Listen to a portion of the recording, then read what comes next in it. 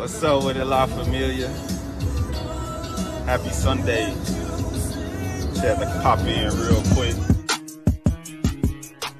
J-U-S-T-J-A-T, fake niggas free, M-O-B, first lady on the panel, just J, it's the channel, when you're watching, gon' sub, hit that like, leave a comment, respect what she all about, haters gon' walk it out, a lady be a lady, right now bitch, close your mouth, a Midwest gangster, thuggin' in the South, a princess from Chicago, ATL queen, pull up on the shoulder, she the hottest in the city, she a badass bitch, yeah, that thing sitting pretty, roll it up, light it up, we just wanna smoke and ride. If you look into her eyes, she'll leave you hypnotized. Soft spoken when she talk, don't get it twisted, get it twisted. She got lady too bold, yeah they with it, yeah they with it. What is you too street? She ain't come out here to play. Niggas like, who that is? That's my homie Just Jay. What's happening?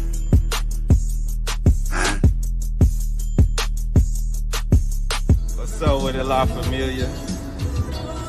Happy Sunday. Just had to pop in real quick. What's up? My food just came here. What'd you order? Ribs. Ribs, mac, and mash. You said mac and mash. Yep. Let me see how this tastes. That's good. I gotta go on milk. They be talking about I be smacking. Smacking. Yeah.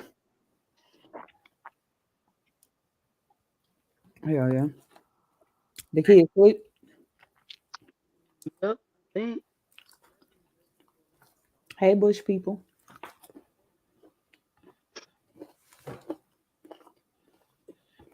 Oh damn! I forgot to go on milk. You're not even smacking them. Not good. Hey, Bushmaster. You can come out the bushes. I forget What you up, said. Em? Hey, Ems. Let me know if I'm smacking y'all because I'm having a mukbang right here. Good. And I hope everybody get hungry. Because it's good.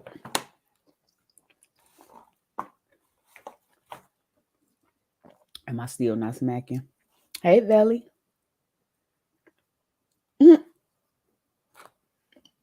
Okay, now. That's a new one. I need napkins. Man. That's when you need the kids staying here. Right. Am I smacking y'all?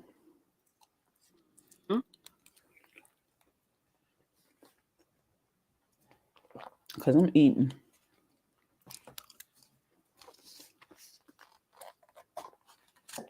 After 11 at that. These mashed potatoes better be good. I said, yep. Yep. My bad. Hello. Hope you have a great weekend too. Damn ribs crunchy. Me too. Oh, these ain't good. Uh-oh. Ain't got no seasoning on it. I saw that. What? The potatoes?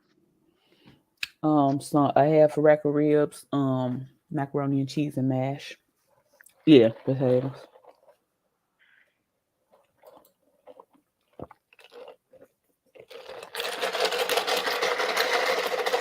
And a blueberry lemonade.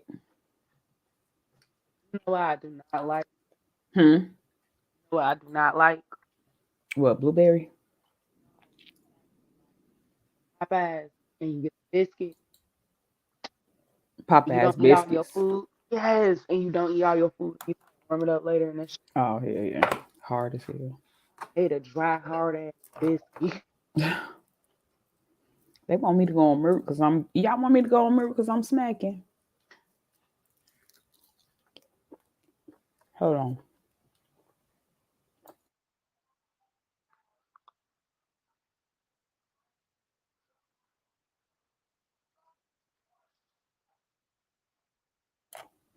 I at least got to put it in it. Oh, you good. I was sitting here starving. Oh, okay. Because I was sitting here starving. Hey, my trees.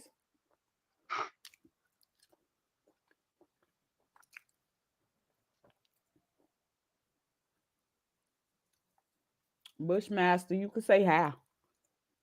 Be nice.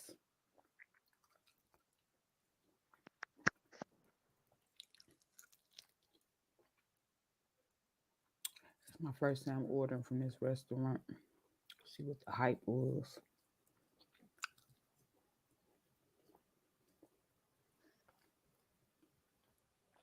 Y'all sure ain't smacking too loud. Whatever. I knew you was out there. You came in here with sniper arrows and shit. I'm mad this macaroni and cheese. I mean, this mashed potatoes don't got no salt on it. What a salt packet. Yeah.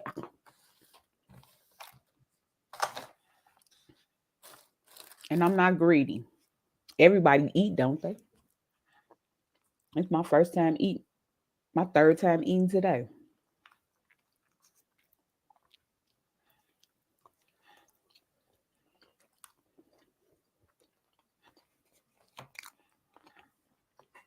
He said, "Where you get the food from, so I can look at the Mmm. Huston's Grill. I don't like that lemonade either. I'm gonna leave a damn review in a minute. Let me tell they ass I don't like my food. I need something back. I need a refund. For real. I need you to put the money back on the card. This shit is. I can keep it on DoorDash. I'll be using y'all again. Guns. What about your guns? Red Bear. You have to put the big Z in there. Come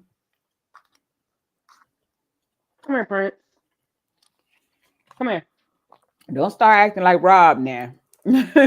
What? Talk to that damn dog. He just standing at the doorway looking at me. Come here. He got fucked up attitude today. Okay, one more bone. We eat one more bone, y'all. And I'm gonna stop crunching in y'all ear.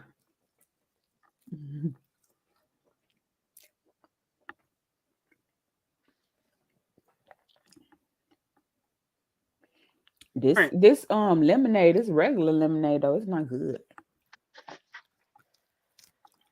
I'm sure finna let Hudson Grill know that I drank it all, but it wasn't good though. How, Red Bell? How you break your phone? He lying.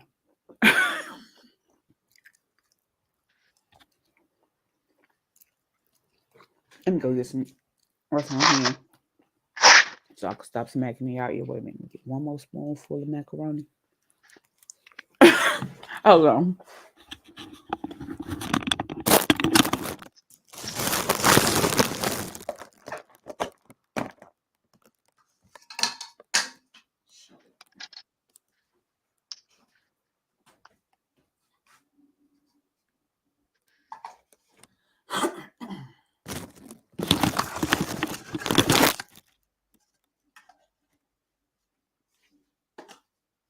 Hey, big dog Philly. I'll be right back, y'all. I'm gonna put my food in the refrigerator.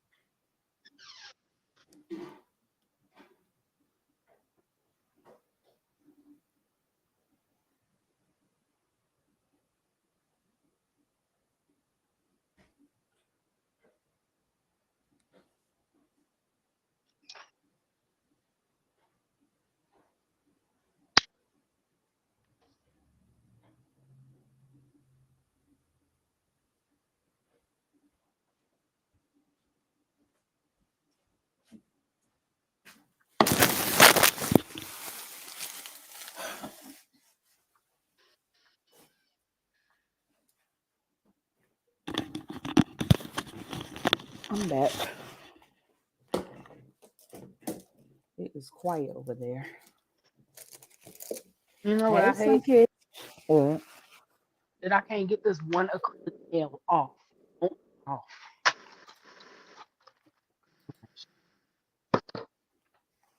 I'm sorry, I'm getting back to you. Look, you said, You done broke your phone trying to kill a fly. What you do? Throw it? yeah. Come here, Loyal. What's up, big dog Philly? Why you not sleep? Philly. Hey, Queen Sunkiss. Why you not sleep, Loyal?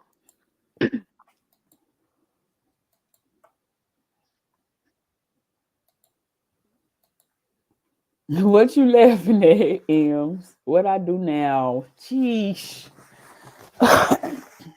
Hold on, y'all. Let me tell DoorDash I didn't like none of that shit.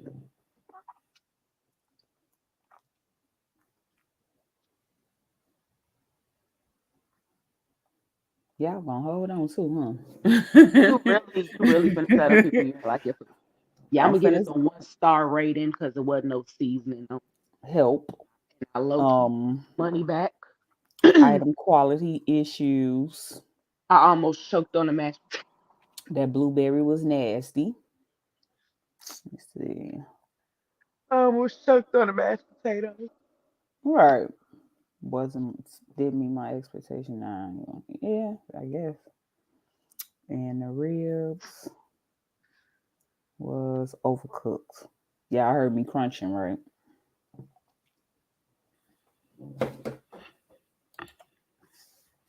You hit the phone with your shoe. Huh? You I hit thought the you was I thought you was trying to kill a bug. you Hey hit sis, hey, Lady K. the shoe. Okay, was the bug on your phone? I'll take the $7. Sheesh.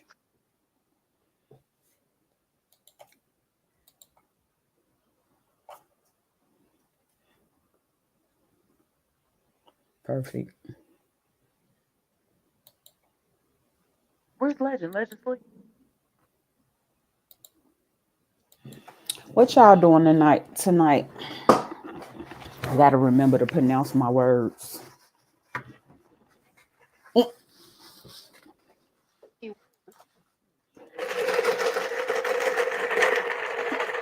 This lemon nasty as hell.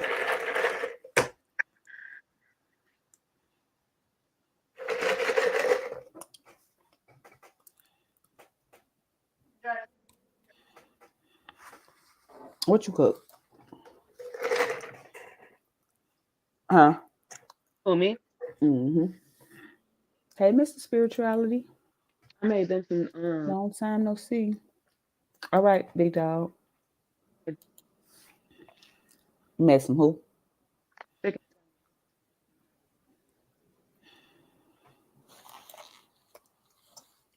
He threw a shoe at his phone because the bug was on his phone. Yeah, that's a lot. That's why I said what the bug was on your.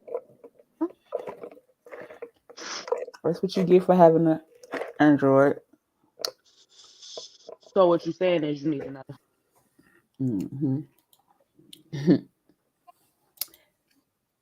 You watching Halloween? I keep forgetting to watch the new one. Have you seen the new one, Valley? I have, and I fell asleep on it 6 times. So Damn. shows you it ain't all that good. Exactly.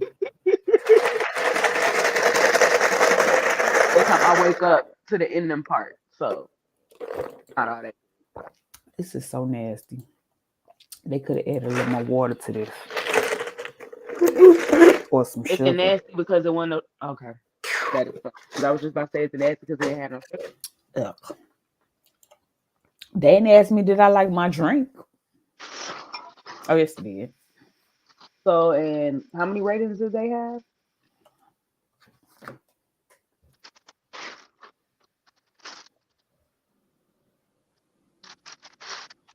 You may how many stars? Let me see.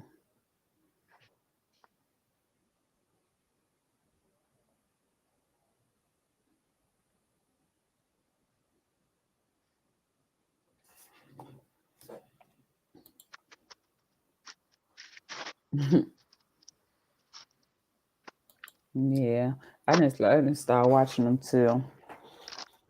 Well, no, yeah, I didn't start watching Michael Myers stuff. I started watching Freddy and Jason.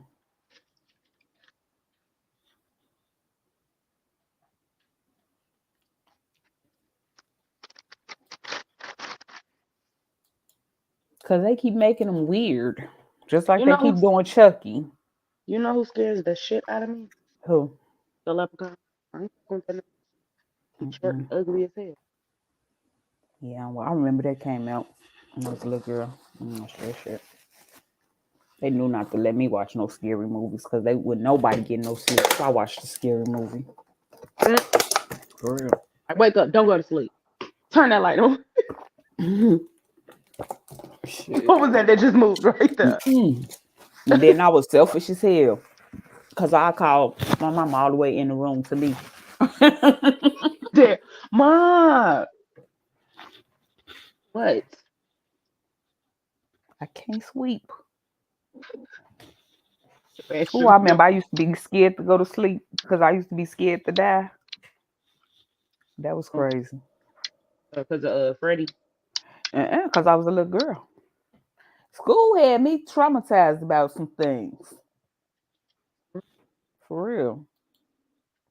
Why y'all ain't sleep? It's the way they teach. Legend. Why you not sleep? They got 4.2 stars. They need to take back a couple.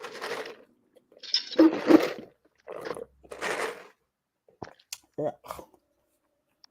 No, I need to get their ass a rating. Okay, tap to review. 2 stars it is. I think this is the one I had.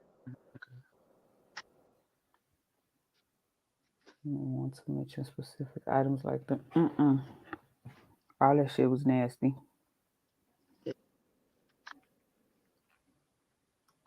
My dasher was okay. Unless he drank some of my damn juice. It wasn't all the way filled to the top either. Let me find out he was over there stepping on your juice. Yeah, I remember one time I ordered from DoorDash. They had ate half of the things I ordered. They hurried up and got up out of there. Nope, they sure learned. They be trying too hard.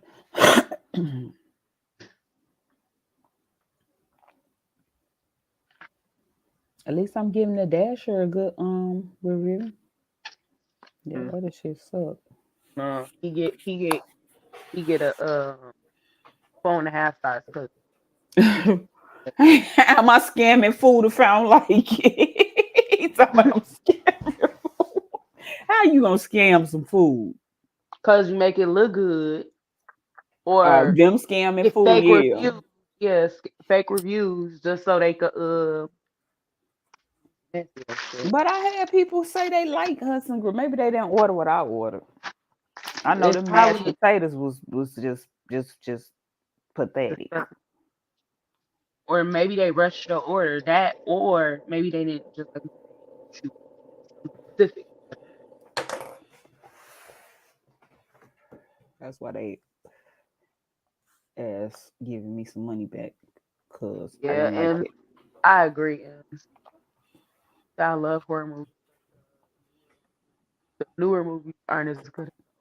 What you been doing today, Ems?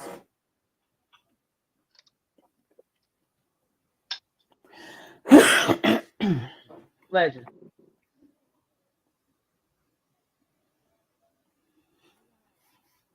You been laying low?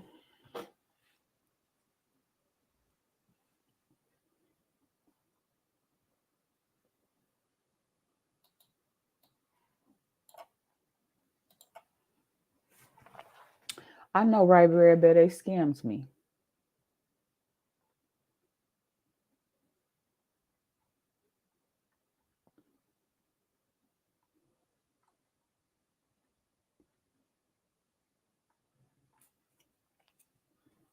What you think about these damn twins back in the news? Sis. You said what? What you think about these twins back in the news? I know that's right. What twins? The famous twins? Hmm. Man, them little girls, I don't even.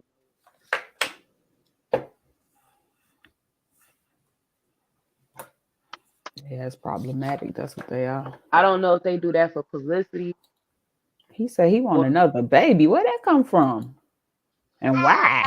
you gotta go talk to psychiatrist. Shit or his main chick. I mean, wifey. Okay, legend, I love you too. Now go to bed. Is that what you trying to do? You trying to tell me he gonna stay in the chat? You over there trying to make a baby in the chat?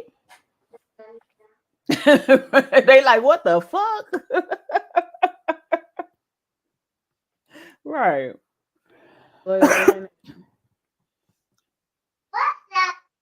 No, it's not playtime. It's bedtime. Mm-mm. Baby don't What's even want up? to vote. Yeah, it always be the twins. Like everybody else be sleeping. They be trying to stay up to like 2, 3. Like we all Yeah, he funny as hell talking about he want a baby. Nah, ain't no what's up. It's time for bed.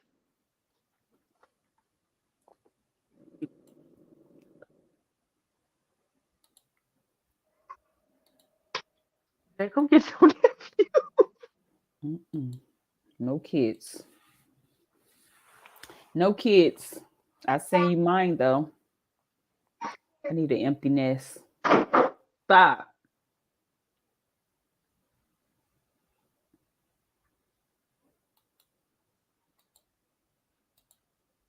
I'm trying to drop the link. I don't know. Every computer do something weird. He cracking. He laughing at your ass like.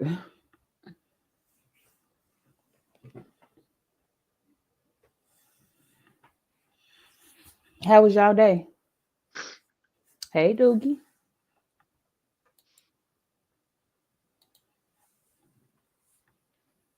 How was y'all day?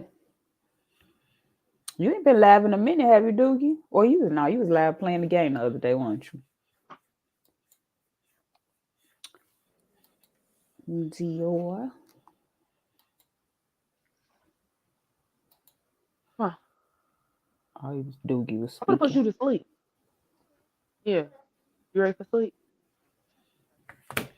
They like, nope. Hey, Boy. Don. Don't come in here with that Bon Jovi shit. That's good.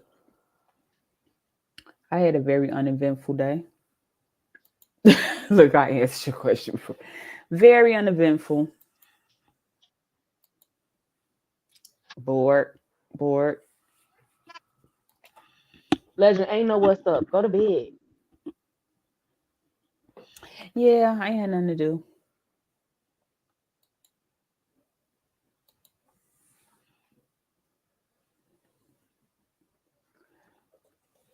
I wanted to do something.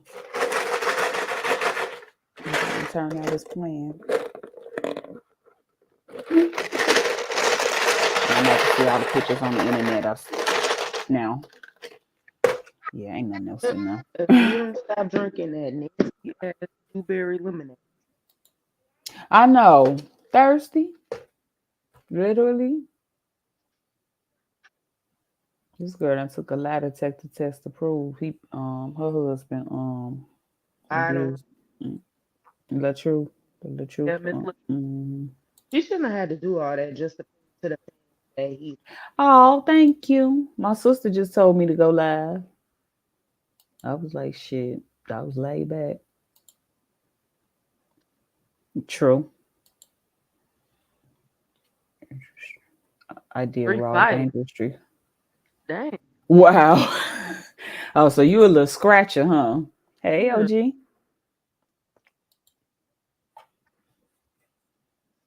Why did you get into 3 fights today, Valley? I know you're not starting stuff, are you?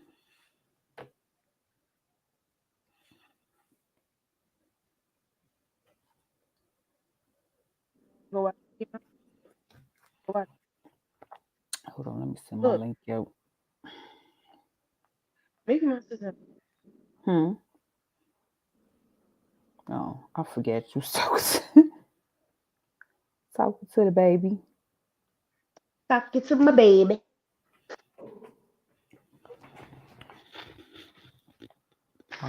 My grandkids don't call me unless they want something. That's sad. They just like my kids. I can't leave without mine. Say, yeah, mama, you leaving me. You record the streets. Oh, okay. That's cool. So you just walk down the street and record interesting stuff.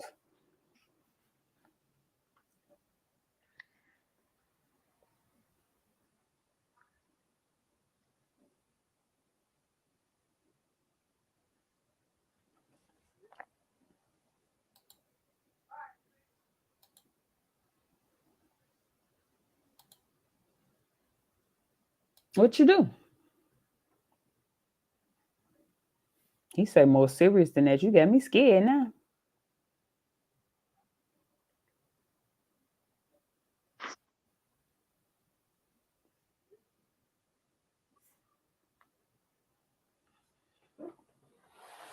You be out there starting stuff, do you?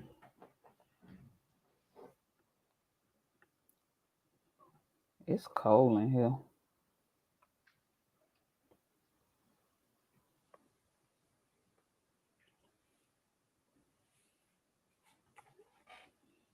I think my neighbors done lost one of their dogs.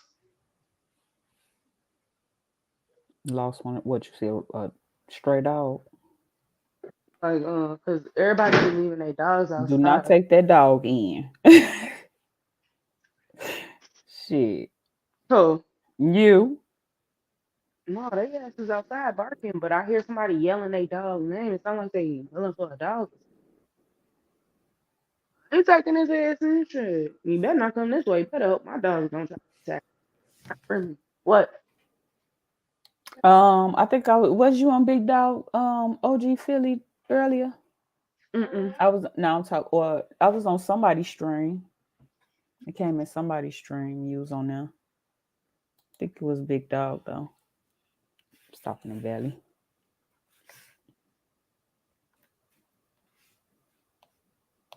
What's the weather like out there in the city? You don't want on Merc. Who, me? I said, what's the weather like out there in the city? So today was 80. Really? You know they playing with the weather machine when y'all temperature was hotter than ours. But it wasn't cold, I don't think. I ain't really go outside.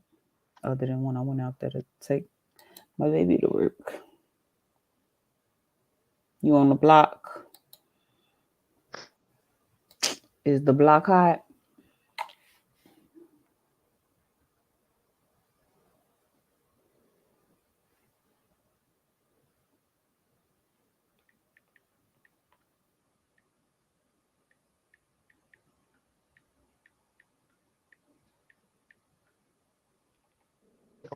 Down a little my box.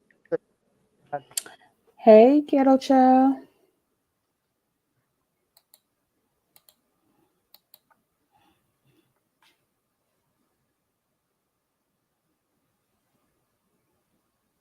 I'm sorry, I'm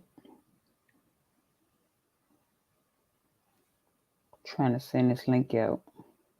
Because I don't have a community wall like everybody else. Anybody want to come up? Got something they want to talk about? Get off your chest.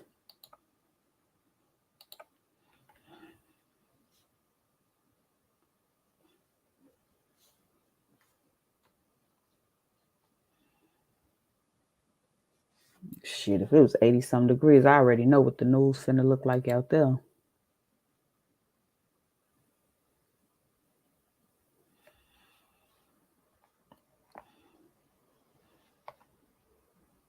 I'm forgetting something.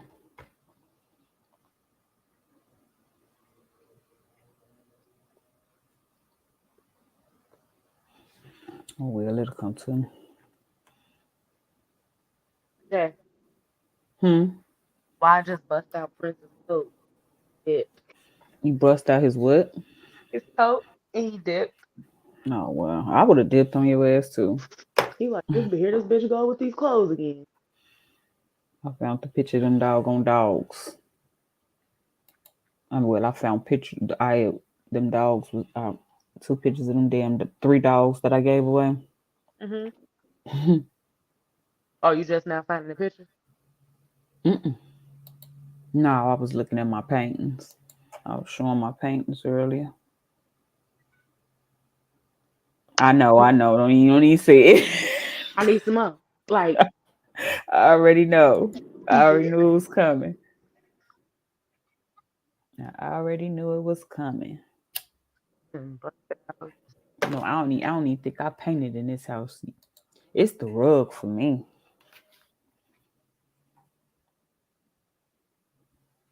I put that dollhouse together though. You finally done with it? Hell no. Got bored. So It probably won't never get done unless somebody else do it. Damn. I should have just bought one already put together and painted it and decorated it. I might end up doing that. Nah, but what's the fun in that? I know that was what I thought. That it ain't hard, but it's a lot of damn pieces. I was just about to say it's very time consuming, I'm sure. Matter of fact, I got 2. It's just the other one is a miniature one. Said after 2020 you was gonna be posting pictures of all the dumb shit you bought. No, I bought a lot of dumb ass shit. That's still doing.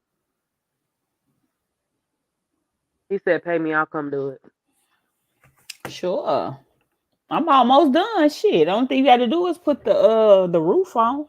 I was just about to say that's the only thing missing is the roof. The only thing missing. That was what was missing last time was the roof when I was there. He said, "Pay me out, come do it." I want me a dollhouse, damn it, put together so I could decorate it.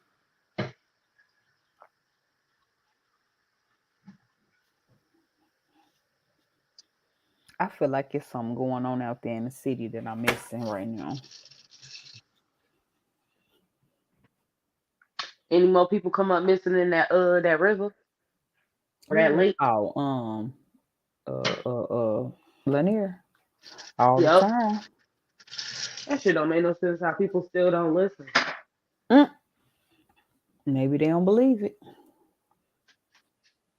What's hard to believe? These people is drowning in this damn lake. It be people that don't even be in the water that fall in the water. Exactly. Come on, man. Shit, did you notice when we was watching that video, a dude going down to the bottom, old boy didn't come back up with him? That's when he turned the camera off, when he went back down. Yep, Lake Lanier. Yeah. The famous Lake Lanier. Look, everybody know about Lake Lanier. It's a fair word. Stay the hell away from that lake.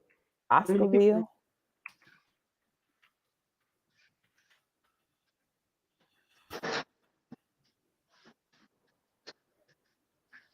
I know something happened this summer, but that ain't nothing new, so come up straight missing and be found dead. Still going to the damn. I think people just be like, it ain't gonna happen to me. I don't care. Right. What's the odds? Yep. And look, everybody know about Lake Lanier. Yep, Lake Lanier is still getting folks. Over 600 plus deaths. That's fucked up. Fuck it, let's watch a video. Do a reaction video. One video we was watching, dude went to the bottom of the lake, showed like everything that was. I'm like, yeah, that's a whole damn town down there. Big up, right? I was just gonna say big up. It's a whole town down. It's a whole It's a whole little town down there. It was a town called Oscarville. Hold on, I'll show y'all the history.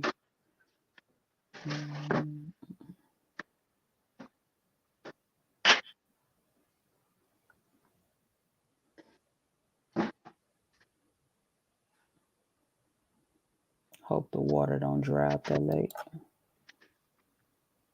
I don't think it is, but they drowned it though.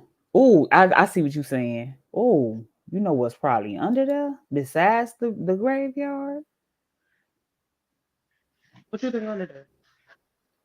All the bodies they couldn't find. Yep. Well, we sure of that. Who famous child died in that lake? I'm trying to think. Usher stepson. Yeah, that's what I thought it was. Yeah. That's when I first started hearing about it. Shit, the Shade Room just talked about it 11 months ago. I was trying to see what was the most recent incident. Because I know something happened this year. They got a movie for it, y'all. It's coming out in 2023. And I will be watching it. I know. Let's watch the trailer.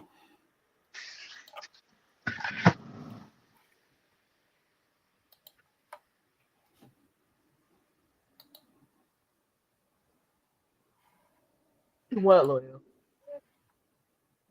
Go to bed.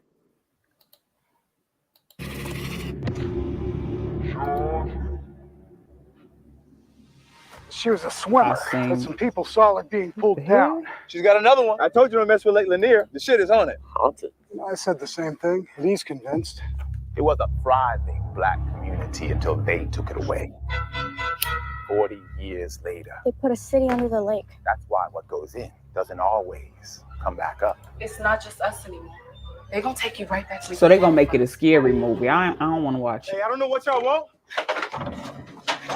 but I run shit here. I'm not watching this. Look, I'm jumping this shit. I'm definitely not gonna watch this shit. I'm not watching this. Something to do either.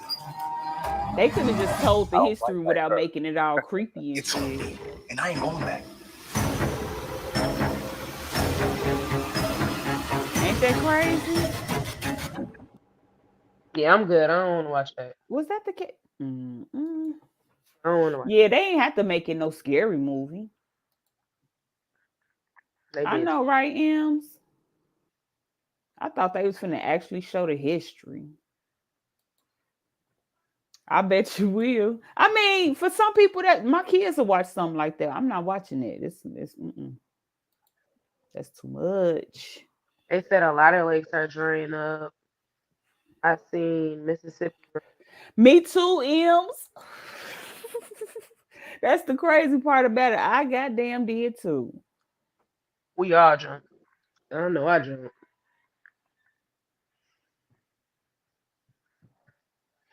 Why don't you I'm just definitely do going like to a- watch it. It ain't no need for me to watch it because I'll be watching it behind my eyes, my I hand. swear. Just a waste of money.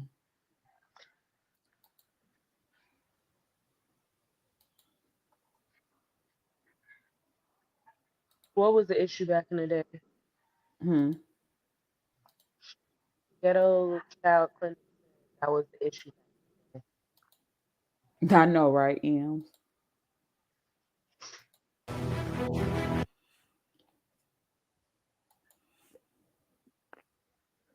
What was the issue? It was Ems. I jumped out my damn skin. 11 people have died in drowning or boating accidents on Lake Lanier this year, including a father and son. Charged with responding to all of those calls are divers with the local fire department. 11 Alive's Caitlin Ross shows you what they deal with under the surface of Lake Lanier. It's dangerous and deadly environment. It was a whole tree under the bed. Lake Lanier is anything. The guys we watched swimming under there, they got so low that it started. The trees from the seat from Oscarville started showing. Like they got down that far. But you can get yourself in trouble really quickly. Lanier was built in the 1950s to provide drinking water and hydroelectric power for Atlanta. Recreation was an afterthought. As they were building the lake, they raised the water level up to a certain point well below what we know of today as full pool, and then stopped filling the water. From there, construction crews floated on the Who is lake, Wayne Williams? cutting off the trees about halfway. So today, those stumps are still there, and they're tall because this was forest land and farmland. Also beneath the surface, old homes, barns, even a racetrack, which famously surfaced during the 2007 drought. You could see the tops of the stands, a haunted memory, waiting for spectators to show up for the next race. It's all good now, but when the next drought comes... When that does, everyone needs to use extreme caution on the lake.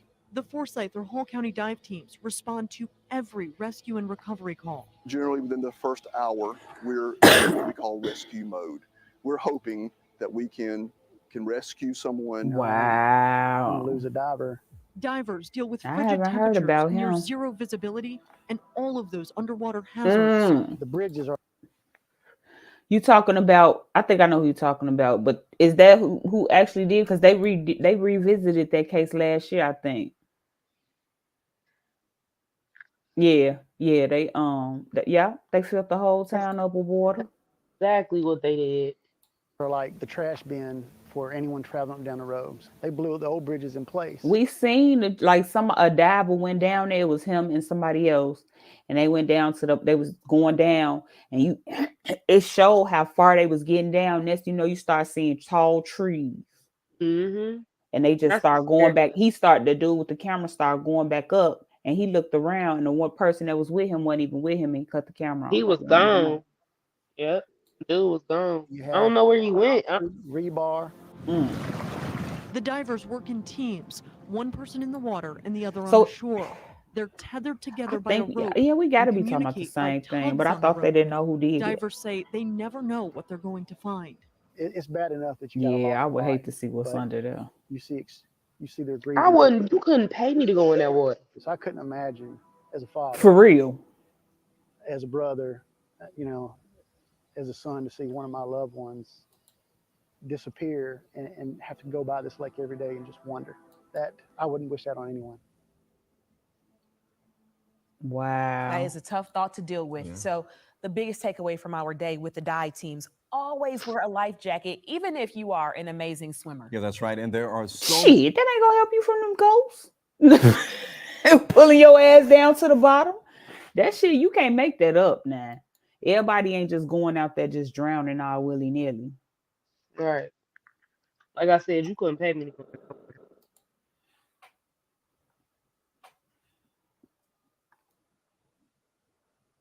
You said, what's his name? Wayne Williams. Wayne.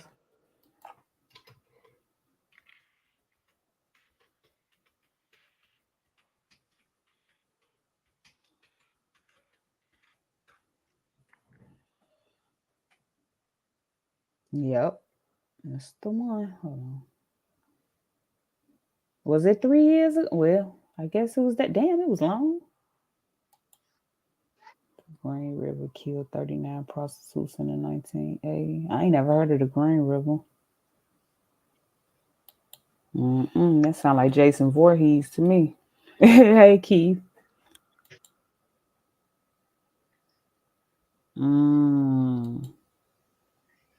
Okay, let's look at this Wayne Williams. Because I remember they revisited it this 3 years ago.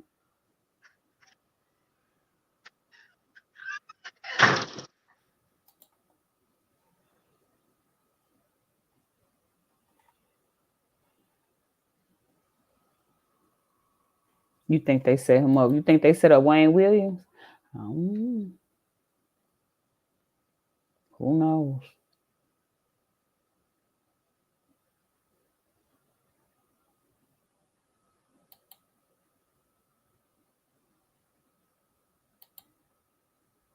Yeah, I'm looking him up. It's loading now.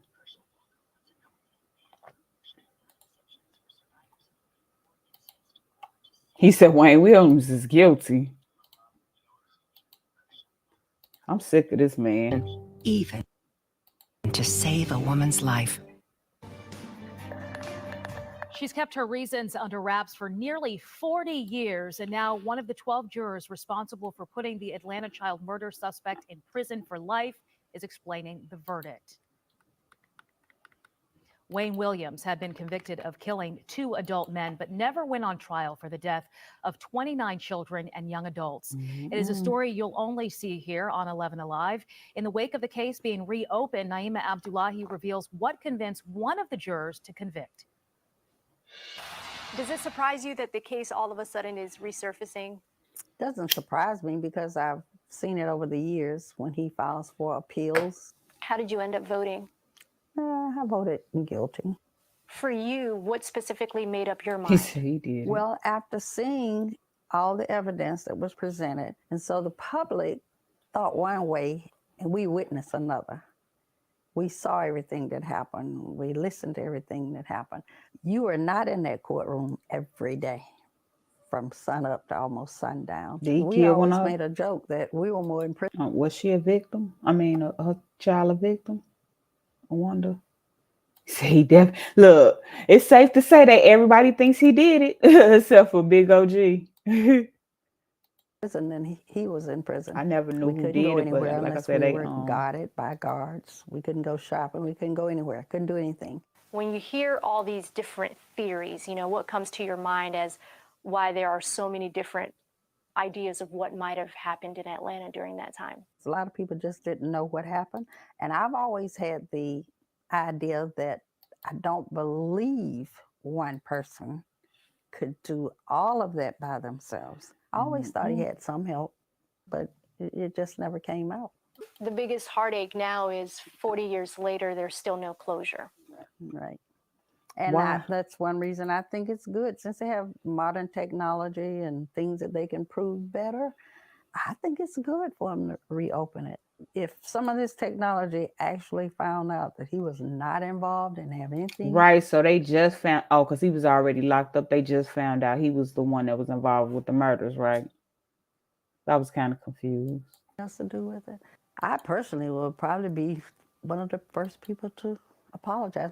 I'm pretty sure there was a lot of responsibility that weighed on your shoulders. Did you feel the pressure, regardless of what you guys voted during that trial, that was a big decision and a big responsibility? Yes, because it's like, here you are an Atlantan, and you're convicting an Atlantan, and a young Black male at that. What message do you have for all those family members that are still waiting for their day of justice? I would be more than happy if they could find closure. And for the Atlanta community to know for sure that this is what happened. The person that's in jail is the person that should be there. And you can see much more of Naima's exclusive story. I want to see the story. I thought they was That's going to break crazy. it down. I know.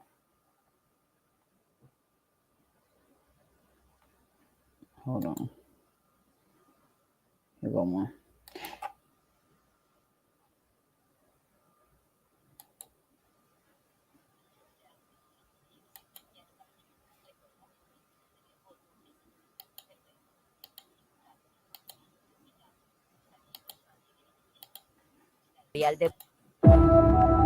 It is a piece of our city's history that 40 years later, it's really hard to believe.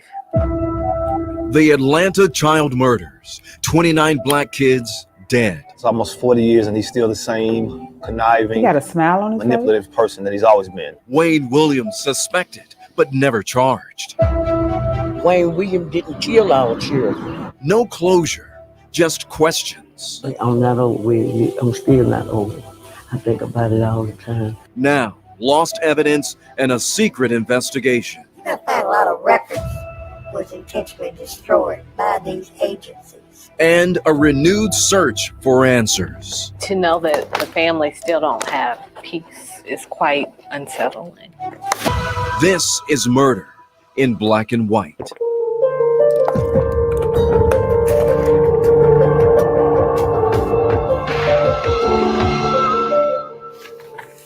I'm Naima Abdullahi. 11 Alive has spent the past 5 months unraveling one of the most haunting chapters of Atlanta's history. The Atlanta child murders terrorized Black neighborhoods from 1979 to 1981 and took the lives of 29 kids and young adults. But now, 4 decades after it began, the notorious investigation is now back open, and what we found hidden inside old documents and new interviews may just shed fresh light on this cold case. Now, this all started back in February when I sat down with Miss Catherine Leach. It was her heartfelt plea for her son and the other child murder victims that changed the course of this investigation forever. 40 painful years later, It feels like we never got to the bottom of who did everything. the infamous killing spree that terrorized Atlanta's Black neighborhoods still weighs heavy on the children of that era, like Timothy Freeman. Coming up Black, we already knew we had to watch our back. 29 Black children killed between 1979 to. That's scary. I couldn't imagine. You grew up here, Big Dog? I know. No problem. 1981, a case that would notoriously be known as the Atlanta child murders. Vincent Richardson, still haunted by those memories. Did you know any of the victims? Yeah, I actually was best friends with Curtis Walker's brother. I knew Curtis also. He was like our little brother, you know. Curtis Walker left for dead at 13 years old. The suspect in all the cases, Wayne Williams, never convicted of killing Curtis and all the other children. Curtis Walker's mother, Catherine Leach, still relives the agonizing funeral. The pain that you felt that day, you don't get over something like that. I'm not over it. I'm still not over it. I think about it all the time. Where was he headed when he went missing? That day he had got out of school and I told him, Mama don't want y'all to go outdoors. 40 years later, the family and friends of Curtis Walker now have one request. It needs to be a memorial. I mean, that doesn't ease the pain, but it just gives them some sort of comfort, you know, knowing that they can go back and just think about what they could have been. Miss Catherine Leach says she made this request. I'm confused. Did they not find his body?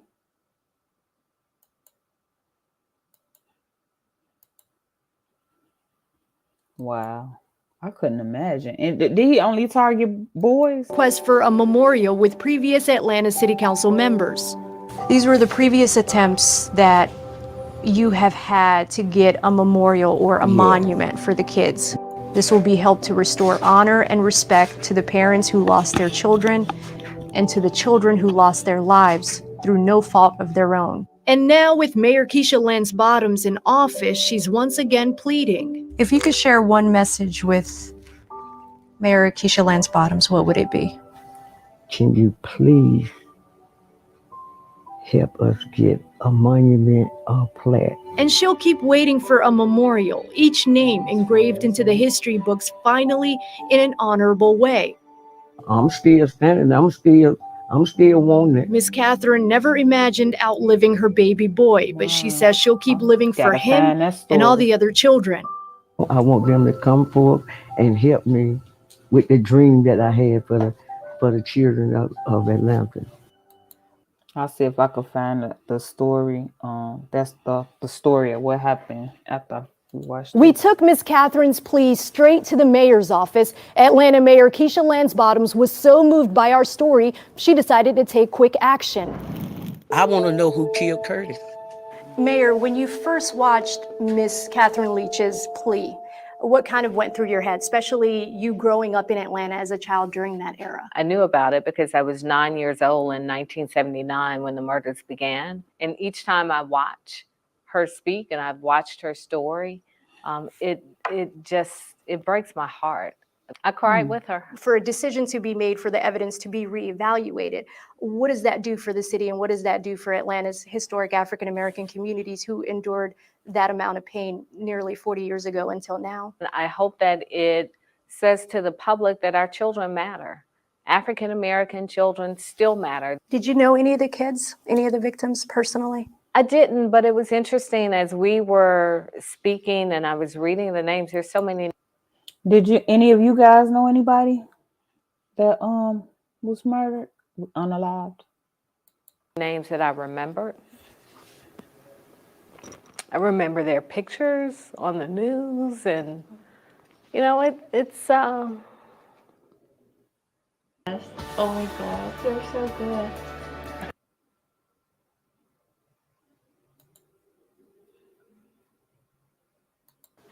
It is a piece of our city's history that 40 years later, it's really hard to believe. To know that the family still don't have peace is quite unsettling. What crosses my mind is what they could have been and who they could have been. So they didn't. So their cases went unsolved. Is that what happened? Until they found some evidence that he did it. Yeah, because he dumped their bodies in the river. But no, this was 3 years ago. This right here is 3. They just found him. As far as, but he was already in jail. Yeah. Because that could have been any child during that time. It could have been any of us. It could have been any of us.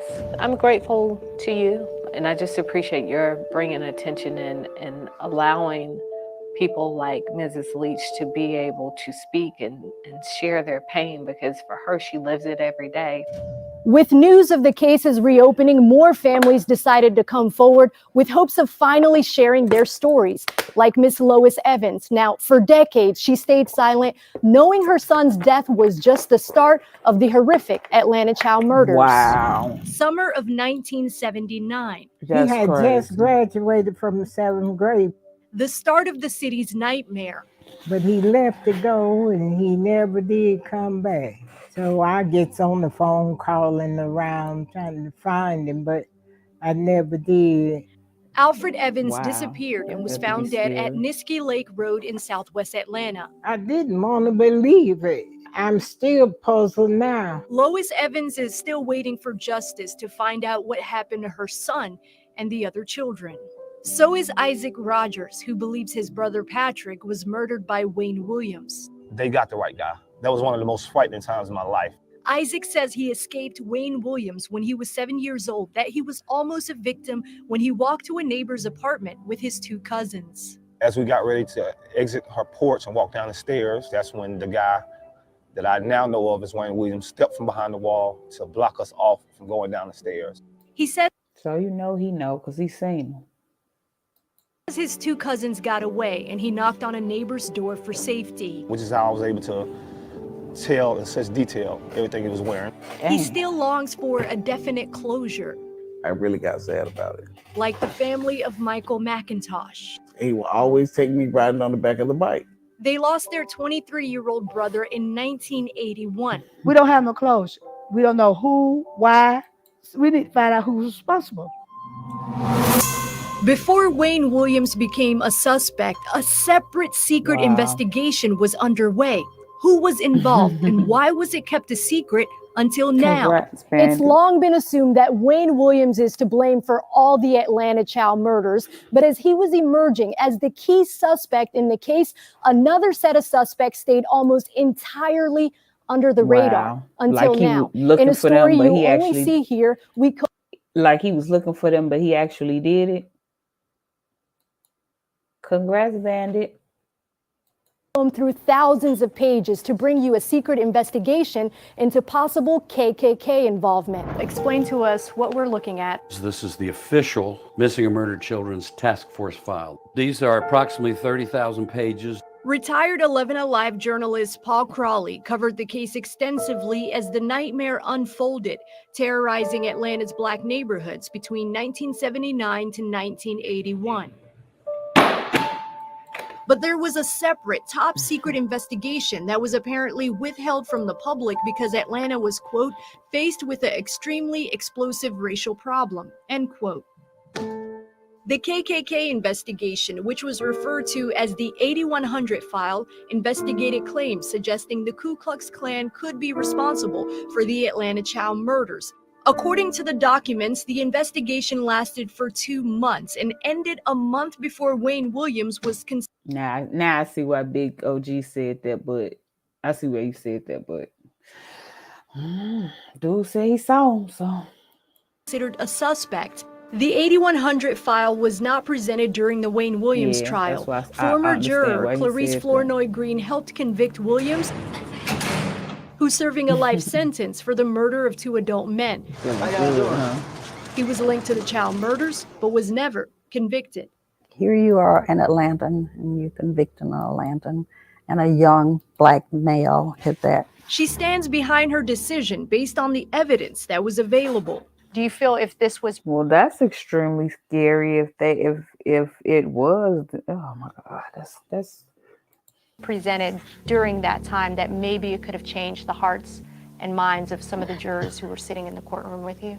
It may have, depending on what's all in there, since we didn't get a chance to see it. The operation includes weeks of physical surveillance, wiretaps on phone conversations, polygraph tests, and information from informants who knew the Klan members.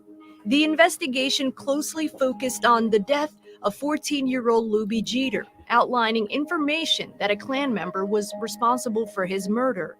According to documents, the then GBI director, Phil Peters, asked for it to be kept a separate investigation, that if the investigation, quote, leaked out, it would possibly cause a race riot, end quote. Documents indicate that Klansmen were followed for weeks to find a link between them and victim Luby Jeter, who apparently came in contact with one of them after he bumped his go-kart on a Klan member's car. The informant stated that the Klansman was angered by that and, quote, admitted that he wanted to kill Jeter, end you know about this bandit? quote. Luby Jeter's body was found February 5th, 1981. Documents reveal the conversations that were monitored. The informant claimed a Klansman asked him to help on the child murders. He was given a polygraph test and passed. The source advised that the KKK was, quote, creating an uprising among the blacks, that they were killing the children, and that they are going to do one each month until things blow up, end quote. 2 months after the investigation started, the 8100 file says the Klansmen were brought in for questioning and given a polygraph test and passed. According to the documents, that's when the investigation was considered closed. Decades after the killing spree started, the debate of who did it still continues. Crawley says this Wow. story remains just as complicated as the day he started reporting on it. It was pretty frightening for all of us because we knew that whoever it was out there watching everything we did. Right. And that was pretty scary. Moments after this report first aired, my phone rang. What compelled you after all these years to come forward? I'm getting ready to die. It's that simple. Moments after we aired that exclusive report connecting the KKK to the Atlanta child murders, we got a call from a man claiming he was one of the informants in that investigation. And after vetting his identity, we sat down with him to hear for the first time why this insider believes Herschel Walker wants a complete. They just revisited it 3 years ago. I guess they found some evidence finding the because they were unsolved, I think. Am I saying that right, y'all? They thought the Klans did it, but the Klans didn't. They came out innocent. That's what I'm seeing, anyway.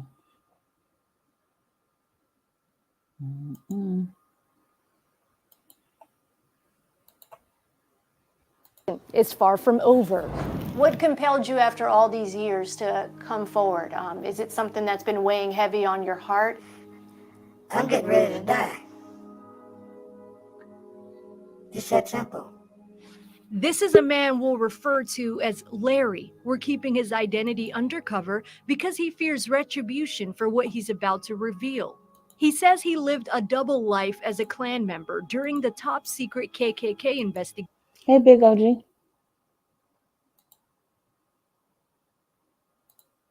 Called the 8100 file.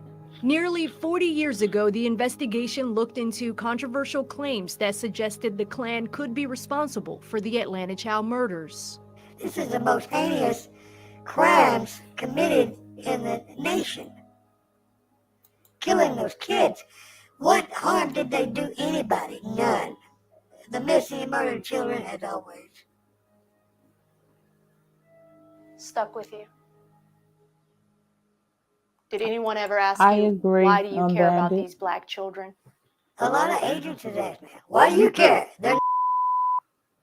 I hate that word with a passion. I'm repeating what was told to me. I met no person.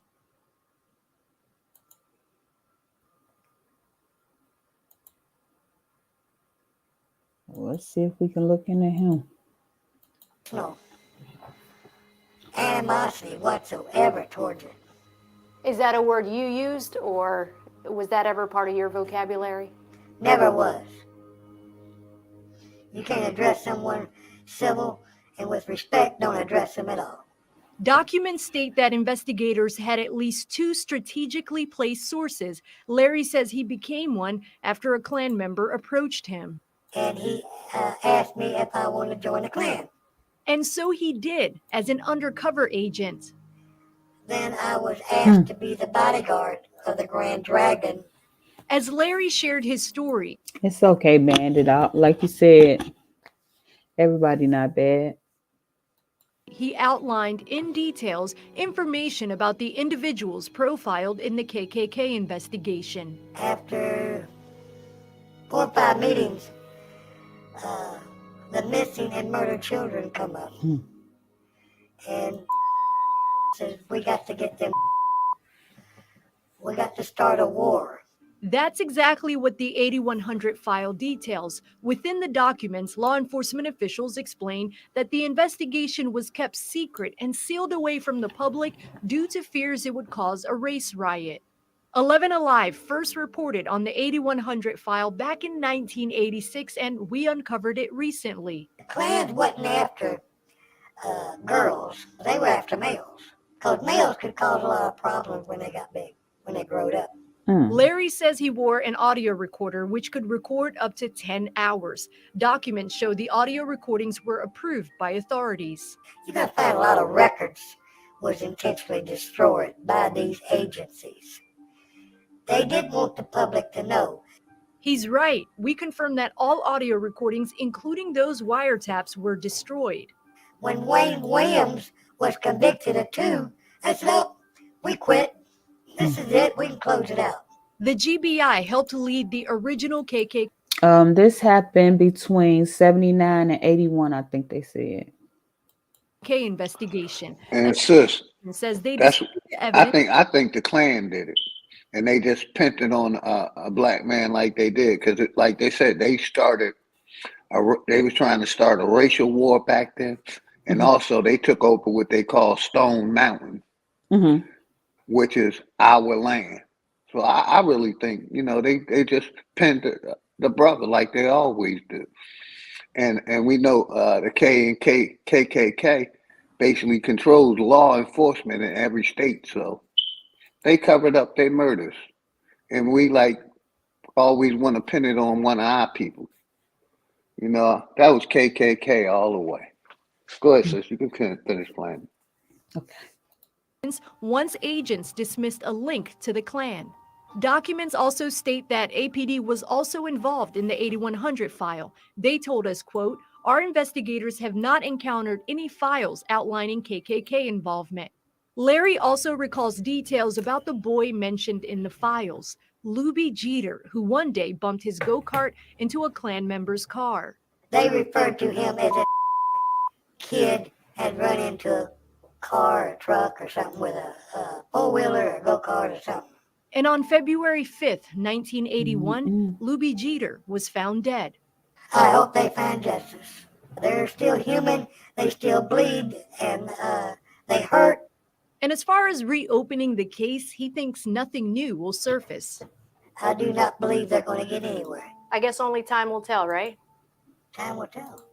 I could hear it in your voice and in your emotions that this is a story that has stayed with you. I can't do nothing for them. If you're 45 to 65 years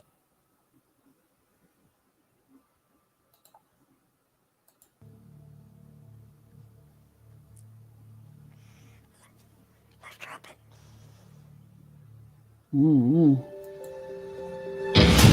Wayne Williams is locked up, but not staying silent. It's not just the suffering me and my family went through. This is nothing compared to what you went through. Next, what the longtime suspect is saying about the new developments in the case. In the wake of the case being reopened, one of the 12 jurors responsible for putting Wayne Williams in prison for life is explaining the verdict for the first time. It's an 11 Alive exclusive. Does it surprise you that the case all of a sudden is resurfacing? We done seen her 3 times.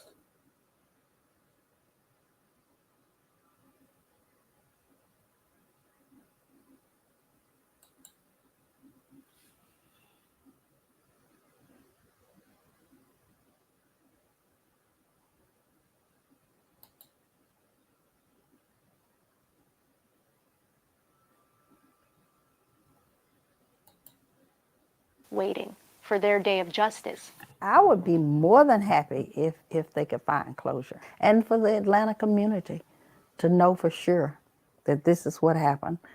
The person that's in jail is the person that should be there. Wayne Williams is still fighting to defend himself from behind bars. During a recent community forum, Williams called in, proclaiming his innocence to the crowd of family members and community leaders. It was the first time the long-accused suspect spoke out about the investigation reopening and his own hopes for justice. What's really hurt me about this whole thing is not just the suffering me and my family went through. This is nothing compared to what you went through. While Williams was convicted of killing 2 adults, he was never put on trial for the murders of any of the children. We'll keep following the investigation as 29 families watch and wait for word that a killer is finally brought to justice once and for all. I'm Naima Abdullahi. Thank you for watching.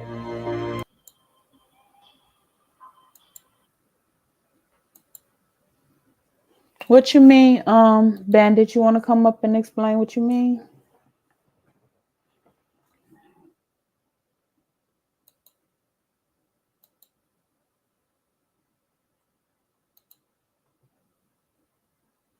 Like I said, I still think the KK did it. You know, because Georgia always been racist. Always.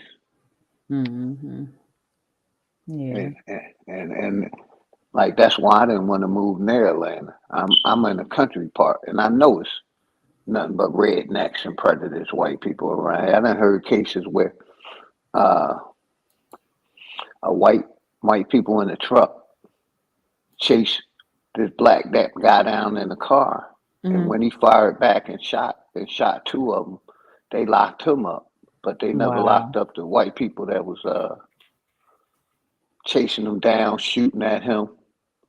You know what I mean? Georgia been a racist state for a minute, and like I said, I done seen too many cases where they pin it on a black man. They pinned 2 of them on a black man, but it's 31 other cases. You know, and that's the history of America.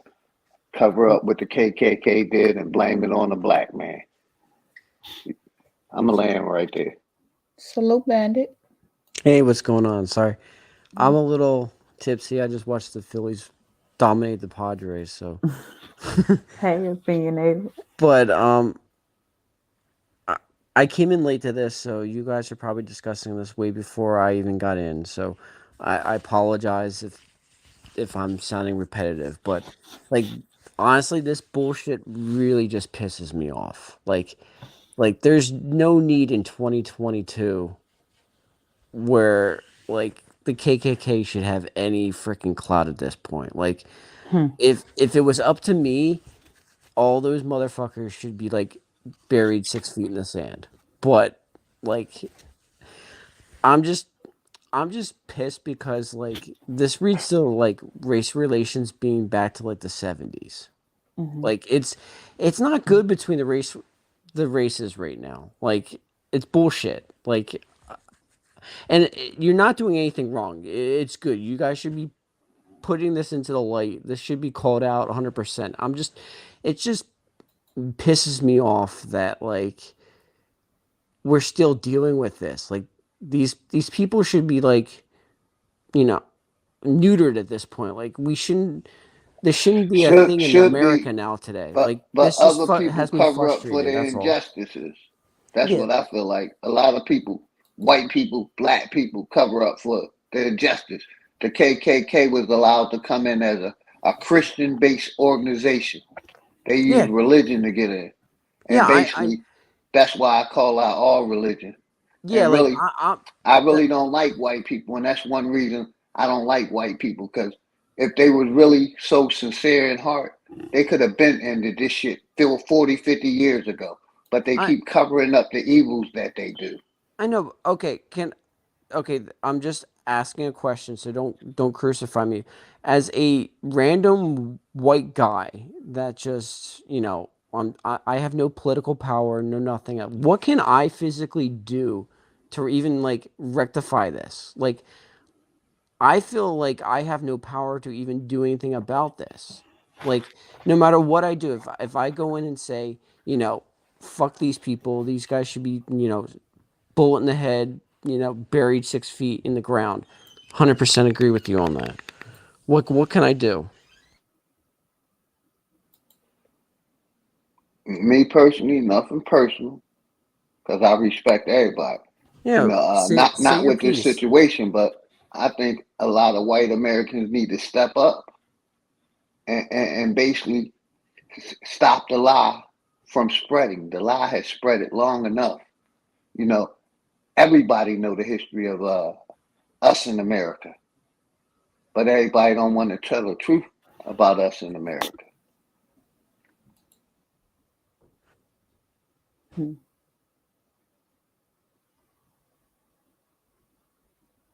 Interested in this. He did a now that clipping I just showed was 3 years ago.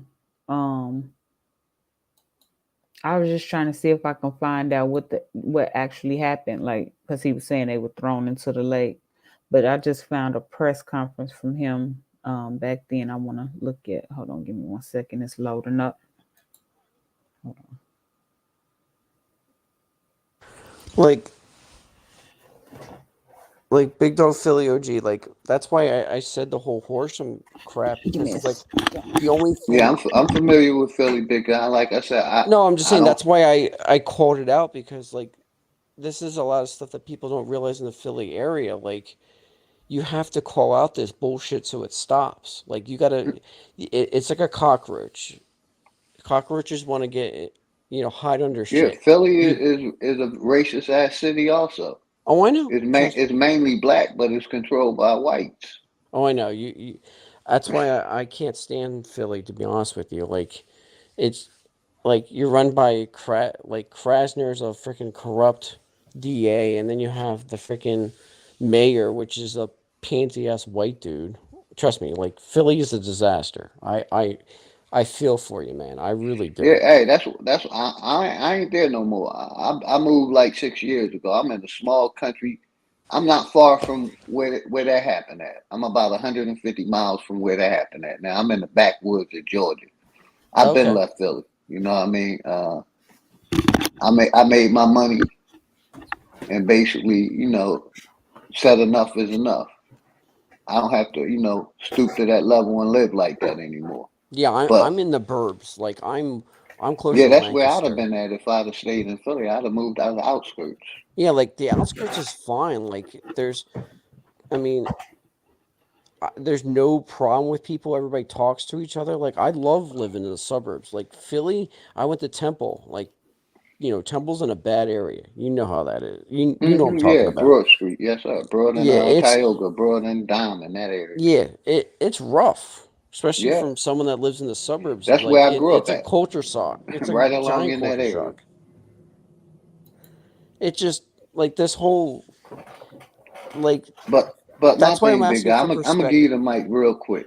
Yeah, go My ahead. biggest thing is that we can name countless cities Mm-hmm. and atrocities that has happened in America, and like nothing against white people, but No, white say your people has piece. been the terrorists in America here for the last 200-300 years, man, and it's been covered up. Yeah, but And people like me sick of it.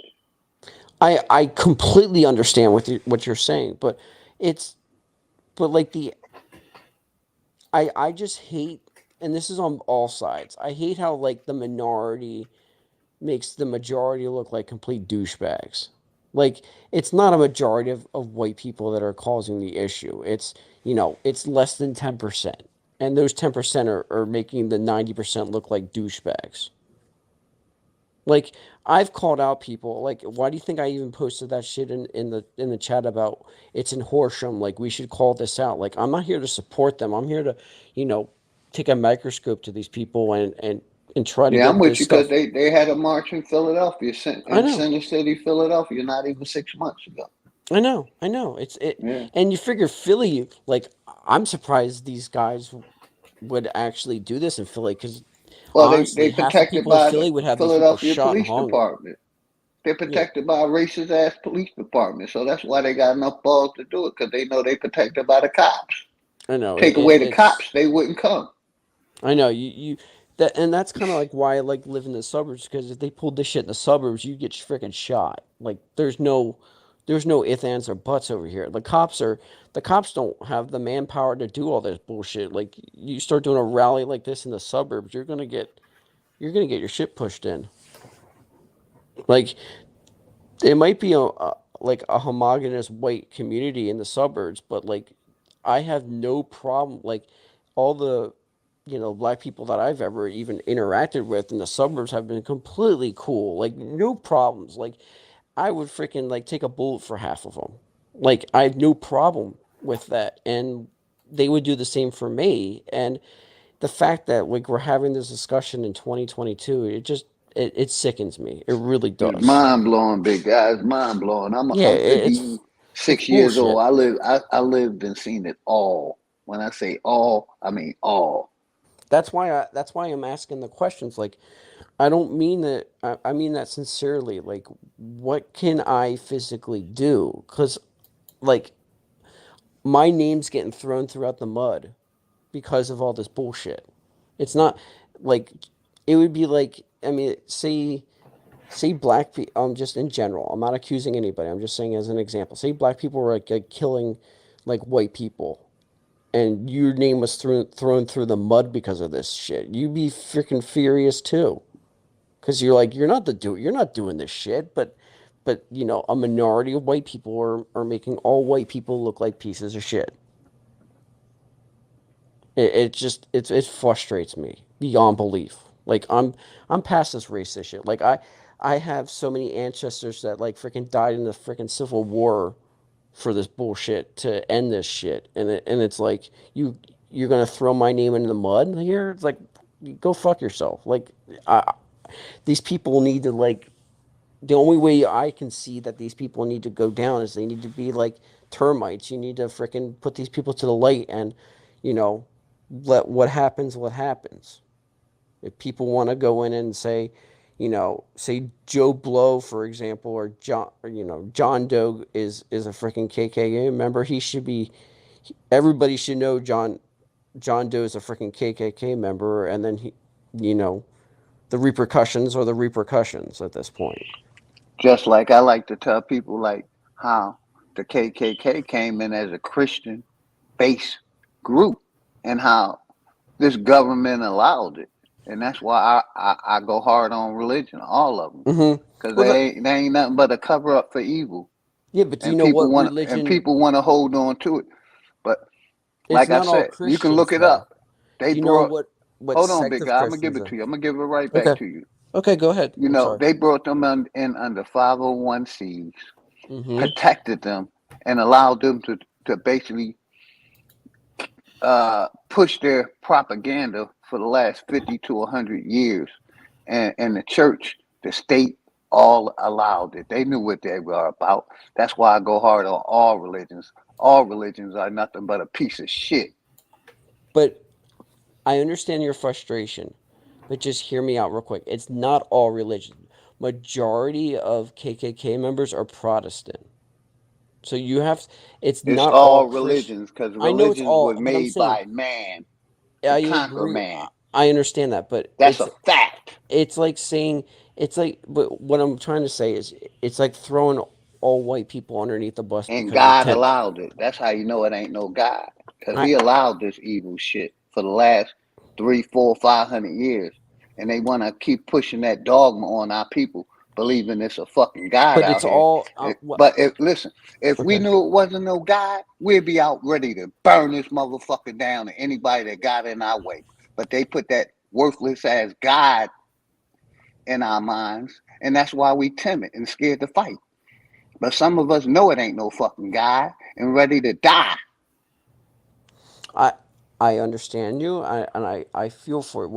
all I'm trying to say is, it's not all religions. It's the majority of KKK It's members are all Protestants. religions. I'm telling, Catholics, well, Catholics, listen, they allowed them Catholic priests to rape little boys and got oh, I no know, justice. but like I'm trying to stay on target. Like So it's the all, KKK members are all mostly Protestant. it's The all boy religions. touchers are all Catholics. Like I know they all have their own problems.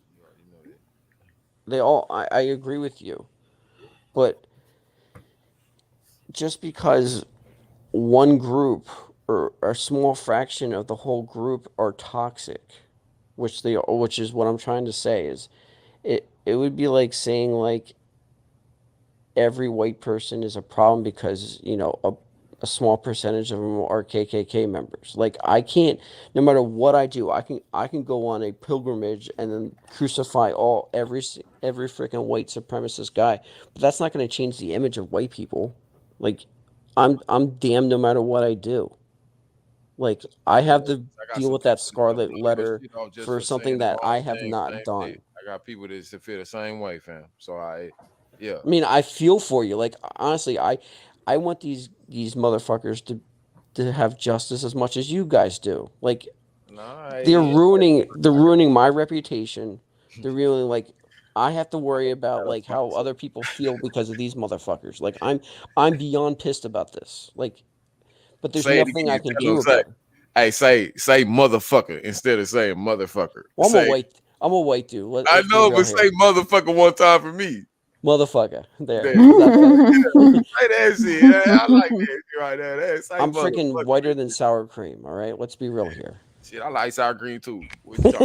But I'm just trying to pro like trust me, I'm on your side. I really am. This is why I'm pissed, because no matter what I do, I have that freaking scarlet letter of these stupid motherfuckers. Yeah, because it's some of us. I will never trust white people. Yeah, and never. And this is and and listen, I'm in hillbilly land. Like I said, I live in the middle of the fucking Georgia, and I wish a motherfucker would. My mom was born in Georgia. She was born in 1932. She told me, still here, still living, told me some of the atrocities that happened to our people.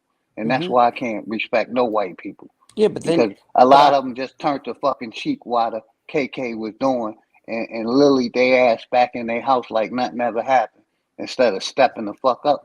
And it's the same thing in 2020. Hey, big dog. Hey, before you get going, Bandit, I'm just gonna say this. Go ahead. I'm sorry. I apologize. I'm just heated. Big dog, for real, Philly. Nigga, I got some people in Philly, so. What I want to say, fam, before I ain't calling you out or none of that, but I don't believe that's true because you respect Bandit right now, right here, right now on motherfucking J panel. You know what I'm saying? So quit casting everybody out, fam. That's my only thing. Like, you do respect some people, bruh. And I don't care what somebody done did to or whatever you done been through, fam. I know that shit happened, fam. And I know people done you wrong, fam.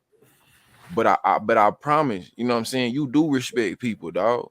You know what I'm saying? It's not like you just don't respect everybody, but somebody done you wrong. Was they from a different race or was they a different skin? Nobody never did me wrong. Listen. Fam. You got the wrong nigga fam, here. Fam, hold up. Mute up, brother. Let me say something. You say you don't respect all what you don't respect. Why then you just I don't respect some black people that help holding. I don't respect some black people that still turning the cheek to the bullshit. You're not saying that, dog. You saying you don't respect no white people, dog. And I don't believe that's true because you respect Bandit up here on this panel. And I don't believe that's true, dog. And I don't feel that's fair that you could say that you don't respect no white people when you respect Bandit up here on this panel, dog.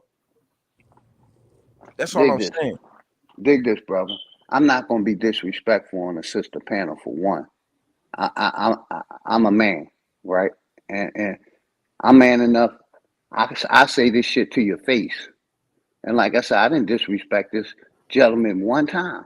I'm expressing how I feel. I didn't and say if you don't like it or nobody else don't you like respected him. See, I really don't care. You're taking my words for disrespect, and I'm just saying. Listen, I didn't respect that man. Disrespect that man. So I'm just saying the way I feel. That's all I'm saying, brother. And I'm allowed to express how I feel.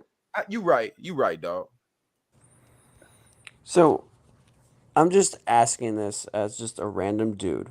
What can I physically do at this point to even like rectify this on a personal level? Like, I'm just one dude trying to, like, I'm on a lot of channels. I like to do a lot of, community building and trying to, go in and build bridges and try to come to a realization. Like, I'm there's so much dismissiveness in this world that it's freaking insane. Like, what can I possibly do? Or is it just keep my goddamn mouth shut and just do what I'm told? Like, at what point, what can I do? Nothing personal. I say just keep doing what you've been doing, big guy. Yeah. Because like this issue gonna get settled one way or another. And like I said, I didn't come up here to disrespect No, nobody. you're I not just came up here disrespecting. to I'm asking a basically serious say what I question. felt about the Atlanta And murders. That's all. salute, my nigga. I hope you don't think I was disagreeing with you, big dog Philly. Now I we was good, saying, brother. We good, like, brother. I was I just have saying, nothing but love and my respect personal for belief, y'all. you do respect some white folk, fam. You say you don't respect no white folk. I think you do, fam, because you respect Bandit up here on this panel. So it's like, dog, like I can't believe Well, that what about I'm you. gonna do? Come up here and lash at the white guy? So, Come on now, so I'm you bigger I than mean, that, respect, man. if so I you deserve I'm respect it, bigger him. go than ahead that, and man. You lash at me. respect him, though. But Oh, listen, why is it so listen, tough to say we respect listen, somebody, brother. dog? I Like, respect my motherfucking self. That's what you gotta all right, my understand G. first. All right, my G. All right. And I respect the guy that's up here. So I would never come Right. up No, you right. bringing any Right. smoke Right. to Right. anybody on their channel. I could do it on my channel. I can offer the guy to come on my channel and talk shit about him there. But I'm just saying, I'm being respectful to the panel.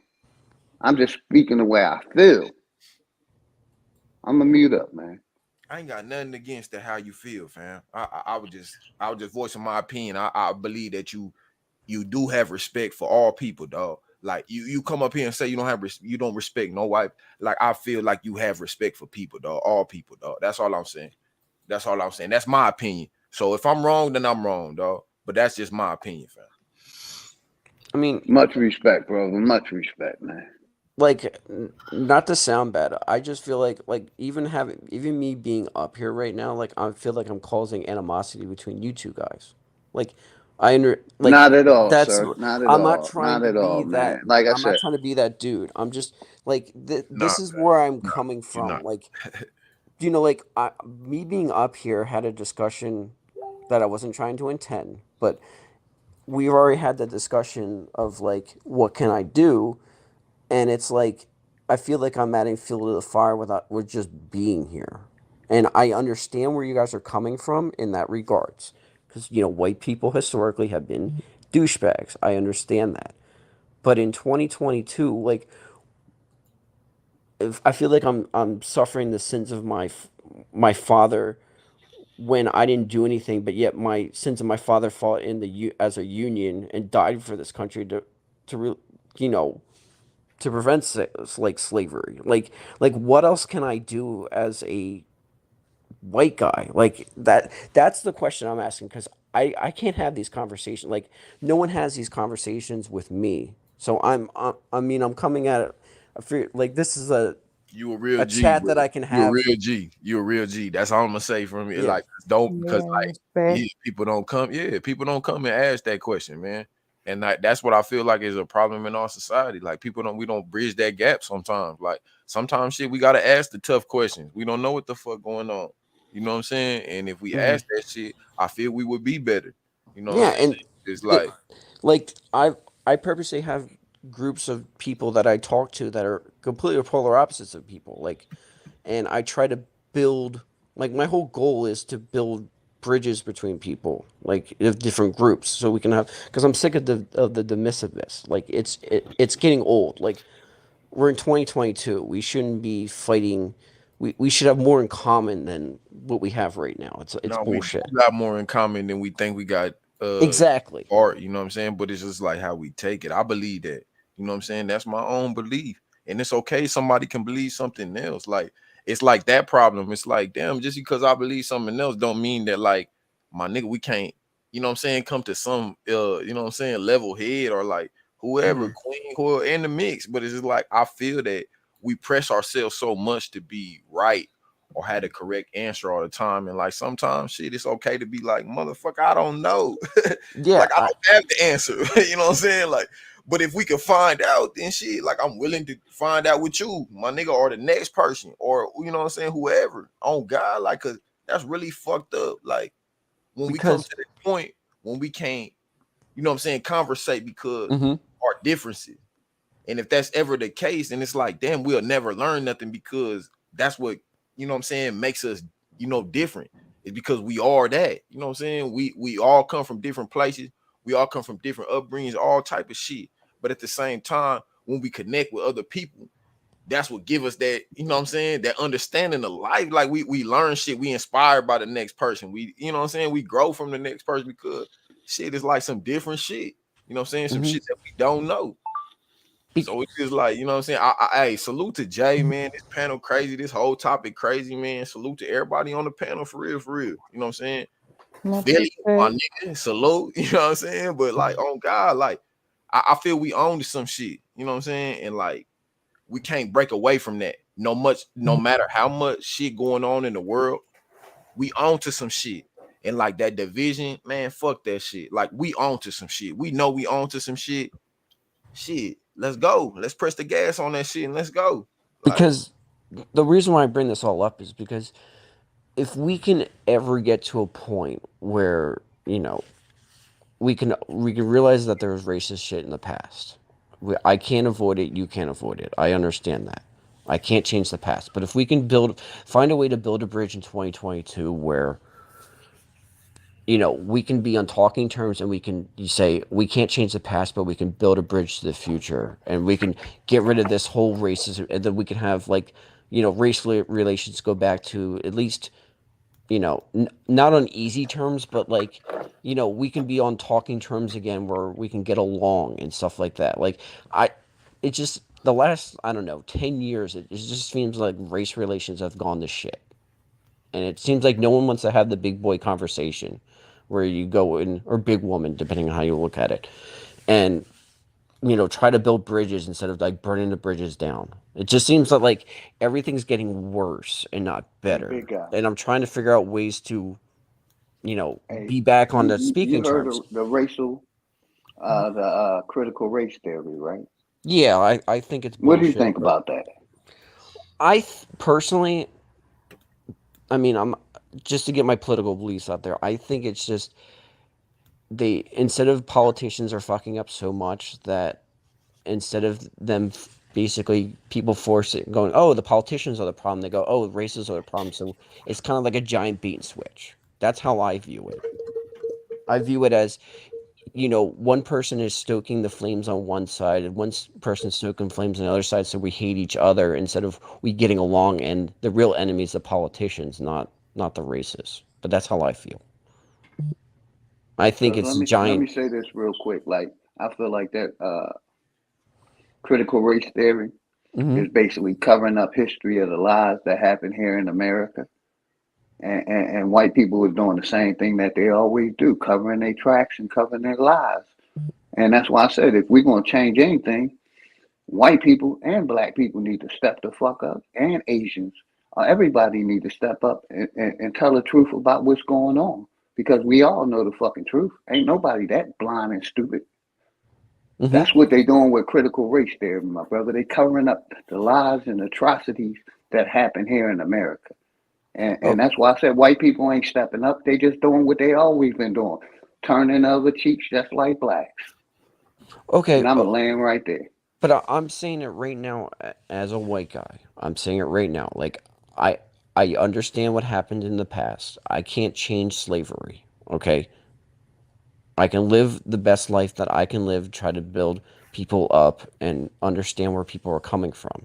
That's why I asked the question, in 2022, what can I do at this point to fix things? Like, if I can go in and say I was, you know, the president of the United States, and I had the power to do basically anything I wanted to do, what could I do as a white guy to fix the issue?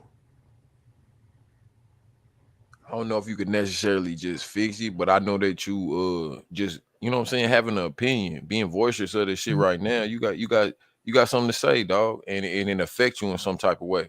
Rather, I don't know how your life is. I don't know if you got people in your life that, you know what I'm saying, is minority groups or whatever the case. It affects you in some type of way for you to be right here and have a voice on it and have an opinion about it and stand on your own square about it. You know what I'm saying? So that's doing enough right there. Maybe, real quick, big guy. Jay, thank you for letting me on the panel. Much love and respect to everybody. I'm gonna get out. Grand Anytime. rising to everybody. Thank you. Anytime. I ain't want to cause no trouble on your panel, sis. I don't think Yeah, anybody's coming. We're having an open discussion. I think Philly everybody, always, yeah. this is healthy. This is a healthy discussion. I'm just curious. Like, I understand things that happened in the past are bullshit. Okay, I understand there's been atrocities, there's been miscues, there's been a lot of bad shit that's happened in the past. And I can't fix the past, but I can at least build bridges and make things better in the present. That's why I asked that question about, like, if I was president, you know, if I was, president of the United States, what could I physically do? Like, there's got to be more than just, Okay, yeah, but bringing physically, this out here. Like, what do you passionately stand on? Just as a president, it don't mean just because you president you gonna change the world. If you had I'm just Okay. asking, like, okay, so you're opinionated. I know that, you know what I'm saying? You stand on some issues. Okay, that's cool. I think we know that as a chat. Jay, you know that he stand on his business. Right. Jay, you got Yeah. He was giving me literally so it's like, financial my fault. literacy I'm there. just saying, like, I feel like he really stand on that. Like, so okay, you got an opinion, but as a president, bro, it's just like, dog, like, it ain't no just solution sometimes. It's like you got a voice, dog, and like you saying something, just having an opinion, like you speak for a demographic right now that maybe everybody ain't gonna stand up for or speak to, or be like, nah, or be accredited for, you know what I'm saying? Or we just get to scoring, you know what I'm saying, and be like, nah, fuck you, you know what I'm saying? Hey, motherfucker ain't never done nothing for me, and you know what I'm saying? And then it's like, really, when we gotta put that shit in reality, and it go vice versa. You know what I'm saying? And I know that shit on a deeper level then. And sometimes I think about that shit and I'll be like, damn, I shouldn't even know that shit that deep. But my life has my own life experience have brought me to places and points in my life where I've been like, nah, I know this shit. You know what I'm saying? I'll be like, I know that this afflict our fucking country. This afflict our communities. This afflict our culture. This afflict everything because we worried about, like, you know what I'm saying? And like we dealing with fucking social, economical problem. We dealing with all type of shit. But we put it to the side, or we just be like, nah, it's, you know what I'm saying? We ain't gonna talk about, or we just stereotype, or we just be like, nah, leave it as a stereotype, and then we ain't gonna have that discussion because we gotta be politically correct, or we gotta be socially cool, or we gotta be like, nah, you know what I'm saying? Like, and when it get brought up, it's like, damn, it's good that, you know what I'm saying, motherfuckers can have that dialect. And when a person stand on what they saying, it's like, shit, that shit is to be honored. You know what I'm saying? It's honorable, dog. I ain't gonna cap to you because it get hard in the paint when a motherfucker gotta stand on some shit. And like, dog, like, you could be the only you know what I'm saying, white person in the chat, and you be, you know what I'm saying, and motherfuckers get to going and be like, nah, you know what I'm saying? You know what I'm saying? And it's like, damn, it's hard to just stand on that shit. And it's like, really, in my life, you know what I'm saying? I shit, my niece and my nephew, they, you know, this biracial shit. You know what I'm saying? I could never, you know what I'm saying, stand beside that shit. And it's not because I want to stand against my people and say, oh no, this is why I stand. It's just like, nah, dog, like, we got to really start looking at this shit as a whole and quit, you know what I'm saying, ostracizing motherfuckers or whatever the word is, you know what I'm saying, make an outcast of a nigga, you know what I'm saying, make a nigga feel like he ain't nothing because whatever reason, you know what I'm saying. It's like, nah, like, that's what we've been through. And as a people and as a culture, I really feel like that's where we be lacking. We be quick to tell a motherfucker how they treating us, but we'll go and treat the next man just the same, or we'll treat that nigga worse. You know what I'm saying? Like, I don't like that shit, fam. I don't like that shit, dog. And personally, I think it's due to, past hatred and mistrust. Every day, So dog. that's what I'm trying to ask is, like, how do we build trust again? Because the only way we're ever going to fix this eventually is either, black people or white people are going to have to offer the olive branch. There's going to have to be, someone's going to have to be the big boy in the situation or big woman in the situation and offer the olive branch to mend this. I don't know who's going to do that, But I'm saying somebody's I can gonna have agree to on that shit. eventually That do that. sounds crazy. I don't even think it's just black and white. You know what I'm saying? I think it goes so much deeper than that. You know what Well, I'm saying? I wouldn't bring that black and I'm just white. gonna say, hey fam, I know it's oppressed us a long time in this country, but I think that's what we lost on. Because the world's problem is affecting us. Mm-hmm. You know what I'm saying? Like the world's problems is affecting us as a country. Yeah. And we looking at each other like, you know what I'm saying? Like, man. Well, that's what I'm saying. Like, communities need to help each other out. Otherwise, we all suffer. Like, if if say the Asian community was suffering the most, they're gonna bring problems that are gonna now affect both the black and white American communities. So, basically, everybody has to work together, and that's why I'm saying the only way we all can benefit is everybody's got to be brought up to a higher level. That's white people, that's black people, that's Asian. I don't care what culture it is. We all have to be brought up to the next level. Us, nigga, US site, nigga, if you from this soil, if you on this soil, and we gotta know what's up. Like, you know what I'm saying? We gotta know this government shit. We gotta know what's up. We gotta start standing on it. They ranked our US military as weak as fuck. We'll lose a war. Oh, I know. You know what I'm saying? Pussy boy Putin and the fat boy Fulio, they get to going over here in North Korea and he pussy that nigga. Hey, we be gone, dog. We done fought every war for the past 10, 20 years, my nigga. I know. And You know it's what I'm saying? all for Like, resources. I understand He that. is weak, dog. But they'll wipe us the fuck up out of here. And like, we worried about, you know what I'm saying, some stupid ass shit. Well, Like, that's why I brought the whole thing up before.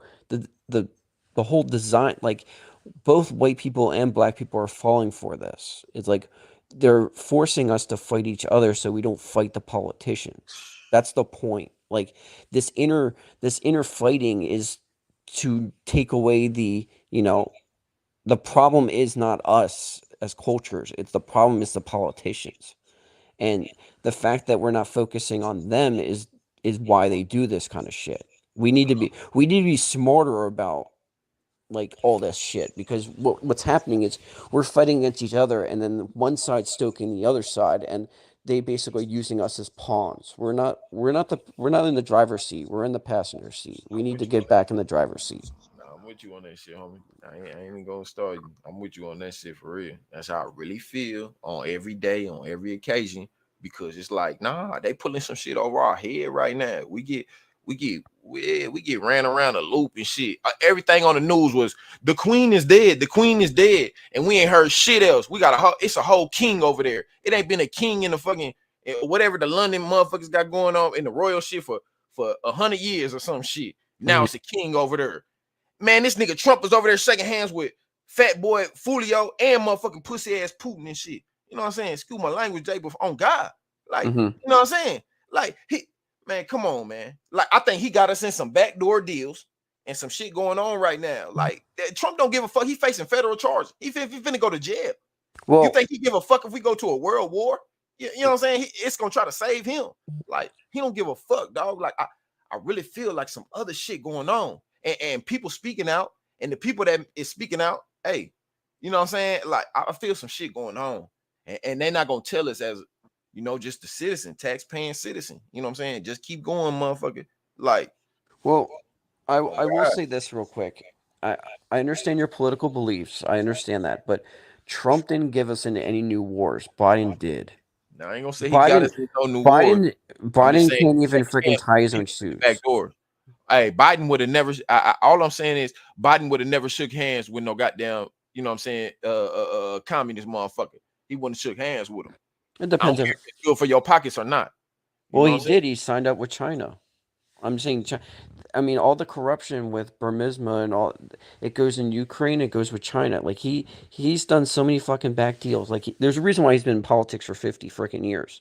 He's done I mean, think about what he's done with the freaking crime bill in the 70s and 80s. Like he's put more, no offense, black people away than any other freaking known senator in probably U.S. history. That's your party. I ain't gonna speak to no individual. When you shaking hands with a goddamn communist leader, it changed your whole scope. As an active sitting president, and then now you facing federal charges, it speak to something to your motherfucking nature as a person. When you start hiding goddamn federal motherfucking top secret goddamn documents in your goddamn private residences and all this type of shit, it means because you know some shit or you inserted your shit on some shit that you ain't had no business getting into. And then now you trying to fucking cover the documents, hide the shit, or get all the information you can before that shit get sour on your ass. You know what I'm saying? It's like, nah, dog, like we gotta hold Trump as what he is. He was a good businessman. He got us in some good business deals. He came into office and we thought he was gonna be a motherfucking president. Whoever put him in office thought he was gonna be a president. Nah, it ain't gonna work. He was an apprentice on the world stage. He shook hands with some motherfuckers that he shouldn't have shook hands with. And now we dealing with the repercussions of that shit. The world is dealing with the repercussions of that shit. He in federal bullshit with the rest of these snake ass motherfuckers that been doing backdoor deals, getting caught on islands and all this other weird ass shit they got going on. And then now we got a motherfucking president that's old as fuck, a vice president that came in the backs on plenty people. You know what I'm saying? She was going Montel Williams, you mean? shit. You know what I'm saying? As a minority, I love you, Kamala, but shit, hey, you can't play on the people top and not do nothing. You know what I'm saying? It's the same shit. You know, over and over again, because they pushing the same bills up out of the office that motherfucking Obama started.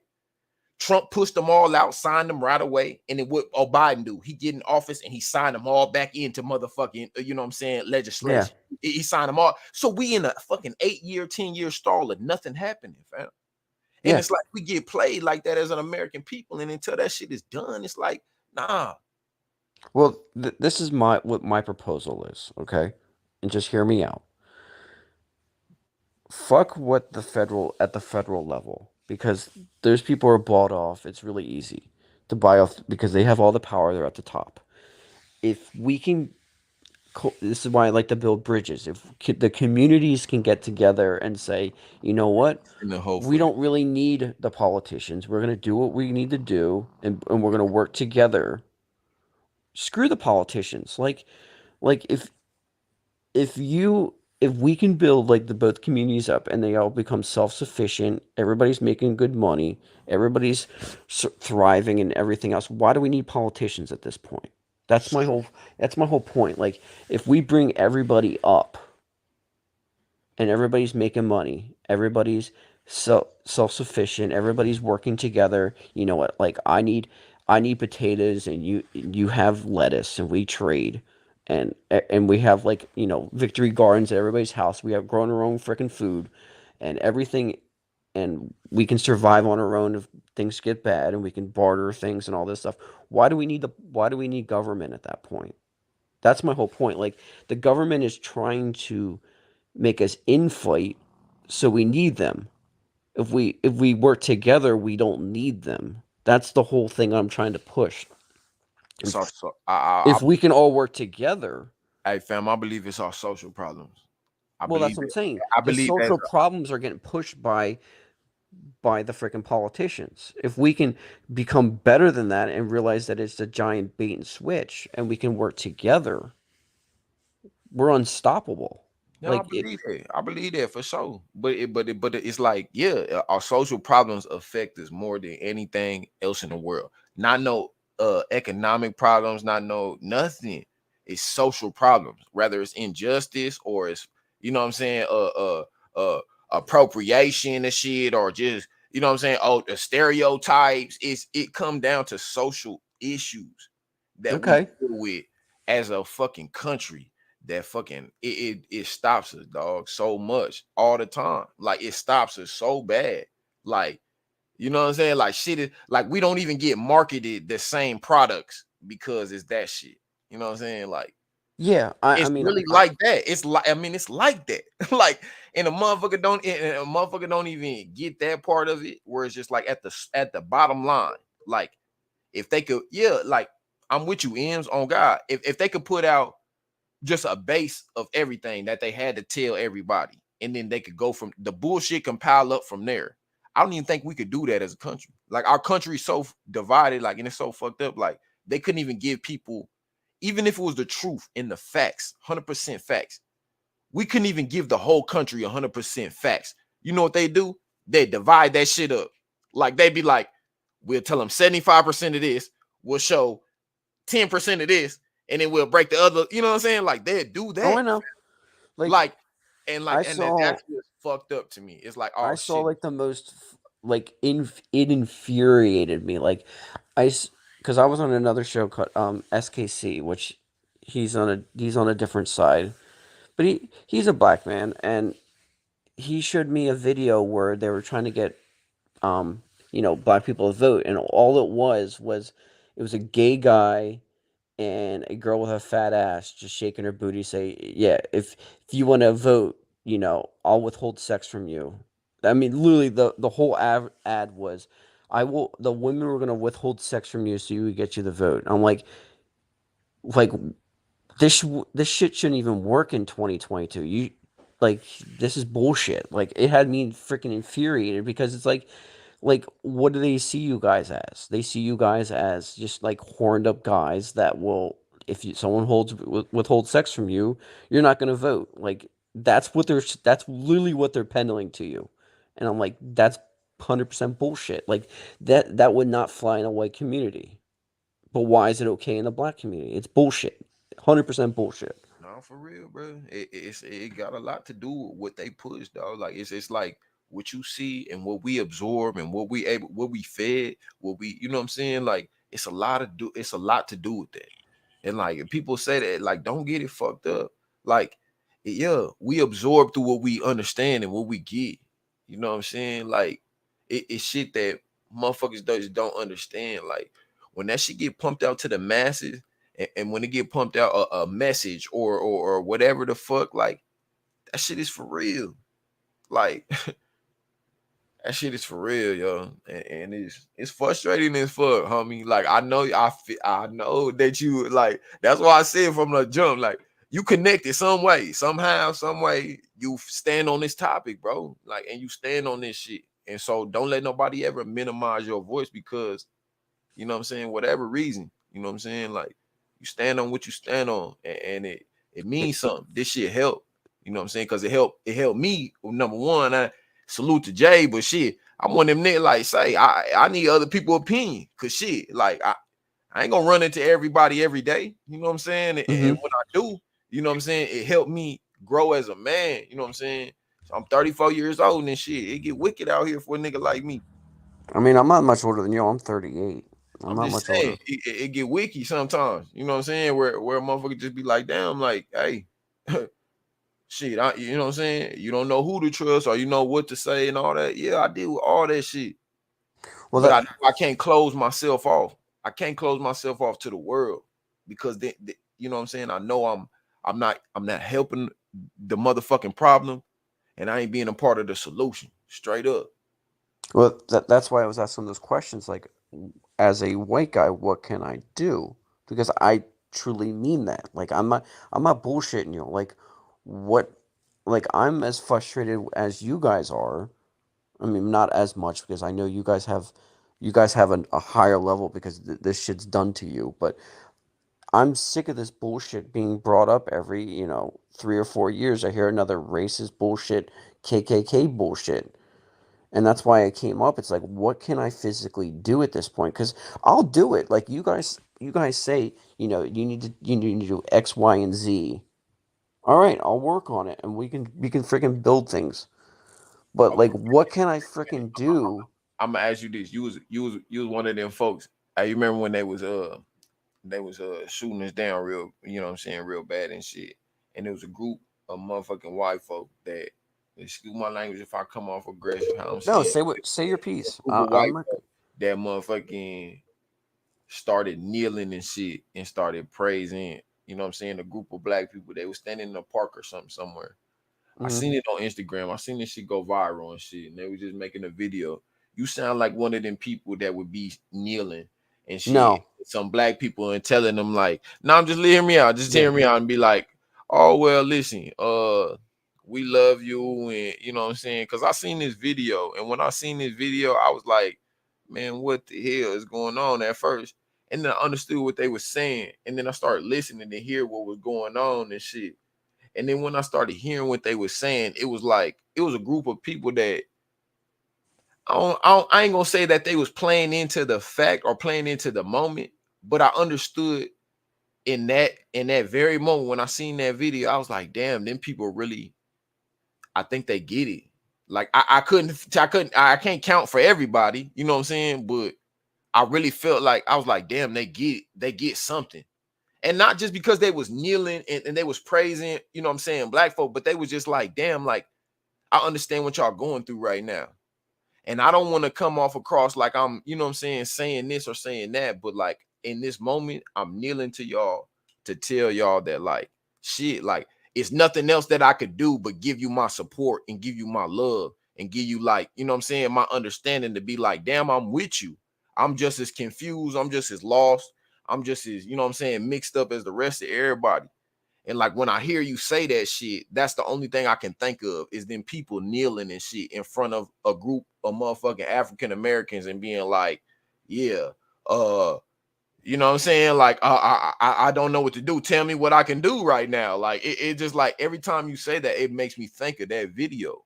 Like in my head, like I think of that shit on God. Like I think of that fucking video. It's on social media and all that shit. Oh, but I it know. just- I know. It trips me out to hear you say like, damn, like what can I do? Like, what can I do? What can I do? It's like, well, how can I help? And it's like, fam, like we ain't helping ourselves sometimes right now. Well, and before we Mhm. need anybody to jump and say, hey, what can I do to lend a hand? Y'all do you doing enough, fam. I told you about just being here, but like, damn, fam, like we gotta start doing something. And I don't know, I can't hold you, I can't look at you and be like, you gonna have the answer for us. And it's nothing against you, but Yeah. I want you to know that, like, I know that, like, we dealing with that shit in the sense that, like, dog, we gotta do something for ourselves right now. That can't take an opinion. It can't take you know what I'm saying? Because can't shit break what we gotta do for our people. You know what I'm saying? Like it's a lot that we got to do for our people before we can just be like, you know, the world continue to fuck us over. And that Okay. shit is what kills me, dog. Like But what is your computer? Okay, I'm speaking as an ignorant person. I'm just asking a question. What does your community need? Like, let's start with Bear. Let's start all the way down we to the need the base. truth, dog. We need the truth. Number Okay, one, we truth, need the but truth, dog. We need to stop getting sold the dream. You know what I'm saying? We need to stop being sold like, you know, money and jewels and money gonna save everything and all this other shit. We well, gotta start back at the base. We gotta start back like, man, say, you know what I'm saying? Hey, when you burp, say excuse me. You know what I'm saying? When you know what I'm saying, type shit. We gotta start back at the bottom. We gotta well, start back there, like okay. you know what I'm saying, your granny and your granddad. You know what I'm saying? It's type shit. Yeah, look, we gotta start back there. And I can't say everything. I got the answer, but I know that's what it is. It's like we not lost, right? We not lost on being able to take care of our people. We not lost there. We forgot. I Well, seen that lady get dragged off the fucking bus. Some young niggas, some little niggas, and it's a bus full of little niggas coming home from school. And it wasn't one grown adult on that bitch. Rather they were scared or not, or whatever the hell was going on. They let that woman get dragged off that bus, kicked off that bus, pushed off that bus. Ain't no way, man. Mhm. As grown fucking adults, man, I would hope everybody on this panel, man, would have had something to say. Rather, I'm getting thrown off, dragged off with her. Man, I ain't letting Yeah. that lady go off like that, man. Yeah, Ain't no way, dog. and the funny thing is, Ain't no way, dog. We lost, fam.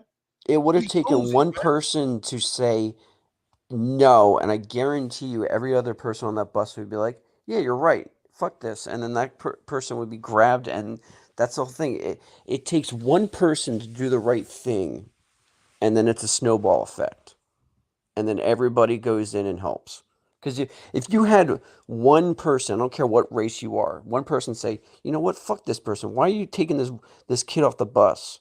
I'm gonna grab that kid, and no, they ain't gonna fucking fly here. And Because then y'all you're gonna be know like, then you're gonna have it's a snowball effect. You're gonna have 3 or 4 people going, yeah, this person's right, and they'll be helping you out in a heartbeat. real shit. Because you know what's gonna happen, fam. I really truly believe this in my heart, and I pray. Mm-hmm. One of them young niggas gonna see their mama or their auntie or somebody getting kicked off that bus like that, And one of them niggas ain't gonna have it. Yeah. One of them niggas gonna have something to say about all of that just happened and went viral and all that type of shit. And it just perpetuates the same ass bullshit that we've been talking about for years. And it's like, hell nah. It was some grown folk on that bus. But you know what they do? They get bullied every day, or they scared of them kids because them kids be on that bus cussing and doing whatever the fuck they want to. And that lady said, hell nah. Shit, I got a headache, nigga, today. Quit cussing. Shit, I'm tired of hearing you motherfuckers talk loud. You know what I'm saying? And it went right there.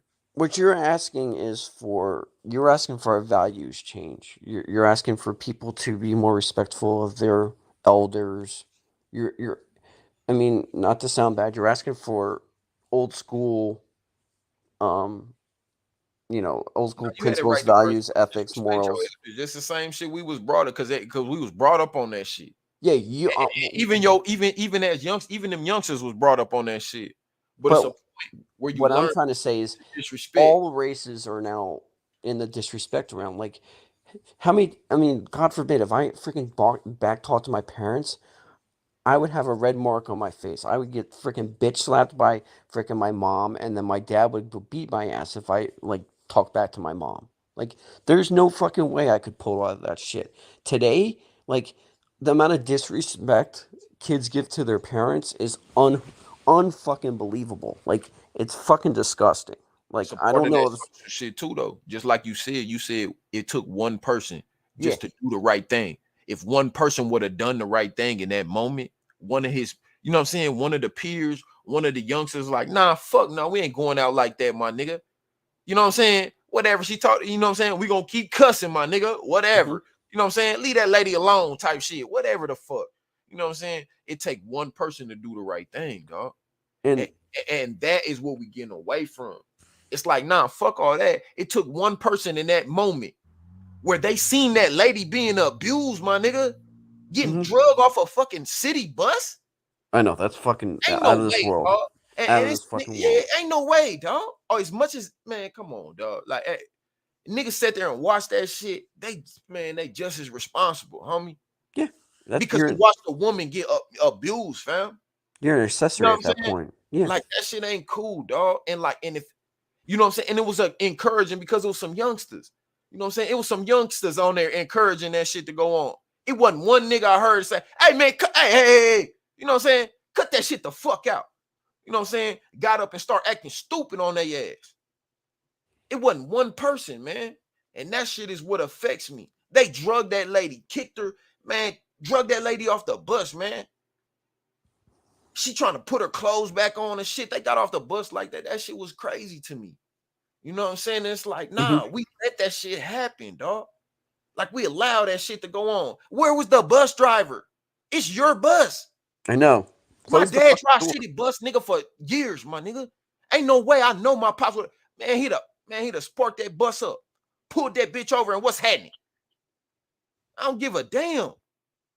It's like, shit, we let that shit slide, and it's like, that's what lead us to that point where it's like, man, fuck. See, what is we doing we start asking that question. What is we doing as a people that we failing? We not even helping our own. You know what I'm saying? In moments of fucking despair. And then we be mad about some shit though. When everybody else mad about it. Just what you said. It takes one person to feel disgruntled about some shit. Now, it takes one person, dog. The only way personally that I say you could possibly fix this is we need to move away from the individual model. Like this whole narcissistic, like, you know, making paper, or, you know, like, I got stacked bills, I gotta, you know, it's all about fucking me. Like, you know, you go back like 2 or 3 generations ago, it was all about the community. It doesn't matter what community it was. It was about, okay, individual is second place to the community. So, like, if I was going to go in and I was in, you know, a white community, just an example, because I always speak for myself. I had, you know, I fucked up. Say I go in and I'm playing baseball and I hit a home run and I smash my neighbor's window. That mom and dad would beat the shit out of me. I would go home and guess what? I get another freaking beating out of my and on my mom and dad, and then guess what would happen? Then I'd have to go over, and the next 4 weekends I'd be doing freaking chores to pay off debt so they can make their own window. Today, none of that shit would happen. And the whole point is look at all those life lessons that were taught there. You make a mistake, you're not just getting a beating from your the person that did this shit. You're gonna get a beating from them, then you're gonna get a beating from your parents, and then you got to play restitution on top of it. All those life lessons were all taught that you fuck up, you're going to be you're going to be accountable for those actions, and here's all the different places in that chain where you got to be held accountable. Today, you can't do any of that shit. Your freaking parents raise a hand to you, you get freaking child selective services called on your ass. Like, so how do you teach that lesson today, where like accountability and responsibility, go hand in hand? Like that simple concept of accountability and responsibility can't be taught today. And that Nah, gets you this narcissistic bullshit I'm that gonna we're dealing disagree. with today. I'm gonna disagree just because I believe that it can be taught. I don't think we value it the same. That's all. Well, that's my whole point. You I just can't don't feel we value value it something the same. unless it's ingrained in you. And Me, there's different ways of ingraining that. You either get a beating, or the other. What I'm trying to say is the community held you responsible, and then your parents held you responsible. That's not taught today. Like I don't go in and say, we you don't know value what, this, bro. my neighbor, for example, say they're on hard times, they lost their job, okay, and I have a victory garden. I'm growing like lettuce and food and stuff, and they're on hard times. Tomatoes, hopefully. Back in the day, the whole community would go in and say, okay, this person lost their job. I'm going to give up some lettuce. My neighbor has tomatoes. My other neighbor has carrots. And guess what? They're going to have a salad so they can eat. Do you know what I mean? Like that community level of helping your neighbor was more important than helping the individual. And that's where we're kind of suffering now, because everybody cares about the individual, not the community. If we went back to the community model, a lot of the problems we face today would resolve themselves, because you can't build communities without working together. And if everybody's working together, guess what? None of this racism shit ever happens, because you basically isolate yourself, so you're basically ostracized from both communities. Like if you're a racist white guy or racist black guy, guess what? You're ostracized because you can't work with the community anymore. So you're on your own island at this point, and then no one gives a shit about you, and the communities can actually build bonds to each other, and everything gets better. It's when we started going to the individual model, where it's all about me, it's when things started hitting the fan. Yeah. Talk to me, Jay. Tell me something, Jay. Nah, I was letting y'all vibe out. Nah, like shit. Tell me something. Tell me how you feel though. Nah, I mean, he keeps saying, what can he do? And I just don't feel like he responsible for everything that's going on. So I don't feel like he should take the weight of everything that happened on his shoulder, or feel responsible for everything that happened, or feel like he has to have to make up for what happened in the past. Yeah. Just move on with the future and do the things that you feel like need to be done in the future to make sure your conscience is clean, or that you're doing your part in trying to make things better for what happened in the past. Shit, real. Yeah, like I just want this whole shit to end. Like it's just like we're in fucking 2022. Why are we dealing with like 1950s bullshit? It's like it's been like what, 70 years, and we haven't changed. Like it's fucking frustrating. Like I have to deal with the sins of my great grandfather, my grandfather, my father, and now me for the same bullshit. Like, and I'm not a guy I'm a freaking Republican. I'll come out clean. I'm a freaking Republican. Like I don't stand. I will never kneel for the flag, because I have people that serve in the military. Like that's completely disrespect in my eyes. But at the same time, I understand where they're coming from. I think it's not smart, but that's just me. I will never speak for those people because they have a different view of the flag. If the flag for them is racism, KKK, and all this other bullshit, I understand where they're coming from. To me, the flag means more to me, but that's a different perspective. So like I'm not going to argue over someone's different perspective on things because, I'm not in their shoes, which I completely understand. And Again, it's stuff like that, it's hard to build bridges when like I go over and say, I have family members that served and the people that have been to war that are on my like for example, my best friend's been to war. Like kneeling for the flag for me would be completely disrespectful. But I understand why you're doing it in a sense. I understand why like Colin Kaepernick kneeled because, the flag for him has been, racism, it's been all this other bullshit. I understand that. it's an injustice. But when you have different perspectives on things, how can you like if I understand like kneeling to me is disrespectful and kneeling and you saying standing is disrespectful, how do we build that bridge? Communication. Yeah. Okay, communication. But even though like for example, Because I like can stereotype because I can guess and I can assume all day. well, I understand that. Listen, just listen. Okay. Just hear me. I'm listening. Why you would never maybe kneel for the flag because you have people that's been to war. Well, I might have people that has been to war and been through the same thing, maybe been in the same conditions, maybe been served the same troop, whatever the case. But at the same time,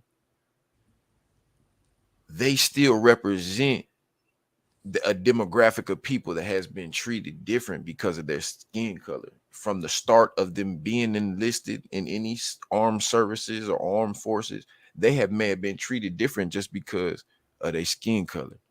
And to act like that doesn't exist today, we would be doing ourselves again, A, an injustice, B, we'd be lying to our motherfucking selves. Like that's racism don't exist because it does. But for us not to talk about it, that's further you know what I'm saying, making perpetuating the problem or making the problem go whatever. You know what I'm saying? Like if we can have these conversations, we can have these conversations. But the same reason why you feel like, okay, I could never kneel for the flag, but I respect it for people that do, is people that feel the same way and say, I'm gonna kneel every goddamn time I got a chance for this flag. But I do understand anybody that might feel like I should be standing up right now. Yeah. And just for them to have that same common or mutual respect or understanding for the other person's side or perspective is the common ground that we should be trying to meet every time as a country. We don't do that. You know what I'm saying? We always go, well, this my side. This my side. Fuck you motherfuckers in the middle. Shit, you know what I'm saying? So it's like it get fucking washed. The message get washed because you gonna pick a side, I'm gonna pick a side, and that's where we gonna lie. Well, and this is where I get to the media. Like the media and the politicians get involved because it's like, okay, what's gonna happen is you're gonna have Colin Kaepernick kneel for the flag, and then you're gonna have some NASCAR white person going, you know, my freedom, like, the most redneck white guy you could possibly have on the news say, this guy's they'll call Colin Kaepernick a freaking turncoat for his own country because he's a NASCAR fan and he's just a, well, quote unquote dumbass Republican that goes, my freedom kind of guy.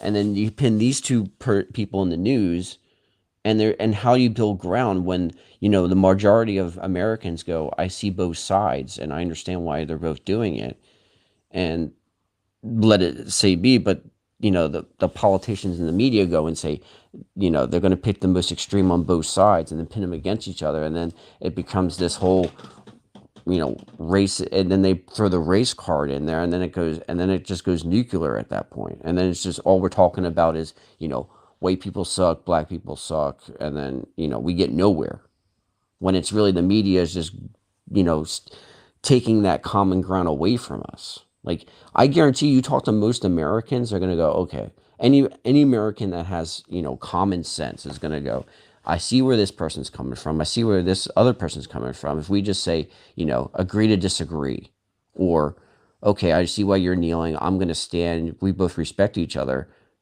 Like, we don't have this conversation. It's done. The problem's done. It's been nipped. It's been solved. But the media, on the other hand, goes and says, hey, we're going to put some, Trump flagging Republican NASCAR guy, and then we're going to have some then we have Colin Kaepernick, and then we're gonna, play this for ratings, and then it ends up destroying the country. And then you have the freaking riots that all come from all this shit just because they put the extremes against each other instead of talking about common ground. And that's where it gets frustrating, because you can see what they're trying to do. They're trying to create this race war and then perpetuate this permanently. And I think both sides need to start, being level-headed and calling this shit out, so this doesn't ever happen again. Like, Colin Kaepernick could have kneeled for the flag, kneeled, and every single game, and said, okay, this is his belief, and then you could have put like another person standing next to him and say, this guy's gonna stand for this. Look at this is America. Look, we have both perspectives in the same, picture, and they're both talking to each other, both on the same team. They're both friends. They just have different perspectives. This whole thing would have been nipped right then and there. But then the media blows this out of proportion, and now freaking race relations are even worse because of it. It's all bullshit. This one of them points where we're gonna have to agree to disagree, because Okay. I can't just put the media on that, you know what I'm saying? Because in the same sense, they could assure you right. This is my opinion. They could have had anybody come in here and stand next to that man while he was kneeling. But at the same time, that person that may have came and stood next to that man, was it a demographic of their own people, or was he represent a demographic of people that was dealing with oppression, dealing with injustice as far as police killings, brutality, all of that? Was that happening, you know what I'm saying, for that person that came and stood next to him? That's why Colin took a knee. And like, I don't want us to get lost on the fact that my man stood for something, or he kneeled for something. Let's say that he kneeled for something instead of saying he stood for something, because it's like, really, that's what it was. At that time, he was dealing with something, and he chose to take a stance. She chose to have an opinion, and you see what that got him. He got out of the NFL. They put him out of the NFL because he chose to have an opinion and stand for his people. And he biracial. I understand that. You know what I'm saying? He biracial. You know what I'm saying? And he stood for his people. And But he no longer considered an NFL quarterback. He worked his whole life to become the, upper echelon of athletes. And my man is no longer, you know what I'm saying, an NFL quarterback because he chose to stand on his principles or stand up for, how his real beliefs is about an injustice that happened to his people. Like, you know what I'm saying? And anybody, and listen, when you say about the media, you know what I'm saying? Just like the media does, they could have had, you right, they could have had anybody just come in and stand next to him. But it would have just been for that reason and that purpose only. You know what I'm saying? It would have just been to save face. Because unless that person or whoever it could have been another teammate. You're right. It could have been another teammate. Maybe it was another African-American teammate that stood next to him. You know what I'm saying? Yeah, I understand. All I'm saying is the media's message. It can't just be because a person stood beside him and said, oh, well, he's taking a knee and he's not. And just because he's taking a knee and he's not, we all together. The only reason we got lost is because we forgot the message. We forgot why Colin took a knee in the first place. Everybody turned it into he's going against the American flag. Well, that's my point. They dirtied the message. Yeah. But what I was trying to get at with having, someone kneel and having stand is you can build the bridge and you can end this whole losing the narrative, because I believe what happened was same shit, fam. I believe they would have said the same shit. But what I'm trying to say is by putting the extremes against each other, the whole message is lost, which is what the NFL wanted to happen. They wanted to minimize Colin Kaepernick. Now, all it would have taken is someone on the team to say, you know what, I understand where you're coming from. I'm going to stand next to you. You're going to stand next to me. And when the media goes, why are you standing next to him? And then they can have the conversation together and they can nip this whole thing in the butt and say, look, we're teammates together. He has one belief. I have a different belief. And that's fine. But we're still going to play football together. And, you know what, I support him, he supports me. You never have this conversation with Colin Kaepernick is still in the freaking league if that happens. I mean, his message he can, spin it off into a 503c and do whatever he wants to do with it. The point where personally, the point where he failed was he didn't build the bridge to work on the other side. Because if he would have had the other side working with him, the media wouldn't have the chance to go in and spin it and destroy Colin Kaepernick's character and then throw him on an island and just crucify him. Okay. Well, it sounds like you answering my question. A lot of my question right there. It's saying like, okay, so you think that Colin Kaepernick did not try to do that himself, or he looked for maybe he looked for his teammates to stand beside him, and they didn't. Well, and the media got a chance to say, look at the black boy with the afro, and you know what I'm saying, type shit. He kneeling before the, you know what I'm saying. And it was people that was kneeling with him. Don't get it messed up. It was people that was around the league kneeling with that man. You know what I'm saying? The opposing team. You know what I'm saying? They was kneeling with that man. So it wasn't just him, and it was teammates too that also, just what you said. They may not have walked up and stood right beside him. I think that would have been powerful. That would have sent a different message for sure. But I also believe that the media would have did the same thing. They would have just played on that.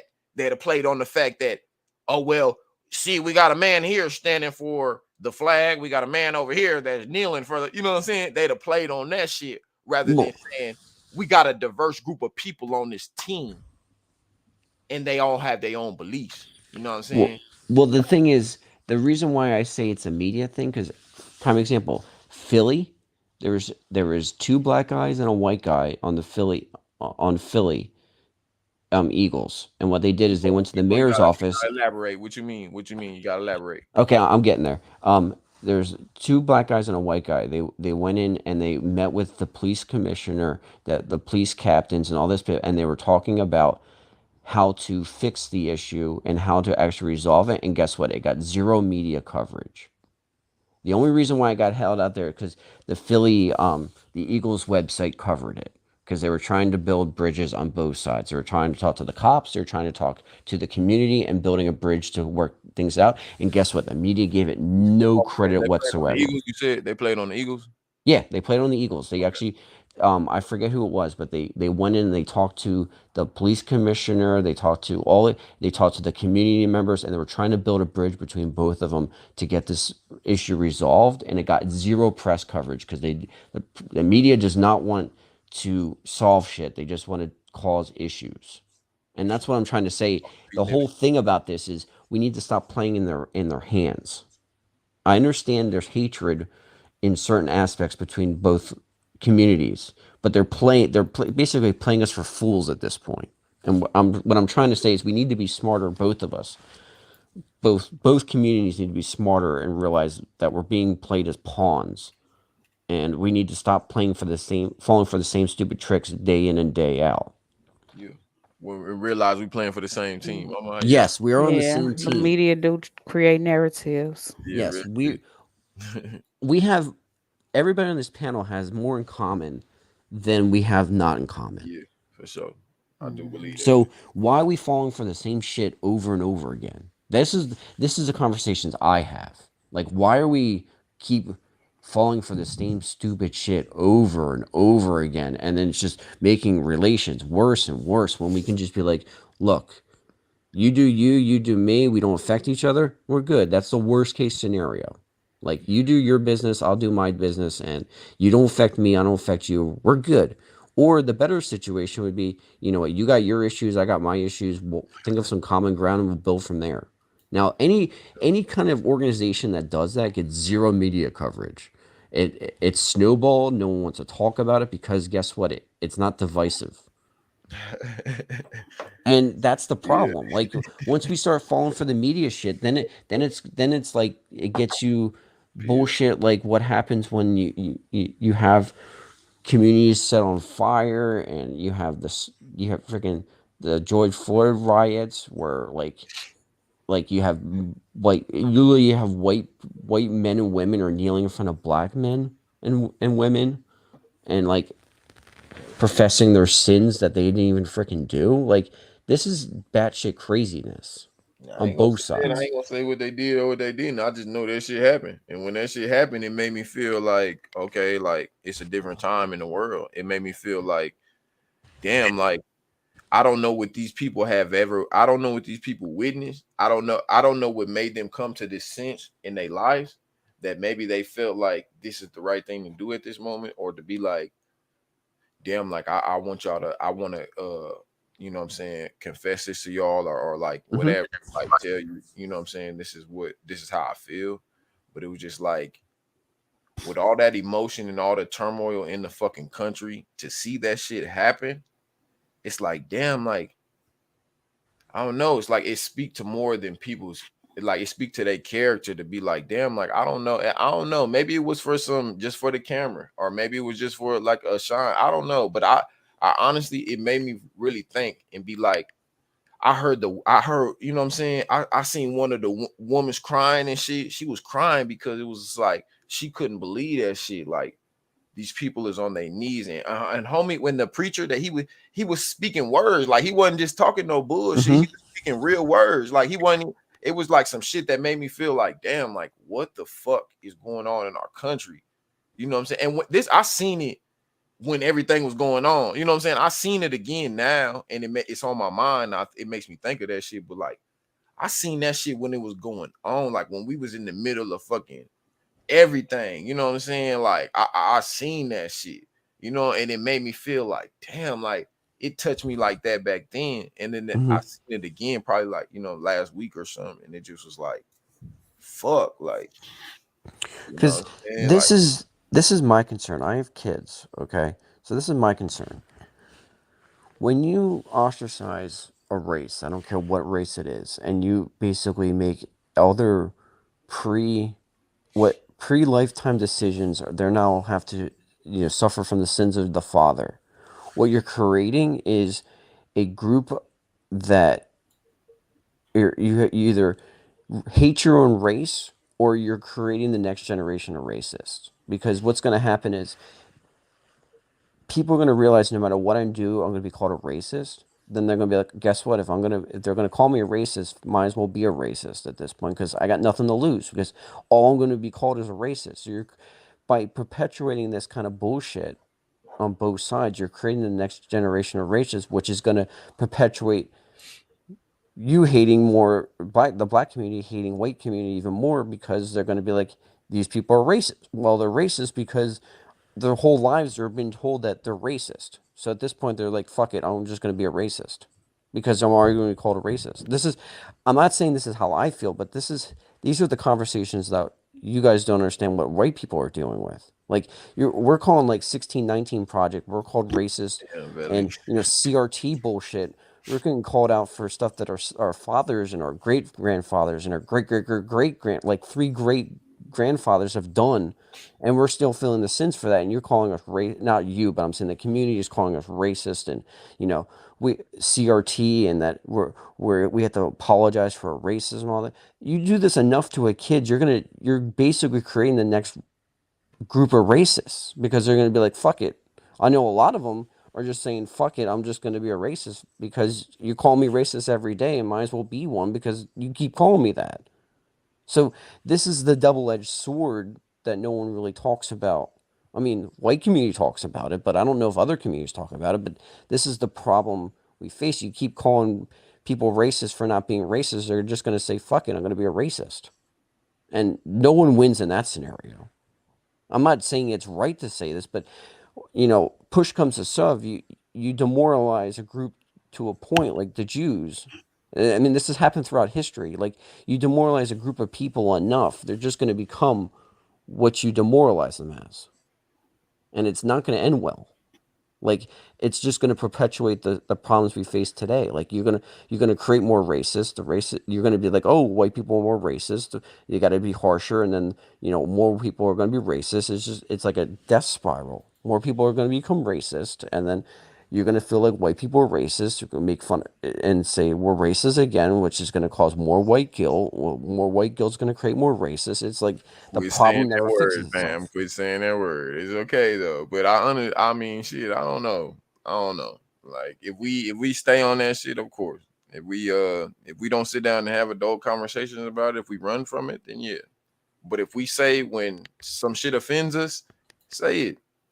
Don't be afraid to say it. Don't Well, be we're afraid to say it because we get canceled. Like nah. there's no reason for. I'm People are speaking. scared to get canceled. It's not about we get canceled. People are scared to get canceled. Fam. That's I'm the like, problem. yeah. So now, You know what I'm saying? If you got your own feelings, just we should be proud to stand on that. And that cancel shit wouldn't exist because motherfucker got their own opinion. They should be able to say what the fuck they want to say. It's like, you know what I'm saying? As long as you're not threatening somebody else's life or fucking physical harm against somebody else, I don't feel like, you know what I'm saying, you can say what the fuck you want to say.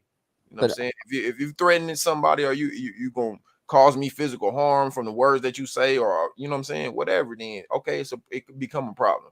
You know what I'm saying? This is the problem with too much compassion. Like as a group, we're so compassionate that we don't know what to do, so we become like self-hating. And then once you become self-hating, then you run like we're so worried about getting canceled as a group that because of that, and then we're told ever since we're in elementary school that 1619 Project and all this other stuff that in CRT that we hate each other. I mean, imagine being brought up. Hold on. What's all that? You can't just go by that. What's that? The 1619 Project? What's all that? You said you just went by that. Well, the 1619 Project is What is saying that? that every white every white person's responsible for slavery. That's the whole point of 1619 Project. It's self-deprecation. You're taught this. I mean, you're taught this in like middle school. So ever since middle school, like white people are told that they're pieces of shit their whole lives, and then you wonder why they're self-deprecating. That's why they bow, because their whole life they're told they're pieces of shit. And then guess what? You're going to reach to a point when everybody's like, you know what? Fuck it. I'll just be what they say they are because I'm sick of being told that I'm a racist for doing absolutely nothing. This is like racism full circle, in a sense. Like you have to suffer from the sins of the father, and then you end up being the sin because you're told that you're a piece of shit your whole life, so you end up being a piece of shit. But do you honestly believe your father was a racist? Oh, absolutely not. But I'm also a grown adult. Like I'm not a 13-year-old that has to deal with people in school every single day being told that I'm a piece of shit. No, you're right. If I was a kid being told ever since I'm 13 years old to 18, 7 years of my, when my emotions are high, I'm going through puberty and I'm told I'm a piece of shit my whole life. Like there's only two outcomes here. There's either I become the racist that everybody talks about because you call me a racist, might as well be one because I can't escape. So you don't think that same problem affects the black community? Oh, 100% it does. I'm just telling you the white perspective. I can only talk to you. I'm just saying shit. Do we know that we own that right there? Do we understand that that's a problem that afflicts a community of people that, you know what I'm saying, maybe be fighting a fucking battle that is like, you know what I'm saying? Like I can't even have the words for that shit, but yeah, but this is where like the communities, this is what I'm talking about. Like we have to build bridges because the only way to fix this kind of stuff is talking together. Okay. Because right now, my personal belief, race relations haven't been this bad for 50, 60 years at this point. Like it's bad. And I don't want it, we're on the cusp of it being, there's a point when there's a point of no return. It might not be this generation. It might be the next generation or the generation after that. There's going to be a point of no return where it's going to be like that bus, dog. That shit hurt me.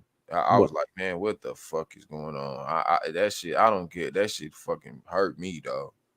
Like, you know what I'm saying? Like that shit make me afraid to. I gotta go with my nigga. I'll go with my mom nigga anywhere. You know what I'm saying? And be ready to on anybody just because, like, you know what I'm saying? That shit fucked up, homie. Like, I stay in the city just because of that reason. Like, nah, nigga, like, nah. Like, you know what I'm saying? People too crazy now. They think it's bold now, motherfucker bold. You think you can kick somebody off the bus like that, dog? Because she asked y'all to stop cussing? Yeah, but if you had if you had a generation of kids that knew how to, stand up for themselves, think for themselves, understand, have a moral backbone to say, you know what, this feels wrong, I should act on it, we would never have this discussion right now. Okay, but again, that's part of that. We gotta attack that. We can't just say, you know what I'm saying? We gotta be like love, you know what I'm saying? We gotta be, somebody on that bus. I don't care, man.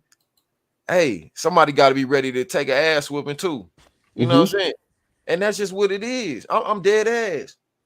But Like somebody gotta be ready to take the ass whooping too. I don't care, because ain't no way I'm gonna let my peoples get done like that. And it's somebody knew that lady on that bus, man. Every day they ride that bus with that lady, and they watched her get thrown off that bus like that. That shit affects me to a point that it's like, nah, my nigga, I ride. Yeah, I wish the nigga would try to catch me on that 21 right there and catch my peoples off that bitch. Nigga, what? We crashing, nigga. I don't care who it is. I don't care, nigga. We all going in. You know what I'm saying? And I'm sorry, you young niggas. Hey, we going in because ain't no way. You know what I'm saying? Like, and that's what I fear. It's like, damn, like that look like she's got a family, dog. You know what I'm saying? Yeah, and them little niggas, like they know that she got a family. You know what I'm saying? And rather they was in some, you know what I'm saying? It's just like, that's crazy. We're on the same page. And it go viral and all that type of shit. But it's like, dog, like just like you just said right now, like we like somebody gotta be like, we gotta say something. Well, you gotta say something like that you want to know what we gotta do, like we gotta say something. We gotta there's two ways of fixing this. Okay. Small because we one person, but nah, we gotta care, dog. That shit starts somewhere. Well, this is how you fix it, and this is the tough road. This isn't going to be fixed in one generation. This is going to take 2 to 3 generations to fix. And the only way to fix this is you only get morals 2 ways. You either get it from your parents or from religion. Okay, because government and school does not teach you. Experience. That's just my disagreement. Okay, well, I understand that. Just all right. Hear me out for this, and then I'll explain. The only way you're ever taught anything, because the government's going to teach you things that to be submissive. They're not going to teach you the things to think for yourself and to stand up for stuff. You're either going to get taught that through some kind of religion or from your parents. With single parenthood being the way it is today, and having 2 parents that don't live in the same household, that don't have the same message being taught. You know, you're not getting the same message from your father as your mother. The only way to fix this is we have to bring back, the nuclear family on both sides. If the nuclear family's back, then you can have the moral talk, because both the parents hopefully will have the same moral backbone that say, we're going to say, what's this wrong is wrong. Is right. What right is right, that what is wrong, this is bullshit, you should stand up for this. Say that. The fact that there's no nuclear families there and the divorce is at freaking 75-80%, this is you're looking at the net outcome of single parenthood. This is one of the decays of society that you're seeing right now. This is the juxtaposition of what's going on, is because of single motherhood or single fatherhood, whatever the case whoever the kid's with. No, for sure. The fact that they don't have a nuclear family is getting you the no moral background. And the other thing that we can't use anymore because, by today's standards, because everybody's soft, how would you fix any kind of bad behavior in the past? It was shame. We used to shame, single motherhoods. We used to shame bad behavior. We can't shame bad behavior anymore because, God forbid, you make someone feel bad. It's a moral sin now as a community level to, shame somebody. Well, the only way you can actually build character is through shame. If someone's doing something bad, you have 2 options. You either have to deal with it or you have to coerce someone to make the better decision. Well, back in the day, we used to shame people. Now we can't shame them. So you're not teaching morals. You can't shame people to do what's right. So what's people going to do? They're going to do what's what either feels good or whatever's the easiest. And if you learn anything in society and life, what feels good and what's the easiest road is 9 out of 10 times probably the worst thing you could do in a situation. Because we've been taught that the same way we've been taught. Well, it's not just taught that. You're basically, as a human, you're going to doing what feels good and what's the easiest is primal, which is the base level of human. Okay, to be the better human, you need to have morals, ethics, values, principles, and all that stuff. That's human plus. Okay, that doesn't mean no, but even if you're doing something that makes you feel good or it makes you doing the right thing morally or whatever, it doesn't mean it doesn't mean that you're going against any of those things because you're doing something that you enjoy or you're doing the right thing or you're doing what you like. It doesn't mean that you're going against anything morally. It may be something that you've worked to support or you worked your whole life to accomplish or something like that. Mhm. You're doing that. You know what I'm saying? It doesn't mean you necessarily are doing the wrong thing. It doesn't mean you made it through shame. It doesn't mean you made it through, you know what I'm saying? It's like we're going to attract the things we want in life. That's true. But to get there or to maybe acquire those things, yeah, you have to go through whatever the journey is. Some people take the quick way out. Some people crash out. Some people say they can get it like this and get it like that, and it doesn't work out for them. They maybe never accomplish their dream or their goal. Or some people work their whole life and never accomplish what they want to do. But just because they've worked their whole life or they enjoy what they're doing, it doesn't make them morally wrong. You know what I'm saying? Like, just because people say that and said, oh, well, doing the right thing is probably the wrong, or because it feels right, it's the wrong thing. Like, no, that's the same. You know what I'm saying? Like, everybody's life is to be lived how they live it. But if you know that morally you structured to believe however you believe from a youngster when we born, like if you believe in wrong and right, if you believe in, you know what I'm saying, life and death, if you believe in whatever you believe that from a young age. And so as you grow and as you get older and as you know what I'm saying, pursue the shit you want to pursue, I feel like, yeah, if you make decisions to lead you down a certain path, can you come back from mistakes? Can you come back? Yeah, of course.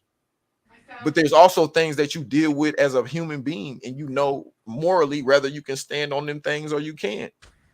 And that's where I feel like life controls us, or life, manipulates you to think a certain way, react a certain way. You know what I'm saying? The list go on. But I do feel that, you know what I'm saying, everybody can, like, we achieve what we want to. And it sounds so cliche, but like we really do. Like we achieve what we want to achieve. And it's hard to say that just on all occasions, but we do. We really do. Like even in the worst situations, like I ain't always had fucking cool my life. Like I ain't always been able to get online and just kick it or just be like, nah, I'm gonna be able to talk and shit. But like, I swear to God, like shit, like I made that decision.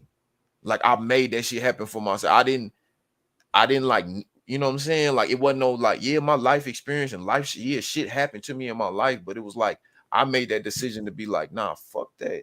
I don't need to give my energy to shit that I don't need to do that. You know what I'm saying? Shit that's gonna waste my time or shit that's gonna lead me down a path that, you know what I'm saying? Shit, I ain't gonna feel right at the end of the day.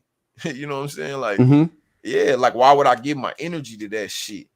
Like, but what I'm getting that decision, I've came to that point. Like, but what I'm saying is you have come to that point in realization, which is awesome. Okay. But there's two different ways of looking at things. There's the individual level and then there's the societal level. Okay. So as an individual, it's kind of like macro and microeconomics. Like they're polar opposites. They work on the same thing, but they're polar opposites of each other. So as an individual, you want to, be independent, you want to thrive, you want to focus on your dreams, you want to do what's best for you.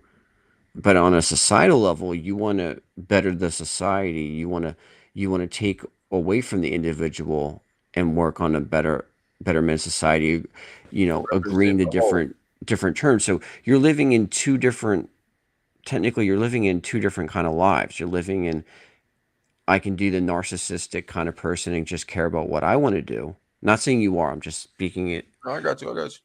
And then or you have the cultural level where, you know, you're building up an area, you're you know, taking away from oneself to promote a group, or to help a neighbor, or help be selfless, or these higher moral values.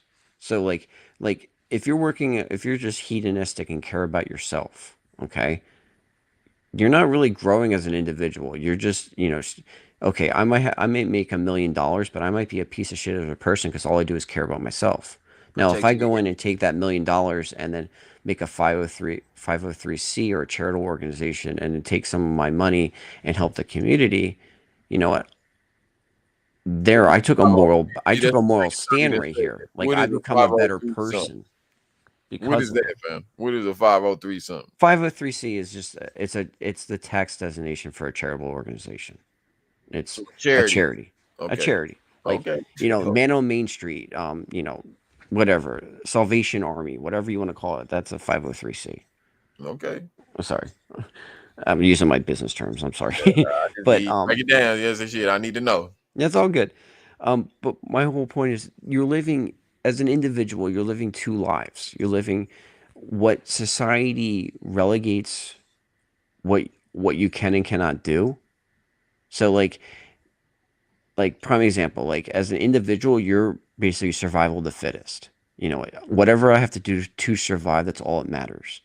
If you have food and I don't have food and I'm hungry, guess what? I might have to kill you to get that food because I'm hungry. Okay, that's an individual level. Societal level is going to say, you know, if you're going, because we live in a society, we're going to agree to a certain types of rules, and then they're going to be prosecuted based off the community. This is what we call the social construct. So we're giving up part of our individualism to live in a society. So you're kind of in two levels. You're living two kind of lives. You're living what survival of the fittest in your base human, you know, animalistic feelings, like you're hedonistic, you're, you know, the fight or flight kind of response, that kind of stuff. Like if there's a bad situation, do I stand up or do I run, kind of thing? Or as an individual in a society, you say, okay, I can't go rob this person because I'm hungry, because I need money to buy stuff. I'm going to have to work and live within these kind of rules.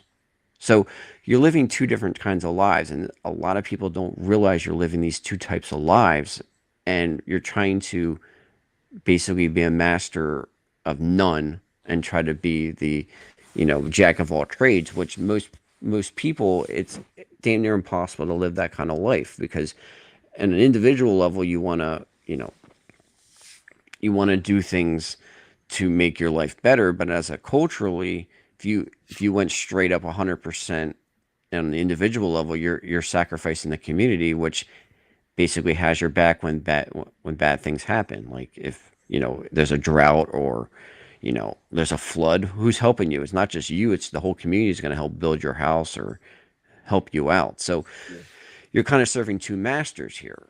And this is where I'm saying, like, before, you're living in a social construct where you have the societal contract where you're living in a community which is putting a higher standard on what you can do. Like if you live by, for example, you live by survival of the fittest.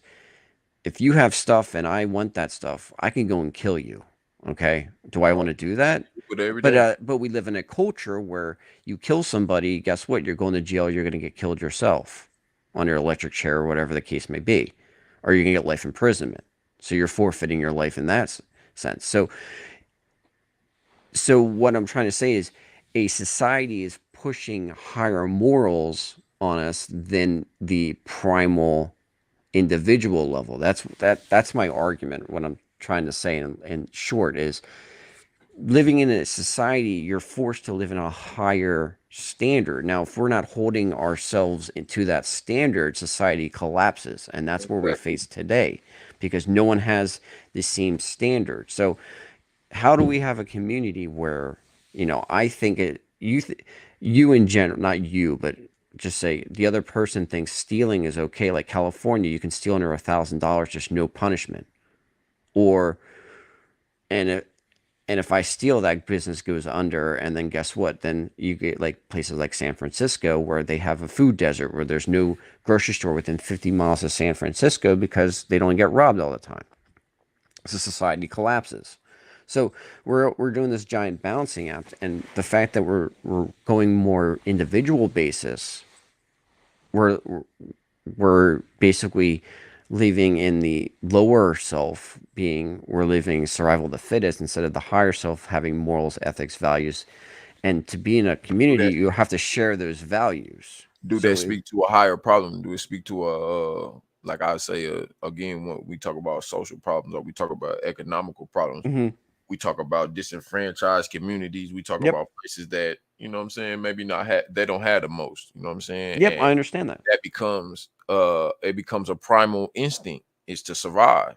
Yeah. You know what I'm saying? And it becomes, you know, almost a, you know, let me get it before, you know, kill or be killed. Let me get it before a motherfucker get me type shit. And that's why you see all the gangs, because the gangs give you a place where you can feel a community. Not to say it is an excuse. I'm not. It's not an excuse. Pass, but I'm just saying, do we have to speak to that nature to be like, damn, is it socially set up that way on purpose, or is it, you know what I'm saying? Is there things that is like economically put in place to make sure that some of these communities is, you know what I'm saying, not thriving? You know what I'm saying? Because some of these communities that's really fucked up is like some of the oldest and historic places in America. And you would think that, you know what I'm saying, or they got history to them, or big cities, or whatever the fuck, you know what I'm saying? Like, you would think they had some money behind them, but they don't have no fucking money behind them. Well, there's two ways of looking at it. The way most of the time to fix a problem comes into two different ways. You have to link accountability and responsibility together. Okay, so if I'm responsible for someone, I have to be completely accountable, or that person has to be fully accountable to me. So, prime example: if I'm as a this is where we'll talk about taxes real quick. If I'm paying all the taxes, okay, and you're spending my money that I'm paying the taxes for, you're accountable to me, okay, because I'm the one that's dishing out the money that you're using for your community. Now, what giant conflict of interest does this open up?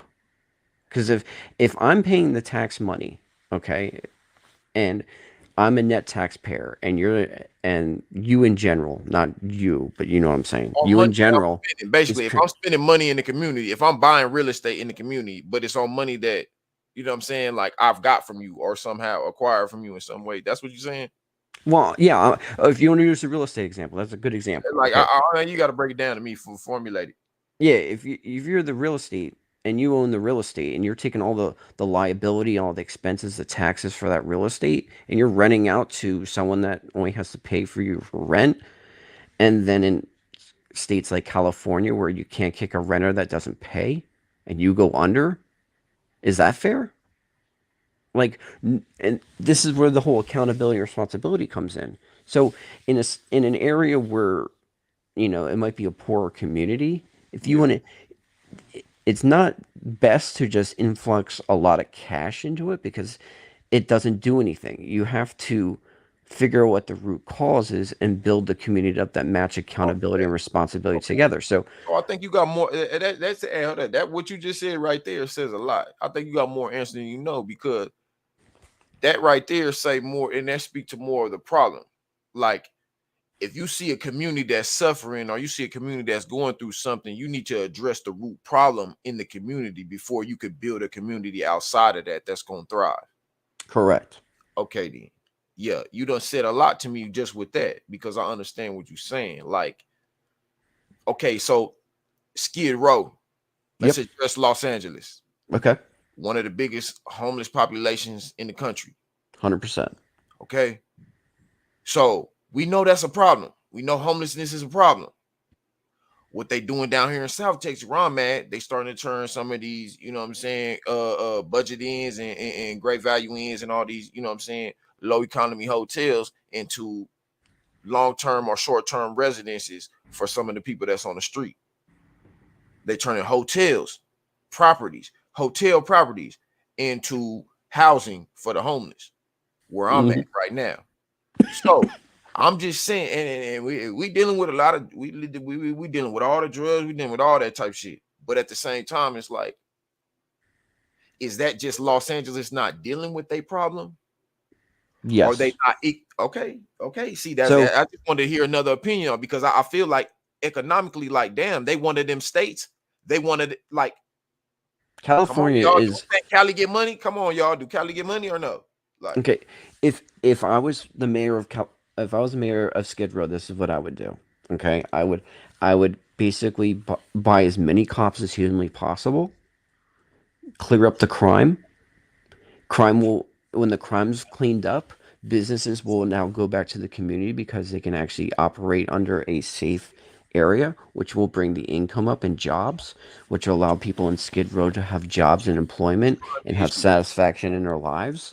And then that will bring up the housing value of the area, which is going to create more development through tax breaks and businesses coming to the area because they can actually make money, and then that will bring the community up.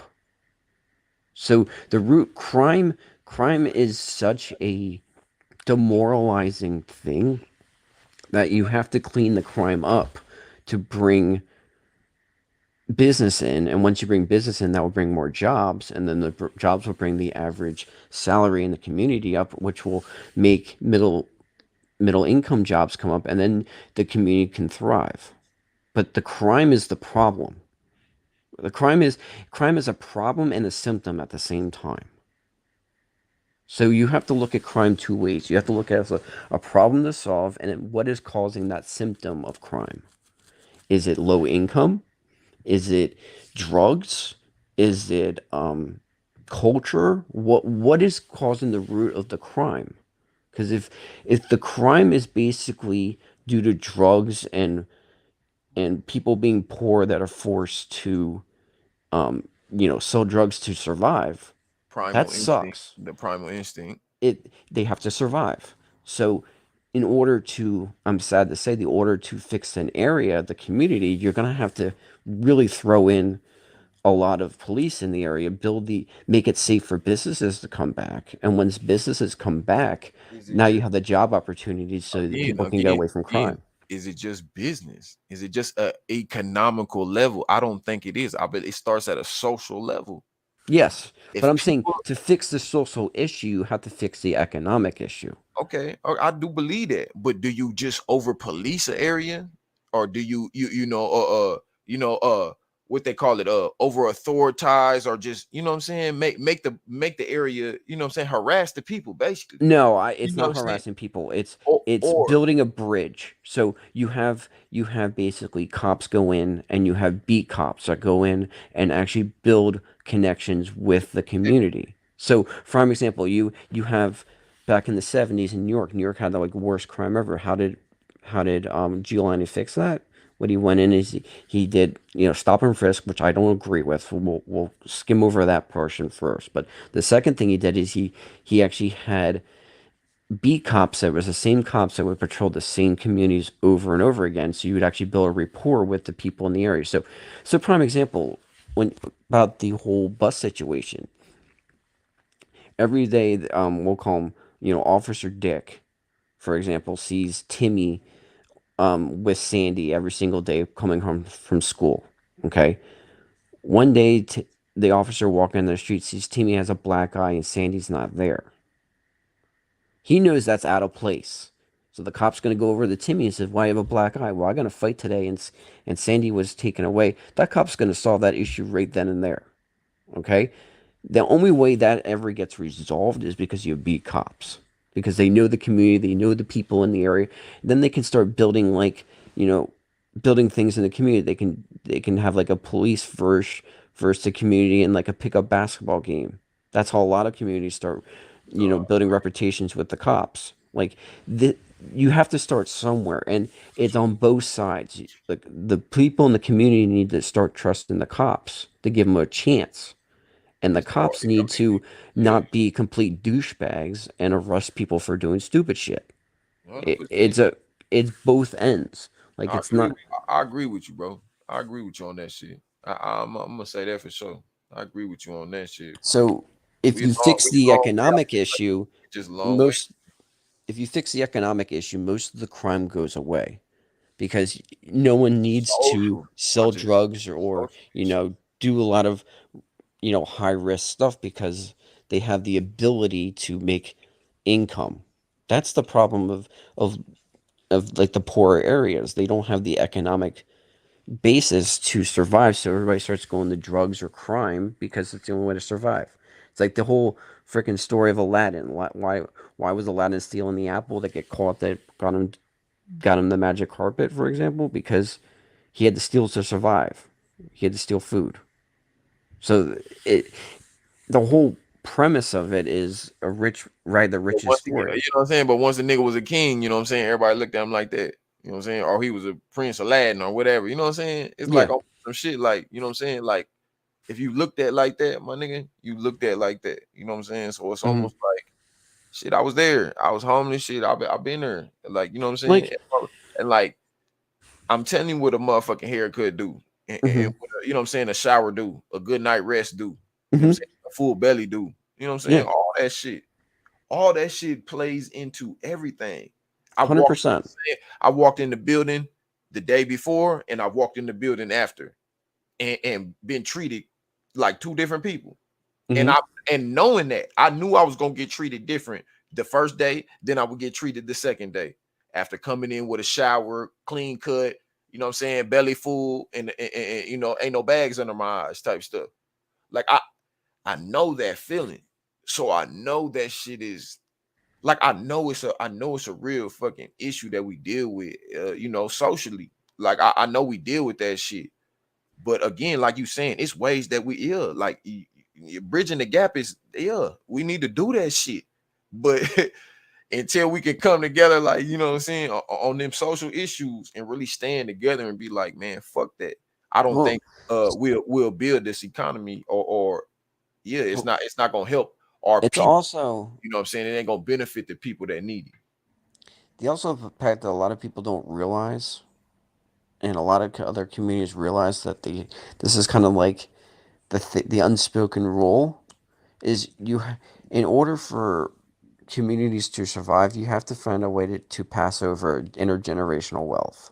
Okay, so you need to have grandparents pass wealth to parents, parents pass wealth to their kids. Okay, and you have to have grandparents to the kids living in the same kind of community so they all can be responsible for each other.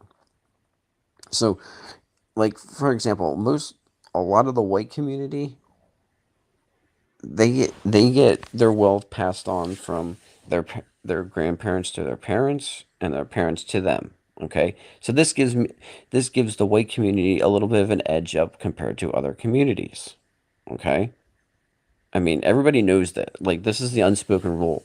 So in order for once you get out of the survival aspect of like building the community up, you need to start thinking about ways of passing down wealth from intergenerational wealth.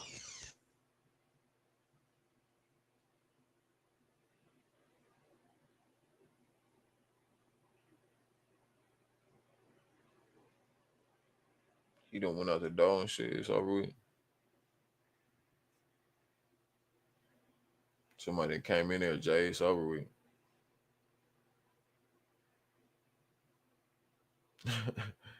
Y'all done fell asleep on a panel. Come on, don't lose me up here. Don't let me be the only one up here. Nah, Jay will be right back. All right, for sure. Who that? Dior? Yeah. What up, Woody? Much. Man, we up here talking for 3 days up here. Goddamn me. Y'all good. We enjoying the conversation. Yeah.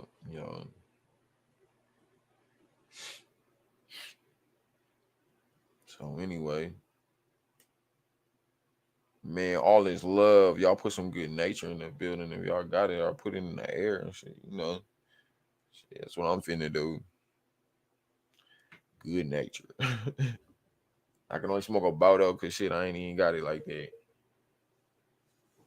Nigga done blew through the whole little pack. Yeah.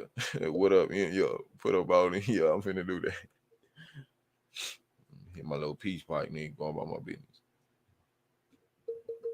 Nah, this conversation is what it is, though. Hella litty. Jay always with some other shit. On the panel, I can come over here and fuck with Jay. She always got some shit. That's interesting for damn sure, for sure.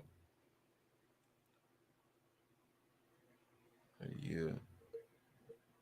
Ems, what up? You about to blow some gas? Tell me something. Finna duck off. You finna be silent for a minute.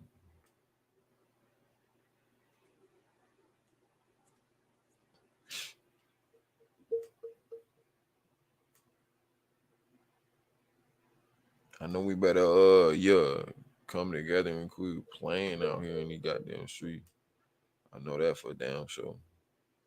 Much love to everyone. Big shit. M's, that's what I'm saying. Yeah, I'm about to go hit this nature real quick. So I mean, but the only weird nigga up here talking. I'll be back in a minute, y'all.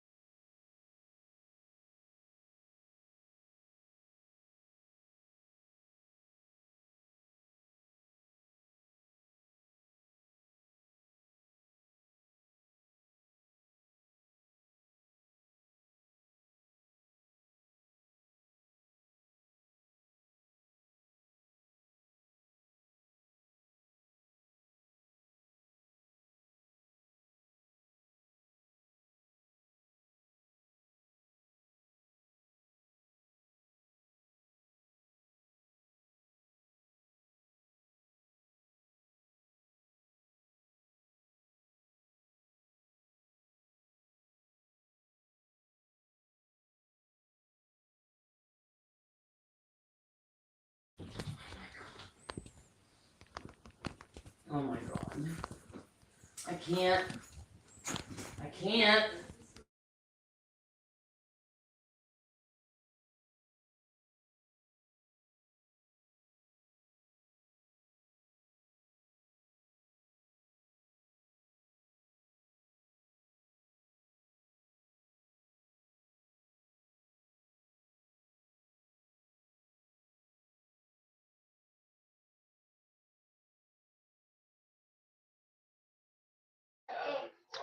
I'm finna let my 3-year-old talk to y'all. He talking my ears off. What you want, Loyal? What? I'm not making eggs. She not making no bacon and eggs. Well, it's 2 in the morning. You don't need bacon and eggs right now. It's gone. It ain't gone. No, it's not. No, it's not. No, it's not.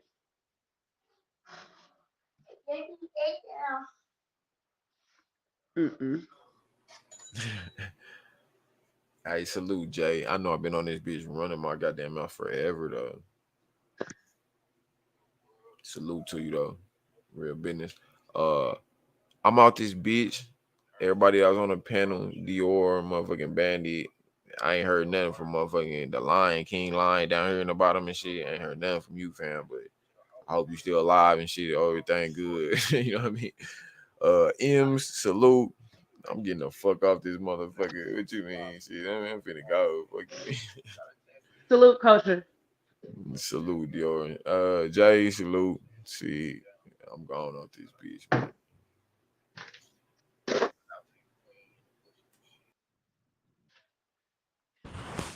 Okay, I'm back. Sorry.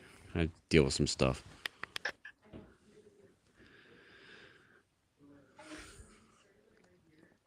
The King of Lions, are you there? Sleep, are you?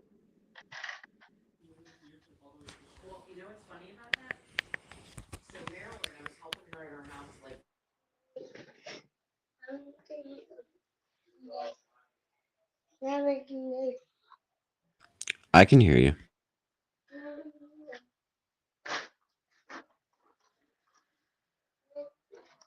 We waiting on Jay to come back.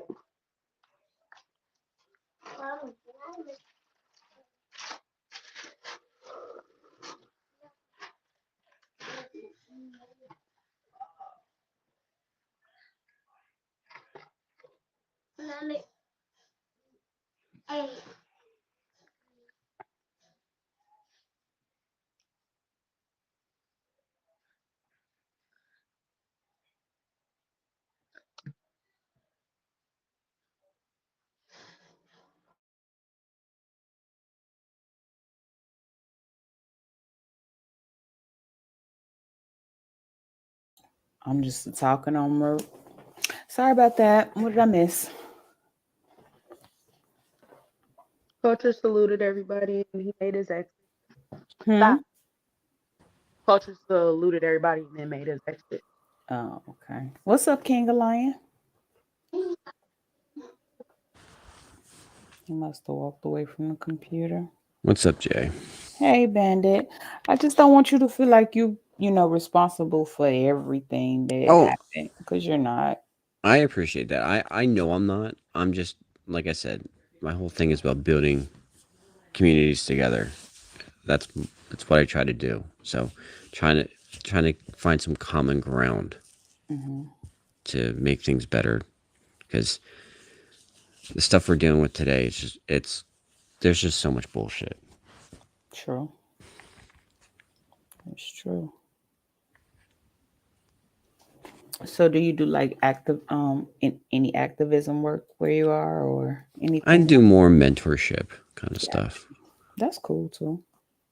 That's good. Like I'm not nearly as well versed or have the following to do any of that kind of stuff, but trying to build people up is kind of what I try to do. Doesn't matter who you are. That works too. It contributes to the community. Mm-hmm. But, I appreciated your tips yesterday. I really appreciated them.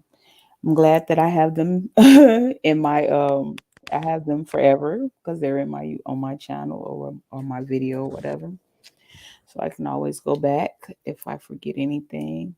You dropped some gems yesterday.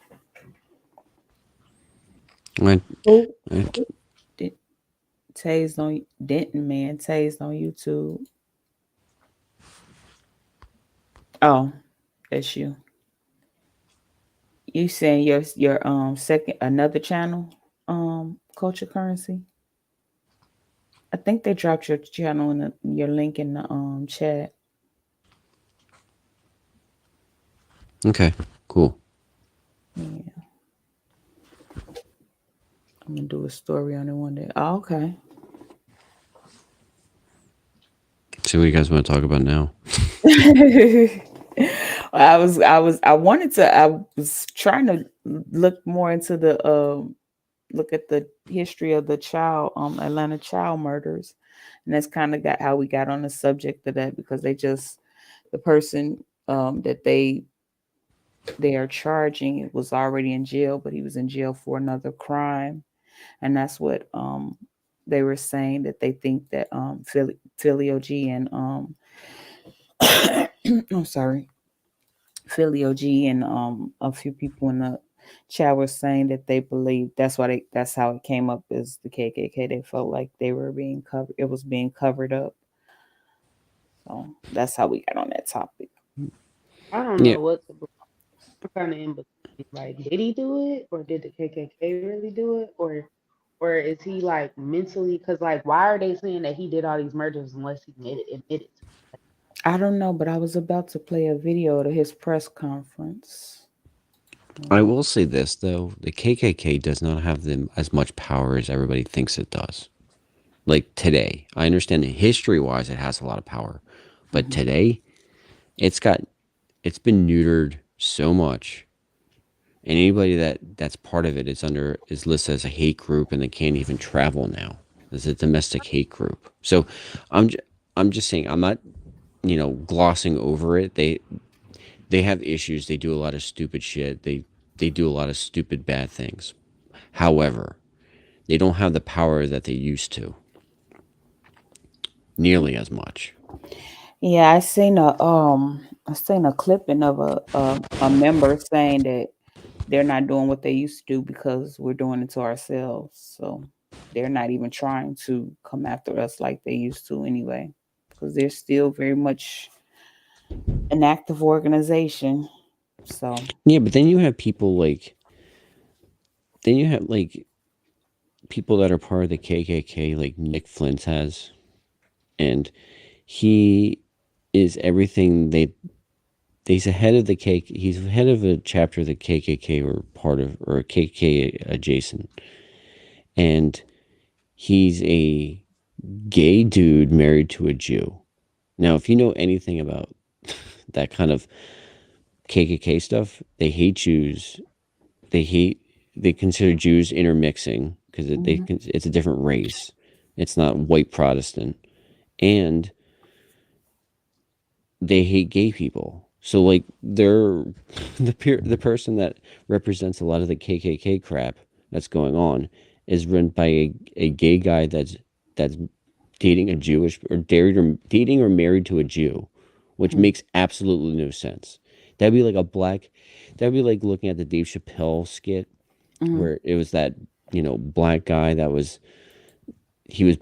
Dave Chappelle played a blind black guy that was a racist against black people. That's literally what's happening. Like they're a mockery of their own selves. That's how like gone in the weeds the organization is right now. They don't even stand for what they believe in. They're basically Dave Chappelle as a black hating racist that's blind. I mean, that's how denuded these people are. The people you should be scared about, if anything, would be anybody, any politician, any media, or anybody that's telling you to do something that's against your best interest. All this bait and shit, switch kind of shit. That's the stuff I'd be worried about. Like, oh, you shouldn't be doing this because, you don't belong here kind of shit. That's the indirect racism shit that's going on today. Like most organizations that were racist that are out in the open, they have no power. It's the indirect stuff that you should be worrying about. Like, oh, like prime example, like we talked about before, real estate. Why do you think all real estate now has HOAs? Do you know what HOAs do? yeah, the home the home owners Because association. they charge you, $500 a month to be part of an HOA.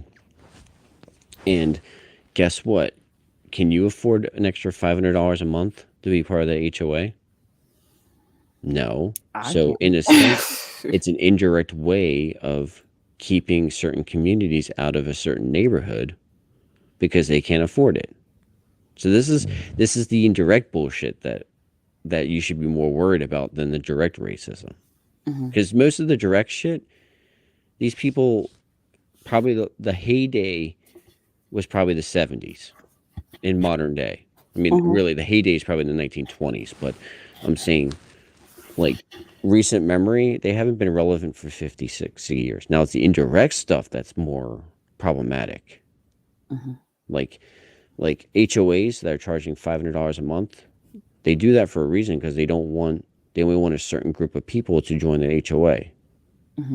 So so other communities are forced out of a certain area. So you're basically creating red lines, like legal red lines, all because you're priced out of joining a community. Right. So that's the stuff I would be more adamant about than, freaking KKK. They're still a threat, but they're if you want to put threat factor, they're like a 1. The HOA stuff is probably like a 7 or 8. Because if, like, I'm living in the suburbs, that's how the suburbs keeps keeps the riffraff away in their eyes. Not saying my eyes, I'm saying in their eyes. They say, okay, we're going to have a high HOA fee to keep other minorities out of a certain area so we can have a homogenous area, or to keep crime away. So they keep a high HOA so you're priced out of it. So they're only basically going for upper middle class or upper class people. Because there's no reason why a house that has 1,200 square feet is going to be charged like $2,000 a month and then another $500 for an HOA. Like, you can't afford $2,500 a month for like a 1,200 square foot house. That's ridiculous. I agree. So that's what I would be focusing on. Like, why is that happening? Or why is the media pitting the races against each other? Why is, politics doing this? Why is jobs doing this? Why is certain things woke and some other things not woke? Like this doesn't make rational sense. Mm-hmm. That's the stuff I'd focus on. And that's where you can build bridges, because you can be like, yeah, I think HOAs they're charging this as bullshit. And I go, yeah, that's bullshit too. Now look, now we're agreeing on the same thing. Now you're building common ground. We can actually have a conversation. We can actually be allies. Right. And attack the same problem. Right. I mean, I like the conversation though. It was pretty civil. Yeah, I'm pretty civil. I understand. And he was very civil as well. That was a good conversation. Right. Yeah. I vibed out to it. I just sat back and listened to the gems and listen to the instead of the division, the the coming together, the meeting of the minds. That's what I call it. Appreciate that.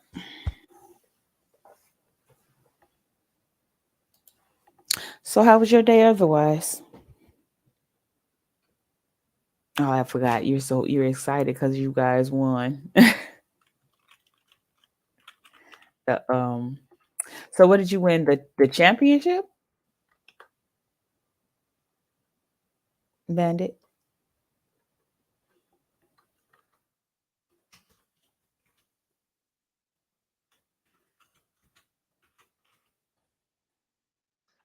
Bandit, you're on mute.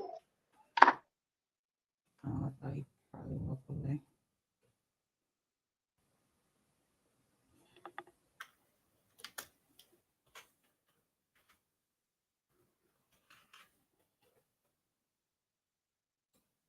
Yeah, he probably walked away from his device. But yeah, I just wanted to see what happened. Like, I wanted to hear his reaction to everything. Sorry, I'm back. Just to see his mannerisms, yeah.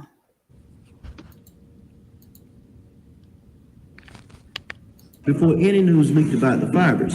After that, victims turned up on land, some were in water. It was the same as before and after the fiber announcement. And as a matter of fact, of all the pattern cases, there were only 7 river victims after the announcement of fibers. They were Joseph Bell, Michael McIntosh, Timothy Hill, Eddie Duncan, Curtis Walker, Jimmy Payne, and Nathaniel Cater. Every other victim in this case was found on dry land. So we question, how can the prosecutor use the facts that, well, Payne and Cater turned up in the water to say we have a pattern? And as a matter of fact, Payne and Cater were the only 2 who turned up in the Chattahoochee River in the pattern that they introduced to court. Nobody's addressed that. And also, if we consider cases that are not on the task force list, we can also factor in other water cases. We have 2 more. That was a young man found dead in 1979 in Sandy Creek, not far from where Milton Harvey's bicycle was found. His case never made the task force. He was shot in the back, partially clothed. We don't know if there were any fibers found on him. Also, they have refused to acknowledge the presence of black females being killed. A black female was found killed in South Atlanta, near the area where Richardson and Terra were found. She was found in a stream. I'm saying all of this. So I was just about to say, what is he getting at? Because he got a lot of information, but he was about to say it. Occurred during the same time, and at the same time, they had females on the task force list. By the time the trial came around, no females. So what we're saying is, if the pattern changed at all, it occurred with Patrick Rogers in 1980, but our investigation, and I will say that we've been assisted by investigator Chet Detlinger, who has given us some of his valuable time, we've come to the conclusion that the pattern has not changed. One prosecution link, to justify including all of the 10 pattern cases was that both Payne and Cater. Isn't this Wayne Williams? Anybody out there? Is this because he's talking like he a reporter? Like he got a lot of knowledge of the case. It looked like him. That's what I thought. Were victims of an environment and that they stayed out late at night. The same thing was said about Larry Rogers, Alfred Evans, William Barrett. The court even states in its review of the cases that part of its consideration in that was that you have to take all of the information regarding their backgrounds into consideration and the fact that they disappeared at night. This is flatly not true. Jimmy Ray Payne was last seen around 9 and 10 a.m. on 4/22/81. Witnesses can place Nathaniel. What is he? So, yeah, what is he reading? He sound like a reporter to me. Nathaniel Cater alive during the daytime on May 22nd, which is after the bridge incident. Larry Rogers was last seen in the morning. So what witnesses? 3 witnesses. That's right, I think it's 3, right? So were Alfred Evans, William Barrett, Luby Jeter, Terry Pugh, Joseph Bell, Patrick Baltazar, and of the other 30 task force cases, the others that disappeared during the daylight hours were Yusuf Bell, Clifford Jones, Darrell Glass, Earl Terrell, Aaron White, Christopher Richardson, Milton Harvey, Aaron Jackson, Patrick Rogers, Curtis Walker, and Anthony Carter. The others, I don't think anybody knows when they disappeared. So I'm saying again that I don't see how this can logically be used to say that we have a pattern just because the victims are disappearing at night when they aren't. And again, the court says you have to consider age, sex, and size of the victims, where you have them ranging. He just doing too much talking. I mean, I'm from Chicago, so I don't really know too much about the case, except for last 3 years ago when they brought it back up. But he know an awful lot. From 3 feet all the way to 5 feet 11 inches tall, and then ages from 7 to 30. Let me say something. Sure. Okay. At this juncture, I know the question has come up: have the murders ceased? Okay. Now, the limited investigation that I've been able to do in that. That's a good question. So did the murder cease after he went to jail? For what he went to jail for? Regard is through the Fulton County Medical Examiner's Office. I think that someone needs to, and if I, at this point, we obviously will be doing this, somebody needs to seriously look at the medical records in DeKalb County, Cobb County, and Fulton. Another thing that they talk about is, I'm sorry. Another thing to think about is, by the police, coming on the news and everything, does that promote copycat murders? So Yep, I said that. Okay, sorry I missed that part. But I've said that. I've said that before. I believe it does. I believe that's why a lot of stuff they don't report because they're scared of copycat murders, but it's too late now because of the ones that they have reported. Yeah, it's a tough thing because you want to let the public know that there's a serial killer out, but if you give the serial killer any credit, you're going to cause copycats. So, like, one thing I don't like, I know they do it in like England and stuff. They never release the names of the killer. So, like, they'll talk about the victims and that had this heinous person. They'll call them like John Doe or something. They'll say they're what they look like. Like they'll give them like 5'7" white male, for example, did all these murders, okay? But they'll never give the person's name. They'll never give what state they're from or anything that's not pertinent to the case, and that kind of prevents copycats because you're not giving that person any any kind of ego boost. So you kind of look, ego is one of those things kind of like publicity. It doesn't matter if it's good news or bad news, it's good for the ego. So if you're not giving them what they want, that kind of like hurts copycats. That's one thing like in America we can work on. Who cares? We need to stop focusing on the person's name and giving them credit or non-credit for it, kind of like infamy or praise for or something. If it's someone doing something good, let the person's name out. We should praise those people. But people that do heinous things, they should just be a John Doe or a description of what the person looks like. It should never give the person's name or anything like that out. That would get rid of copycats in a heartbeat. You think so?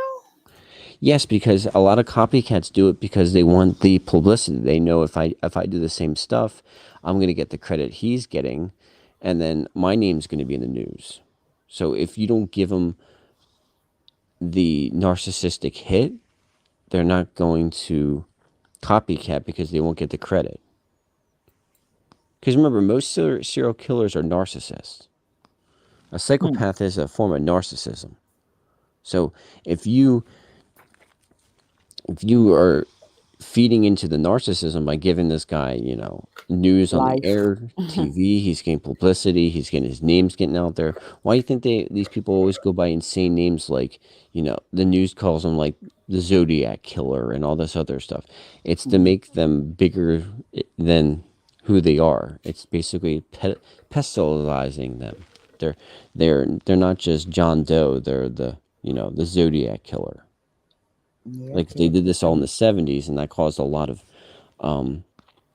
copycats. And then when they start not using their nicknames, or using some kind of something a name that the media gives them to give publicity to them, the copycats go down. So I mean, they're still doing it right now to this day with stuff that goes on now. Like, yeah, for so example, Kanye. yeah, but I'm saying if you take the names out and just call the person by their description, like, male, 35-year-old male, killed 4 people, that could be anybody. You don't really get that narcissistic hit because your name's not really in the news.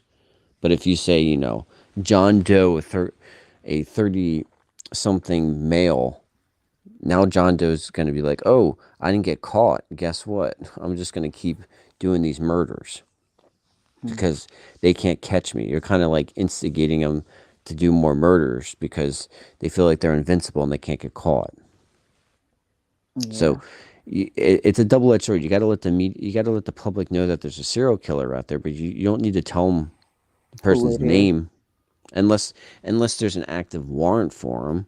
But you shouldn't be giving personal identifying information in the public to who these people are, because guess what? You're just going to feed that person to either do more crime or copycats, which is not worth it. Right. It's kind of like you gotta have to like balance act. Like if you want to really, if you know who this guy lives and you're just missing a couple pieces, like where he lives, okay, we're looking for John Doe. Last known address is this. This person's wanted for murder. You don't need to say he's tried to kill 4 people. He just says he's wanted for a murder. So depends on what kind of facts you want to tell, kind of like promotes people to copycat or not. Like the news likes to centralize everything and blow things way out of proportion. And then you're just feeding into these narcissists. I get what you're saying. I totally agree. The only thing about this case is he didn't go down for this until 3 years ago. I think, if I'm not mistaken. From the freaking 80s or 70s? 79 to 83. Jesus. That's why I wanted to see his demeanor, like, because the way he was just talking was like I wasn't even freaking born yet. Blame the victims. It's like 40 years ago. No wonder I don't remember because I was young. I'm just saying that's like 40 years ago. Yeah, he's talking like somebody told him to say that. Or that he knew details. I don't know. I don't know.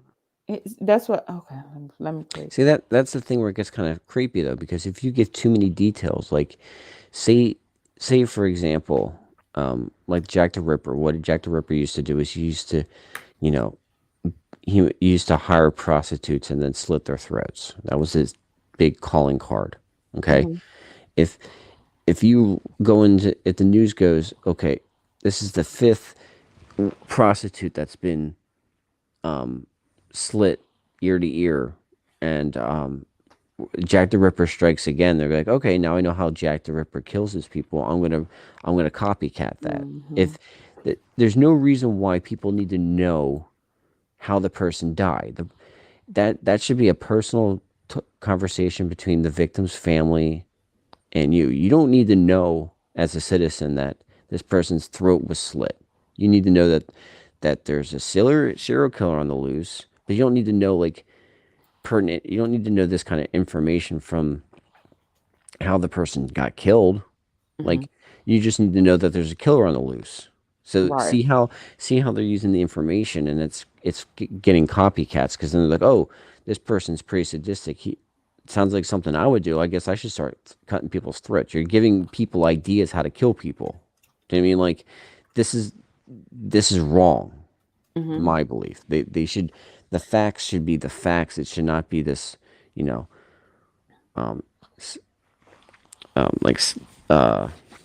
sorry, I'm getting a little winded. This isn't the speculation or the promoting all this. They shouldn't be getting all these facts out. And this is where I blame the media for See, causing all this shit. This is the part. But see, that's the weird part about it. This is the person that they thought did it, but he didn't go to jail for it until 3 years ago. And that's why I'm like, So how they nail him? Was it I don't DNA? even- I think it was. Well, It was. But see, that's how they got to talking about the Klan, because the Klan claimed the murder. Well, it's the same. Well, it's the same kind of crap that, like, I mean, the Muslims were doing the same shit every single time. You know, American was beheaded in the Middle East. You would have some like Hamas person saying, "Yeah, we sanctioned the murder." Did they do it? 50-50 of the chances they did, but the other 50%, they just wanted the reputation that they were just evil motherfuckers. You know what I mean? Like, they took credit for murders that they didn't do because it gave them more clout, even though they didn't have no reason why they would do these murders. So sometimes an organization will piggyback on these murders. Not saying, I'm not justifying saying they didn't do it. He could have been a KKK member. I'm just saying sometimes people go in and clout and do this kind of clout stuff because, you know, it basically goes with their ideology and then also builds their cause. Like, yeah, we got a famous case where we killed a black man. You know, we lynched this guy. So, you know, that's going to give us cred with or more organizations. And if people feel that way, it's kind of, they use it as a recruiting tool. We just lynched this famous person. You want to join our organization? All because the media did something stupid and said the KKK did it. So people need to be responsible for what they post. This I have a huge problem with this. Like, media does this all the time. Like, there's no reason why the race shit should be said until they've been prosecuted under a court of law. Like, it's up to a judge and a jury to decide if something is racial based or not. Now, if it's racial based and they get proven guilty, yeah, freaking roast them to the nth degree. But until then, everybody's innocent until proven guilty. Otherwise, you're going to get copycats.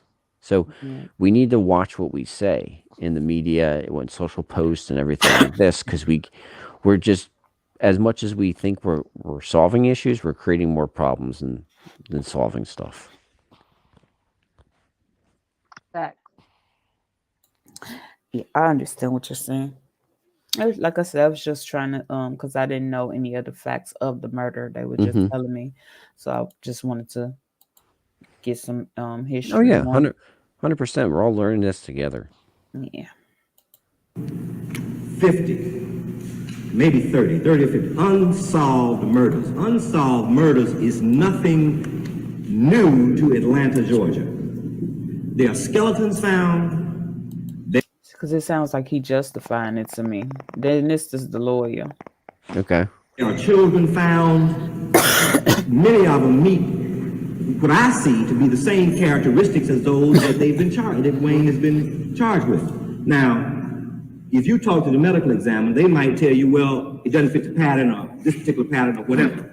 Now, maybe they say it's fibers. Now, the problem is I don't have access to the crime lab. That's part of the prosecution arm. So I don't know what fibers were taken off what bodies. So I'm limited, okay? But I know that I went personally to the Fulton County Medical Examiner's office, and there are unsolved murders of children in the Fulton County. See, that's ridiculous to me because again, it sounds like he justifying murders being done, even if his client did or didn't do them.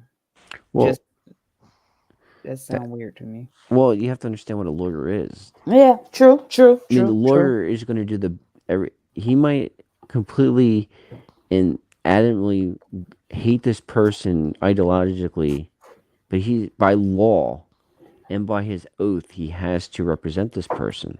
So people need to have the back burner that just because the lawyer is defending their client does not mean that they are agreeing of what the actions of the client did. To them, what the person did or did not do, to serve justice, you have to defend somebody that you hate, because if you can prosecute someone that you hate under a fair system, then the system isn't corrupt, and then the system's doing what it's supposed to do. So I would argue you should personally defend the prosecution should have, or I'm saying the defendant should have a lot better lawyers than the prosecution, because if you find out that you are guilty, then you really screwed up. You know what I mean? Like, you're not putting like young people behind bars for, doing mediocre shit. Like, here's the evidence. We nailed you. We got you in video. We got your DNA. We got your fingerprints. We have your blood sample. We have, photographs. We have, communication. We have your manifesto. We have all this shit. You're going down. And here's the evidence. With a shadow of a doubt, you're going down. I'd rather have a defendant trying to find a way to defend that person, and then with all this evidence, that person gets finally put away. Because then I know that we're actually putting away bad people and not putting away good people that, could have. You hear those horror stories where a guy's been incarcerated for 10 years and then, God forbid, finds out the woman's lying, or there's some new quote-unquote DNA evidence, and they get acquitted after 10 years. So they suffered through 10 years of being in jail. Their life thrown away. Like, you can't recover from that. You're always going to be known as a convict, even though you did nothing wrong, because no one's going to care about that you got off for free. They're just going to know your criminal history, that, oh, you went to jail for 10 years. Yeah, but it's so I would, under a fair system, I would love to have a better defendants than prosecutors, because then we know if we prosecute those people, they know they did something bad and they should be, thrown in jail and thrown the key away.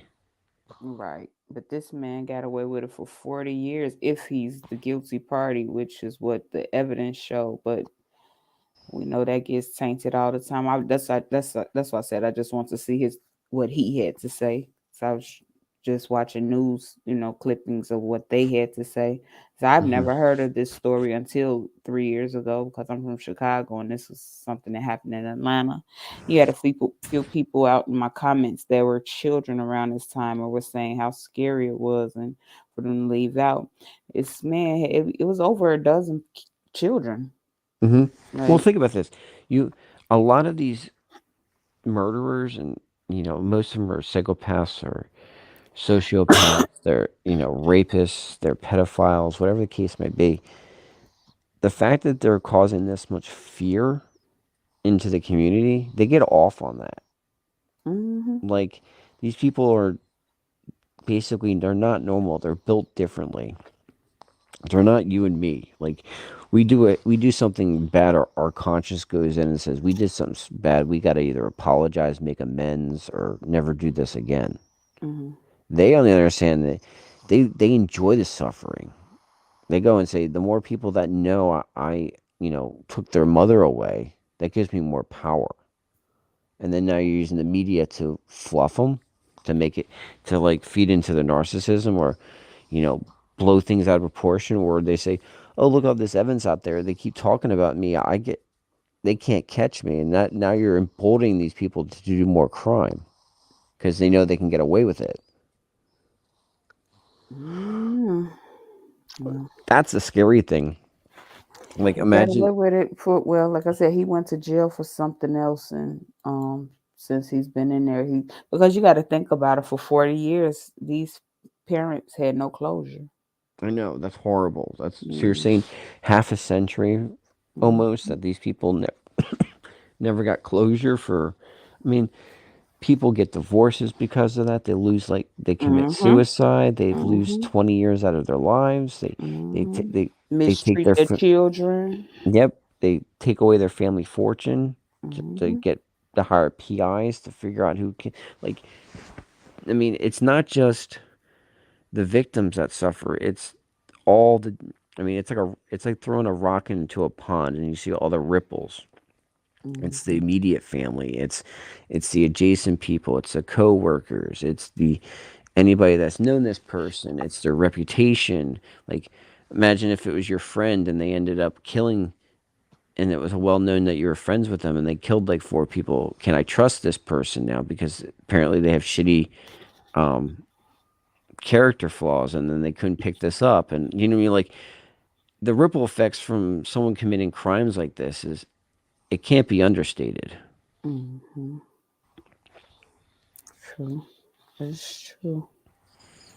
Like, could you imagine if you were this guy's best friend growing up that did all these murders? And then you go in and realize that, to you, they were the nicest person could be, but behind the doors, they were a psychopath. Well, Veli said that he wasn't a very nice person. He was rich and then didn't like certain people, and he was, I guess he liked men or boys rather. So Yeah, but I don't know. But look at like Jeffrey Dahmer. Jeffrey Dahmer was an attractive, quote unquote. I'm not attracted to guys, but I'm just saying, like, he was a quote unquote attractive dude, and You say pause, huh? no, but I'm just saying he was a quote unquote attractive dude, and all the girls were hitting on him. But he didn't like gay people, and he would just kill gay people, even though he was gay. Like, does that make any sense? No.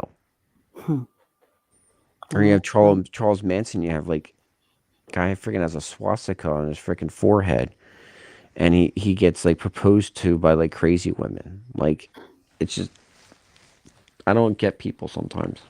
Yeah. He said he was rich and hated poor black children. He was a fake music producer.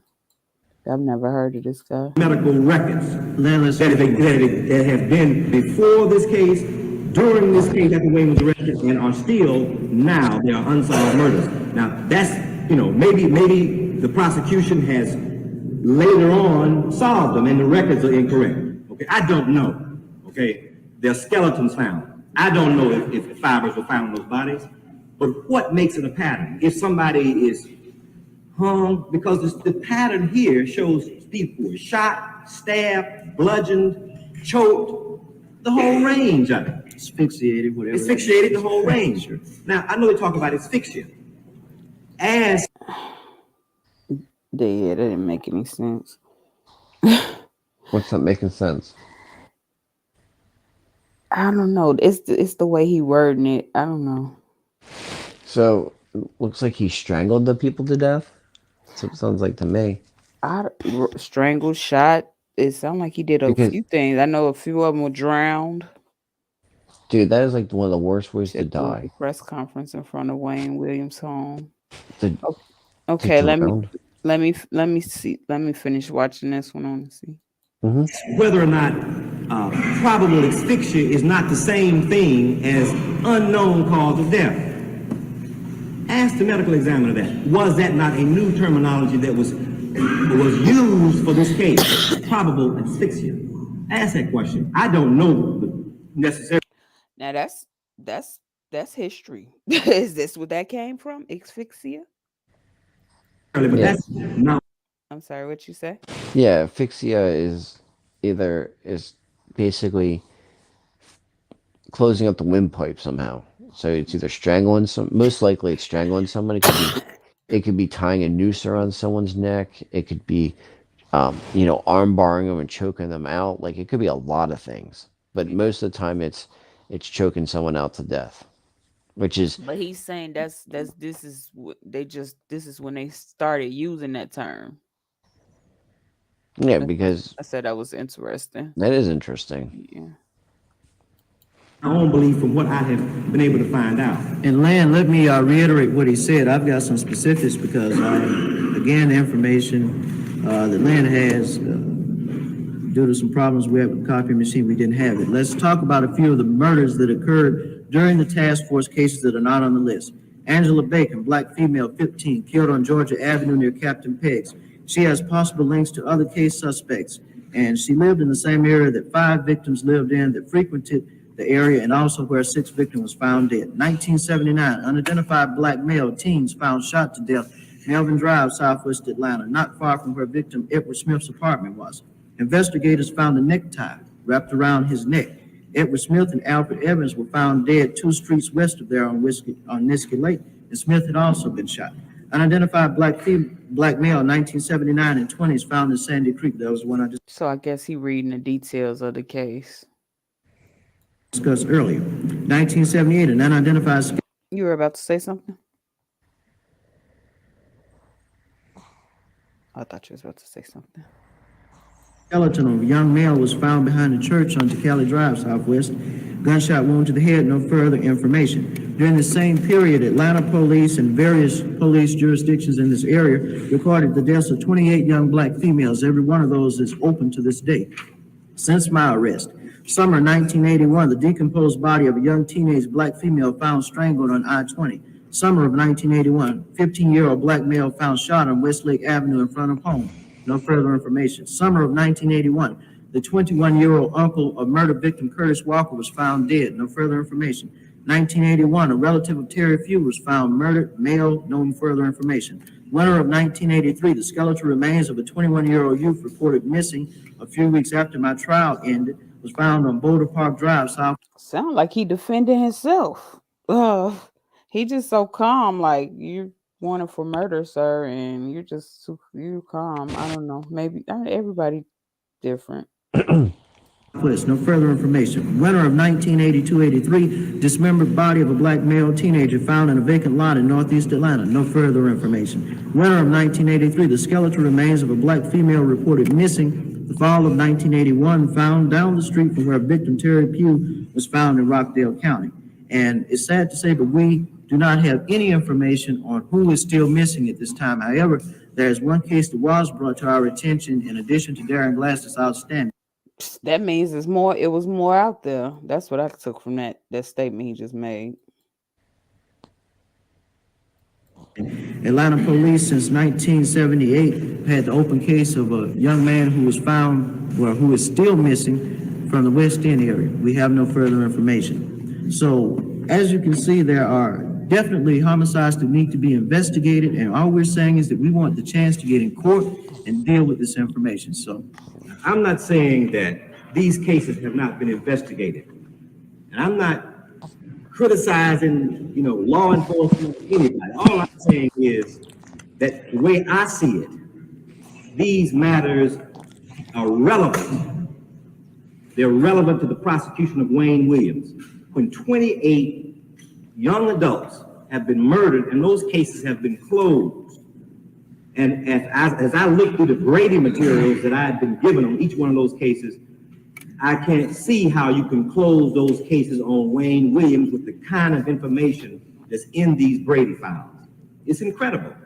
And I'm saying that murder is one of the worst crimes in our society.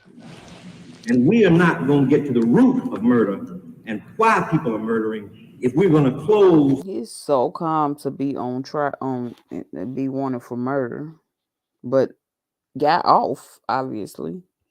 Murder file. You about to say something, Bandit? Yeah, I'm just saying I'm getting a little tired. It's like 3 a.m. here. Okay, yeah, it's 3 here too. Okay, thank you for coming up and giving your input. Yep, anytime. Okay. Bye. Bye bye. It's unheard of. So, now, at this point, we could probably go on for days talking about this case and the related matters that are involved. So why did they? Well, so what were they doing 3 years ago? I thought he was already in jail for something else, and then they found evidence 3 years ago that it was him that did it. Is that wrong? I think at this time that we will field certain questions. I will say this, that I will not allow my client to answer questions that I feel will have a questionable effect on his appeal. In other words, I still am in the law system, in the legal system, and I want those judges to be unbiased as to the facts that are in the record, okay? But I still feel the public needs to know certain information. And that's why I think that this is important for you all to ask certain questions. And so to that extent, I will have some reservations and will stop any questions that You catch that? But anywho, I don't feel a proper, or that I feel that it's a legal question that I should answer. Okay? Wayne, the sheriff has said that he has received death threats almost daily against you, and that some other inmates here often refer to you as a baby killer. What is your reaction in that type of atmosphere after having lived here for 2.5 years? Well, Paul, in my 2.5 years of being here, there has only been one incident, and it had nothing whatsoever to do with the nature of the case. I personally am not aware of any threats that have been made, and I've been all over this jail, and I've even had the accidental misfortune of coming in from exercise in the middle of 400 people in yard call, and I'm still here. it looked like he felt like he got away with something. Let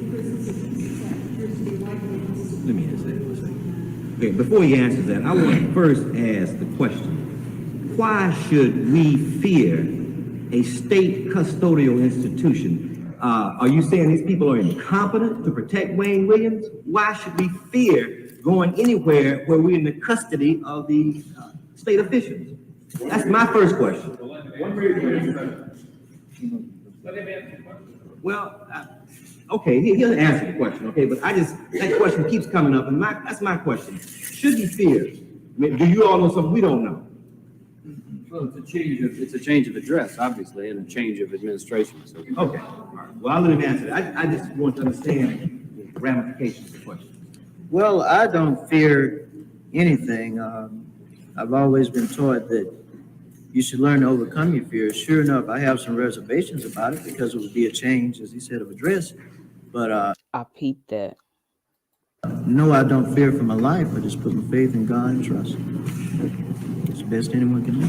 Wayne, how would you describe your Very for someone that's out for murder, unless you really didn't do it. But I don't know. I wasn't there.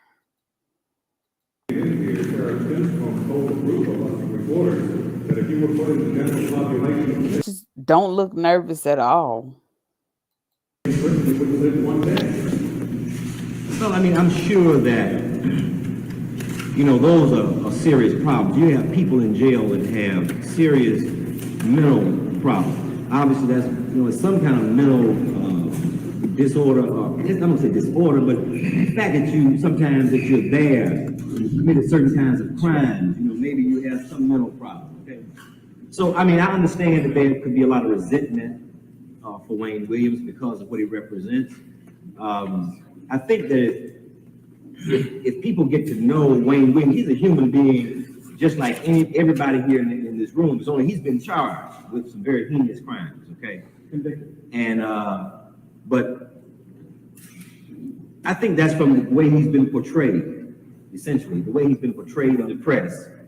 And I guess the nature of the whole crime itself. So I guess there are some reasons to have some fears, okay? Man, let me expound on what he was. Now, what does that mean? The nature of the crime themselves. What that mean? Did that sound strange to you guys? Saying now, the one incident that happened here in the jail involved a person who was not of normal mental capacities, but I'm saying there have been no incidents regarding normal people. Well, I'm not qualified to answer that. I don't know. Wayne, how would you describe your own psychological well-being these days? Well, narcissistic. Look at his demeanor. I try and stay as calm as possible. What can you say? I'm just a regular prisoner here, and I'm not treated any differently by the people that I'm around here. They treat me like anybody else. We play cards, we shoot the bull and do everything else that any other inmate would do in jail. Could you elaborate on the eyewitness? You said in your statement you had an eyewitness to one of the murders. Sure we can. I'll tell you what I'll, let me see what. Clifford Jones.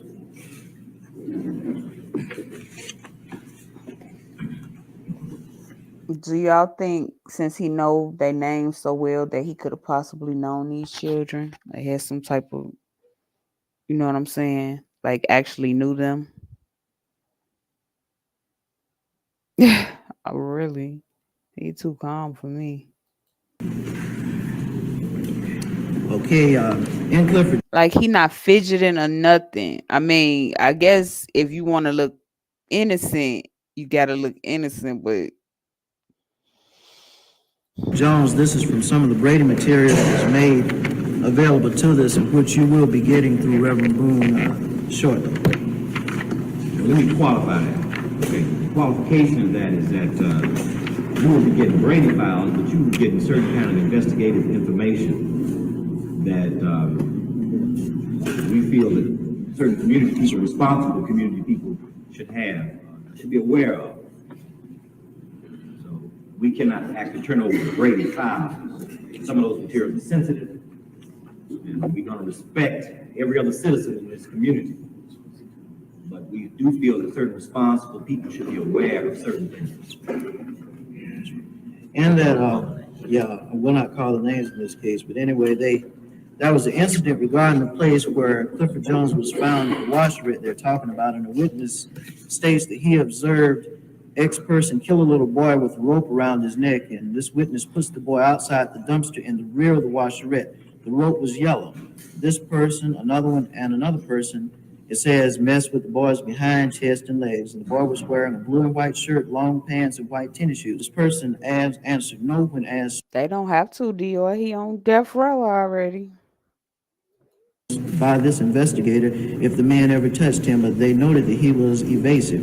He did say that blank acted like a sissy, and it goes into it. So I'm saying the Clifford Jones case, this is information that will be made available to you. And that case is very interesting because Clifford Jones had the same quote-unquote unique green trilocal fiber, and you'll be hearing a lot more about that green unique trilocal fiber in the future now that we have serious, accurate information about that so-called unique fiber. Are you saying now that there has not been, that there have been a great many other murders since Mr. Williams has been in jail, and the police are just not talking about it, that they want us and everyone else to believe that they stopped? I would say this, during the hiatus of this matter, I recall that any child that became missing after so many hours, any child that was, it was front page information. Okay, now obviously, in order for the press to get that, they have to be given that information, I suppose. Okay, I'm saying that I specifically have reviewed Fulton County Medical Examiner's records, and I'm saying that there are unsolved murders that have not been made public, or at least if they have, maybe some other resolution was made of them. And I'm saying there are 30, 40, and I don't think that the medical examiners can deny that. Now, what they might deny is, well, this is a woman, so this is not part of the pattern. I don't know if they did fibers in that situation or not. Or this is a suicide. Maybe he was by. Okay. Or well, some of them have been resolved as suicides, okay? But what I'm saying is I don't have enough information to make that decision. Subpoenas would have to be taken, and more serious research would have to be done on it. I don't have access to the crime lab. I don't know what's being done. I do know that fibers have been taken off some of those bodies. I just don't know. Why would they go through that when there has been a trial by a jury and it's gone through an appellate process, and up until this point it's over? You're saying the case isn't over? I'm saying that if you stop doing fiber analysis, then how do you know if anything is related if your case is primarily based upon fiber analysis?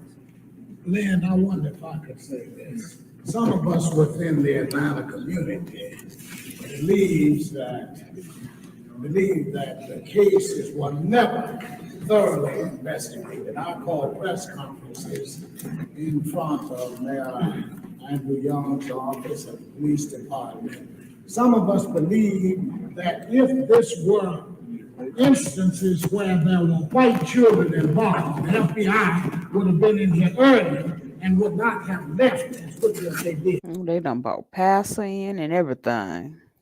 Many of us are calling now for the task force to become reactivated. That was deep. You said look for the press conference in front of his house.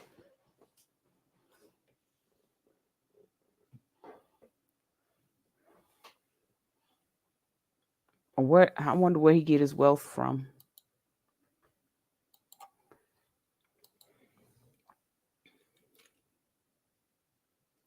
He had a podcast too.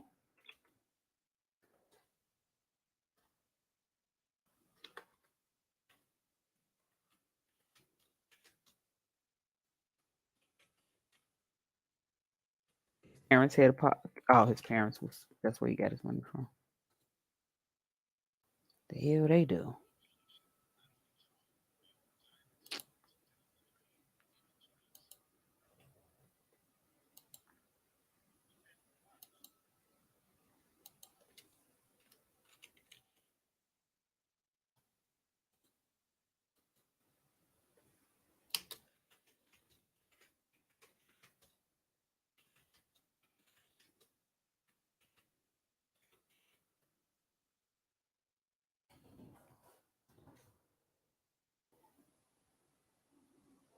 Sat in front of his house.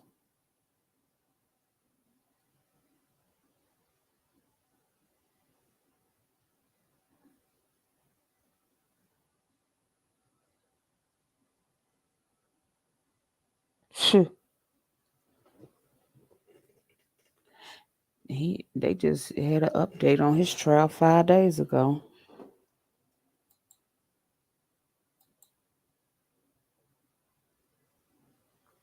So he must be going through trial right now. Now you say he on death row, right?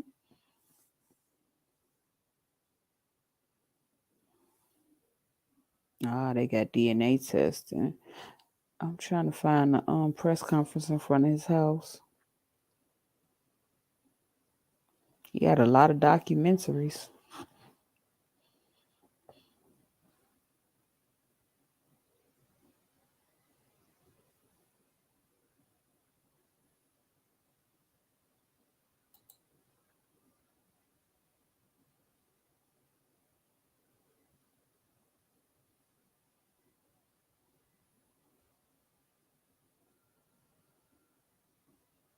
I don't see it.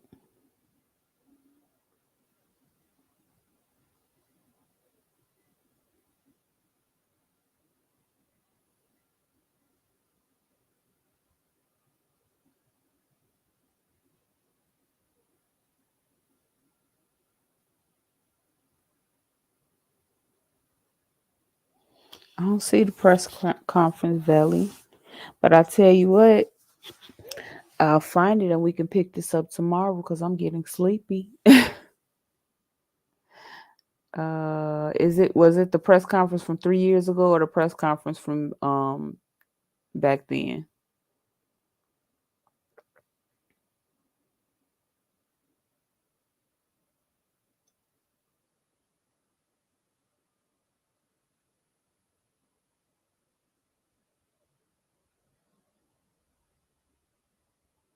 They got a book out about him and everything. I think he said the press conference Hmm? when he first got arrested. I hear you. I think he said the press conference was from when he first got arrested. Okay. I don't see that.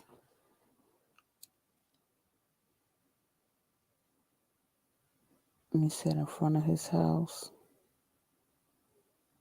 I don't see that. Let me try this.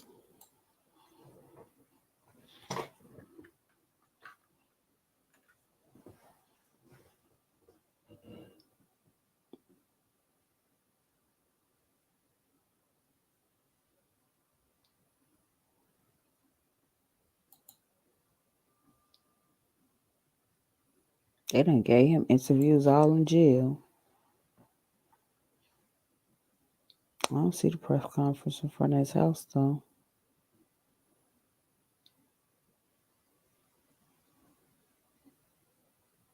If this is it, this is a whole 42-minute video. It's a documentary.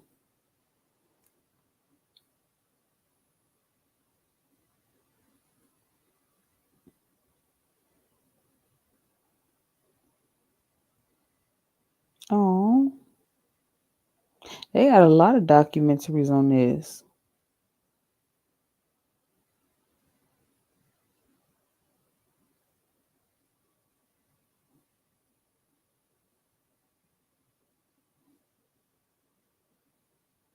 Yeah, I don't see the one in front of his house. I guess I'm looking too hard, probably.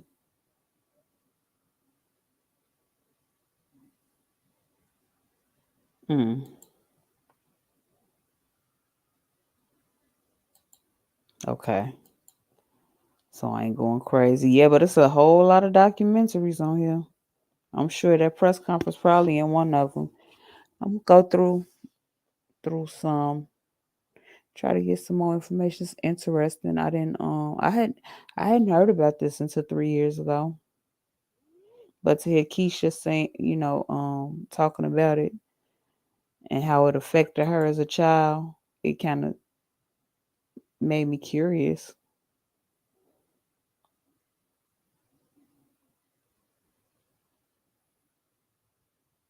So, cause I'm real confused. So when he went to jail, so when it happened, he went to jail and got out, or what? I'm confused. I thought he went to jail for something else, and while he was in there, they found out that he was guilty of the murders because of DNA or something.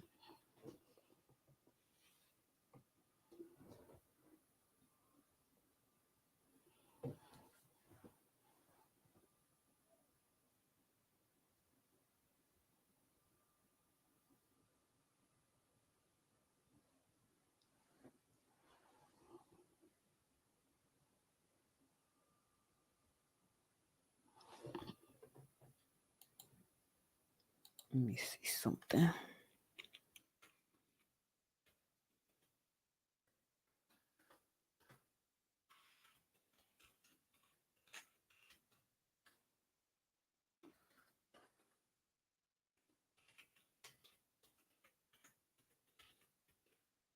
Oh, you know what? I wasn't Googling, but when you Google nowadays, it take you straight to Facebook and YouTube anyway.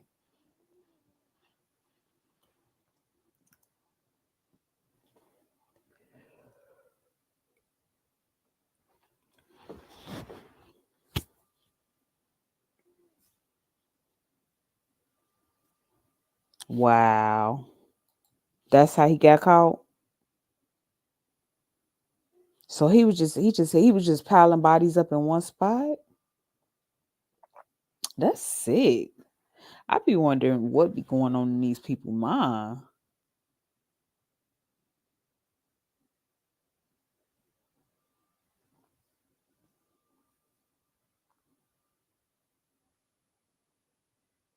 He was found guilty of 2 murders. Hold on. Let's see what this one about.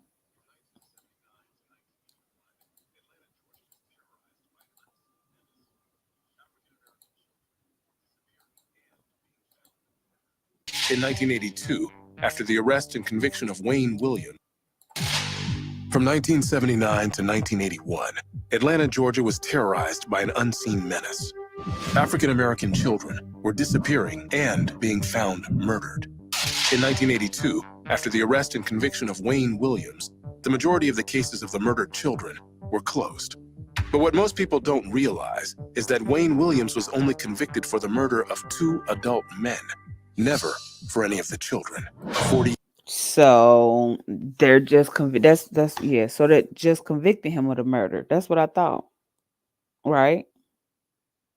Years later, people still wonder, did Wayne Williams do it? I know for a fact he did not kill my daughter.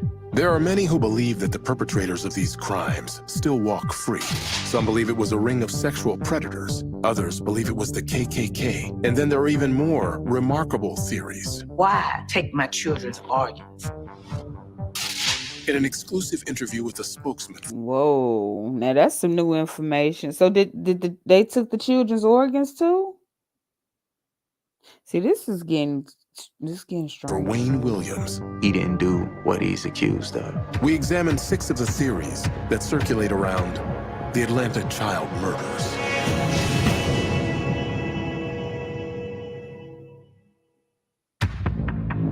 In 1979, Atlanta was enjoying a renaissance. This is just over 10 years after the murder of Dr. King. Atlanta and a lot of other cities throughout the country, but especially throughout the South, were just figuring out their race relations. It was a time that felt very progressive. When Black children began to show up dead, that progress seemed to halt. It put the city on the brink That is so heartless. Like, how could you? of a real racial catastrophe. When Wayne Williams was arrested, beleaguered Atlantans let out a sigh of relief. Although Williams was not charged with the murders of the 23 children, the conventional wisdom was he was responsible. 23? Okay, so my question. My question was, oh, I forget.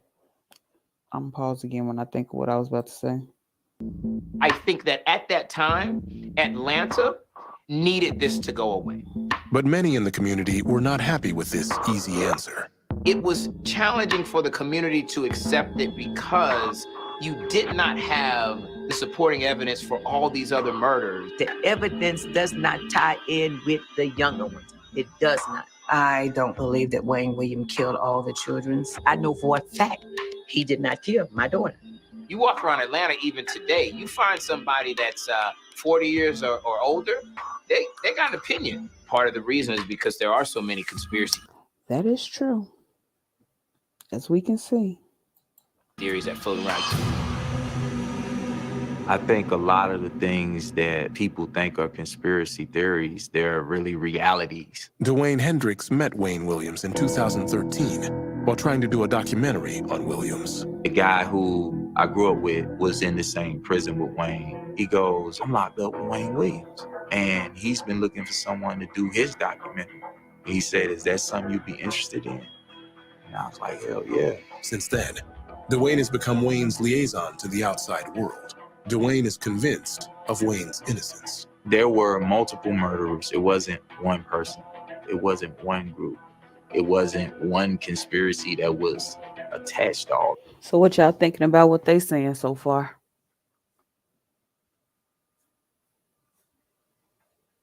Y'all think they're a little biased or?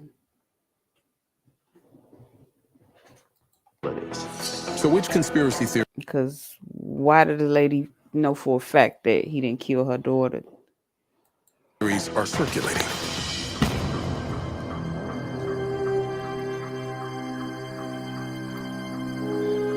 If you grew up in the South, you knew about the KKK.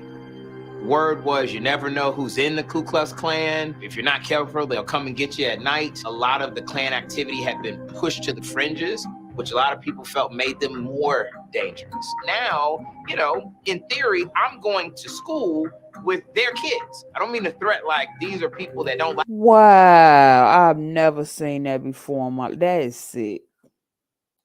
like you, that may be mean to you. I mean a threat that these are people that will kill you. In the Black community, we're thinking that the Klansmen had a lot to do with it. We couldn't think of anything but the Klansmen. In particular, a man named Charles Sanders is thought to have been responsible for the death of Luby Jeter. The name that people know is Charles Sanders. Charles Sanders, who was associated with a white hate group, maybe even the Klan. Allegedly, Sanders was angry because Jeter had scratched Sanders' truck. A 1986 Spin magazine article quoted a police informant who said he was with Sanders when Sanders saw Jeter and remarked, "See that black bastard? I'm going to get him. I'm going to choke the black bastard to death." It is alleged that Sanders had threatened. So, like Bandit said, do y'all think it could have been copycatters out there actually helping him? To kill Jeter. Jeter was subsequently found dead. Not only did he say that they killed Luby Jeter, that they killed more children and that they were going to start killing little girls as well. So what happened? Why wasn't Sanders prosecuted? Authorities said they had no evidence connecting Sanders or the KKK to any of the murders. Dwayne Hendricks believes the authorities suppressed the evidence to protect Sanders. You had guys that were police officers that were KKK. You had people that were firemen that were KKK. You have certain orders from your KKK superiors. You don't share vital investigative work that I may need to solve this murder. While the allegations against the KKK never led to any convictions, another sinister group was also under suspicion. There was some belief that there was some sort of sexual aspect to these murders, some sort of a pedophilia ring. That's not a thing. Could they not find out back then if these kids were essayed? Theory. That's a reality. For years, it has been believed that Uncle Tom Terrell, a known sex offender who lived in the area where most of the murders were committed, was responsible for some of the deaths. Tom Terrell was one of these folks that supposedly ran in a lot of groups that were involving kids in trafficking. They called his home Uncle Tom's Cabin. He's on news footage openly admitting that the little boys were at his house. The little boys that disappeared and were found murdered. He's openly admitting this. And then there's the case of Clifford Jones. Some believe that he died at the hands of another sex offender, Jamie Brooks. Clifford Jones's brother, Emmanuel Williams, backs up the theory that Jamie Brooks was responsible. These people had kidnapped my brother, a man named Jamie Brooks. These guys held my brother captive in a laundromat, and they raped him and beat him all day long. One of the people stood in the doorway watching my brother get raped, crying, screaming, saying he wanted to go home and saying that he was going to tell his grandmother. How do we know? And said that the dude, Jamie Brooks, put a rope around his neck and pulled on the rope. Clifford was 12 years old. It breaks my heart. I felt like the police, they didn't really care. They waited 2 years to even question Jamie Brooks. Brooks was never officially tied to the murder of Clifford Jones. Jones is among the children connected to Wayne Williams. Unlike Williams, however, Brooks was convicted of a child-related offense. Jamie Brooks ended up going to prison for another child sex crime and died in prison of AIDS. Not everyone accepts the pedophile theory. Well, if you wanted a scapegoat, these would be the people. When the evidence came out about the examining of the bodies, they didn't find it. I don't know, y'all. All I know is that man seemed so calm, and it was kind of scary. Evidence that there was any kind of sexual activity. The case is governed by evidence. As prosecutors, we weren't about to accuse somebody of killing because they've committed some other crime or because they're not a good person. While the children bore no signs of sexual assault, some of the bodies found were missing organs. This has led some of the victims' families to allege that someone was killing the children to harvest their organs. Different parts of their children's organs was removed. You're talking about the kidneys, the liver, the penis. Why take my children's organs? It's very... What? So what's your theory on the organ harvesting, Veli? Important that the world know that it was like robbing organs here in Atlanta. This theory was popularized by Dick Gregory, a comedian and activist who had become obsessed with the Atlanta child murders. The late comedian Dick Gregory alluded to some conspiracy with the CDC appropriating these kids' bodies for their DNA. The Center for Disease Control, which is headquartered in Atlanta, and had some kind of survey going on. Some people thought this was some kind of plot by the Center of Disease Control to kill these young boys. According to this theory, the perpetrators harvested the sexual organs of the young men. One of the mothers that I've interviewed, she sat in front of me and cried, tears. I saw hypodermic needle marks in the genital areas of these children. I know all about the experiment. You tell me why are hypodermic needle marks on both sides of the boys' penises. Dick Gregory and I met with a scientist. A lot of things was explained to us. Showed me how one thing taken from a child at a certain age before puberty could wipe out cancer. This thing is a protein called interferon. Interferon is now used to fight cancer. And now, in 2019, if you go Google interferon, you're gonna find out that it's used in cancer medication. Somebody has to account for why those marks were there. The CDC isn't the only government agency that has been implicated in the Atlanta child murders. Wayne even goes so far as to suggest that the CIA was involved. He builds this claim on top of another claim. Oh, he was just painting all types of narratives, huh? That he, as a young man, was recruited by the CIA for secret missions. He was recruited into the CIA Junior Officers Program, and he went on 2 missions. He saw 2 villages in Africa wiped out. Women, children, all dead. He still to this day doesn't know if that was experimentation with a chemical biological weapon or experimentation with the HIV virus. That's when he came back. He said, I don't want no parts of this. Wayne claims that the CIA was upset with his leaving the exclusive program. As retribution, they were involved in publicly pinning the Atlanta child murders on him. People told him that he would regret it. Other than Wayne's story, there is no evidence to support this theory. You know, it's flight of fancy kind of commentary. There's just enough history of people being framed, especially black suspects being framed, being wrongly convicted. Then the more you listen, the more you think, well, maybe not.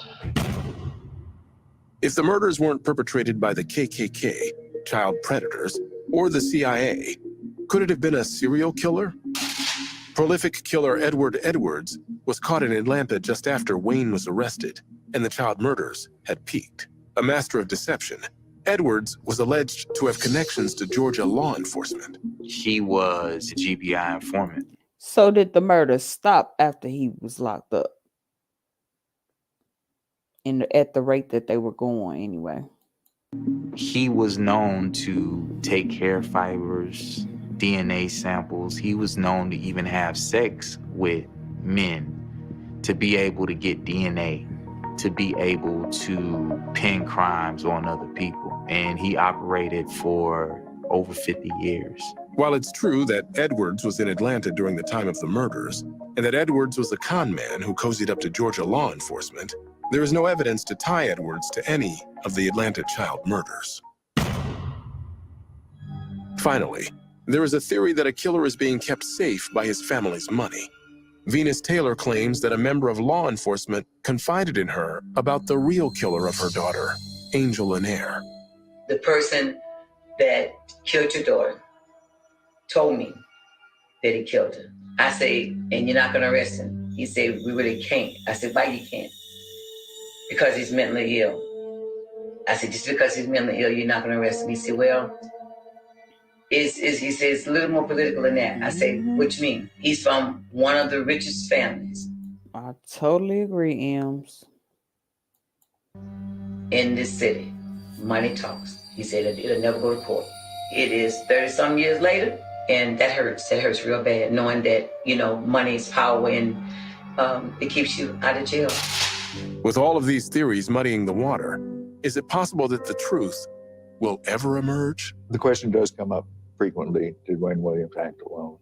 The only person against whom there is enough evidence to convict of these offenses is Wayne Williams. In some cases, I think, there was someone with Wayne. We may never have enough evidence to show who it was. The murders remain a stain on Atlanta and America. The victims' families continue to seek answers. Does anybody remember these victims? And the answer is not very much. They remember Wayne Williams, but they don't remember these kids. The near invisibility of That seems suspect to me. Like they were just trying to hurry up and find somebody guilty, but he seems suspect too. I don't know. these young victims has an echo in today's marginalized communities. The story might be 40 years old, but in some ways, it's more relevant than ever before. These were Americans that were murdered, you know, and American families that were affected. There's a hole in our heart as a country because of this travesty that happened. So you need to care about this. Injustice for Black and brown children is still happening at a high rate. 40 years later, some things have not changed. And if we're That's a word right there. not careful and we're cavalier about it, it could happen again.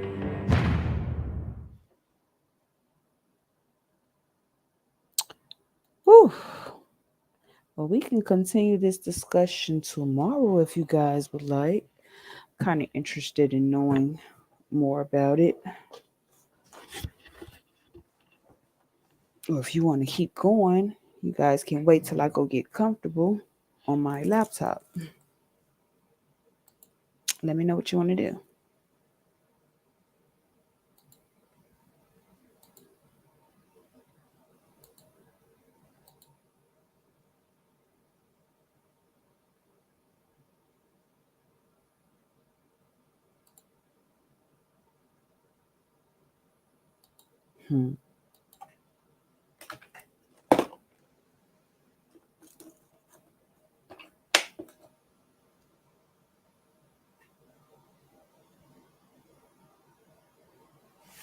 Can't lie, you done fell asleep.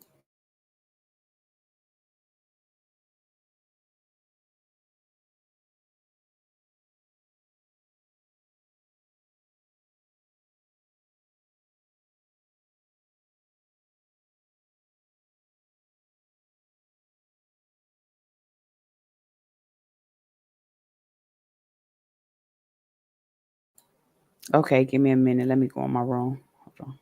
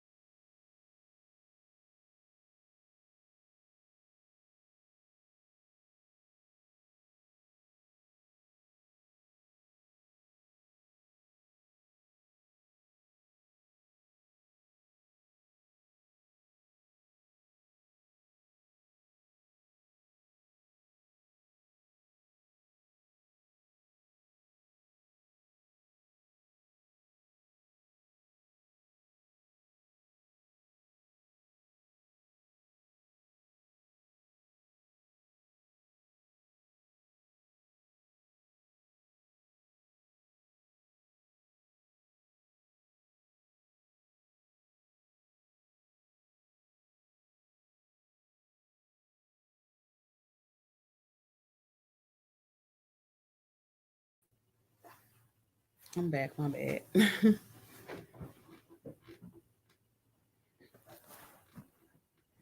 No, I'm cool. I just had to get comfortable. I was tired of sitting up. I'm cool. So yeah, what do y'all think about that? Sis, you sleep?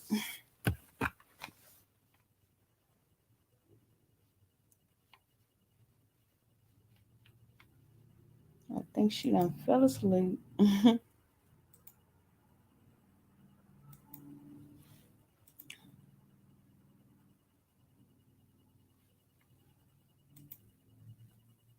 Yeah, I see. Talking about omelets. It is 4:00 in the morning, huh?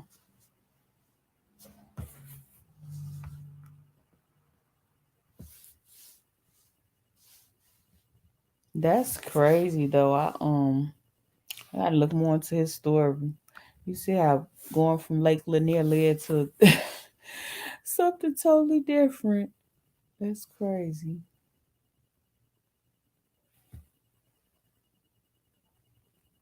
And I don't never I don't remember ever hearing about it. Have you Ems? Ems, have you ever heard about it? Oh, it's just 1 a.m. Oh, it's early.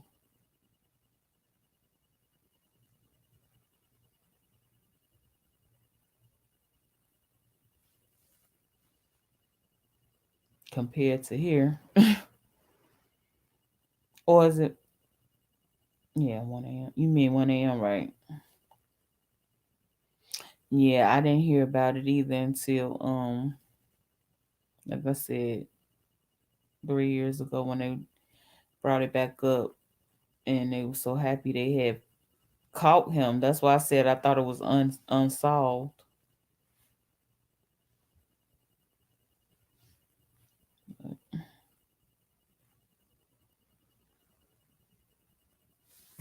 I know it's 4 a.m. here too. I see you on Eastern time.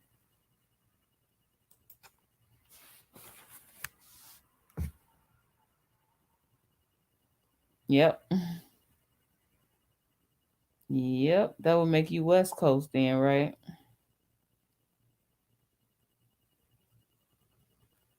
I mean, Pacific. Is it Pacific or West Coast?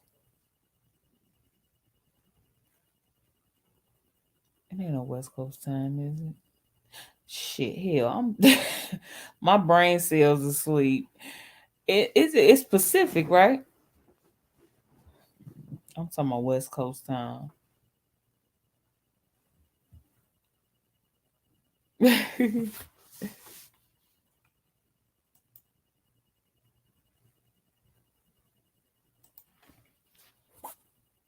Hold on, I could not even see what that was.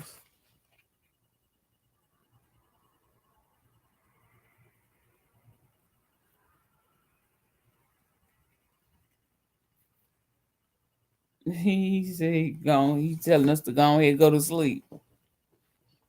They done fell asleep. Look, my sister's first time falling asleep on the panel. Congratulations, sis.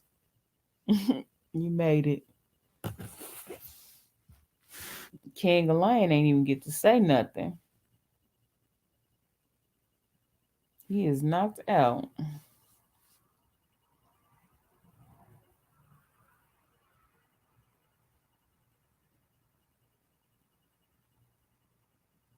Okay. Yeah, you're next door.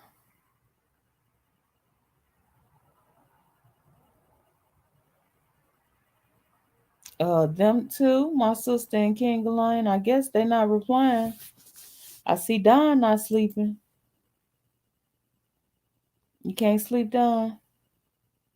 Velly like he ain't sleeping either. I thought you was waving back. I'm like, oh.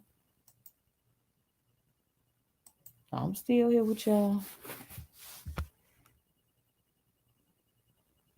It might get a little slow if I try to share screen though for my Chromebook. But I'm still here. And now I'm smoking. I feel like smoking, but I don't feel like rolling up.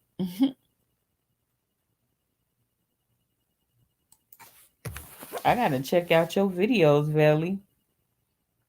I will play them, but it's probably gonna lag because I'm on my laptop, on my iPad. I mean my Chromebook.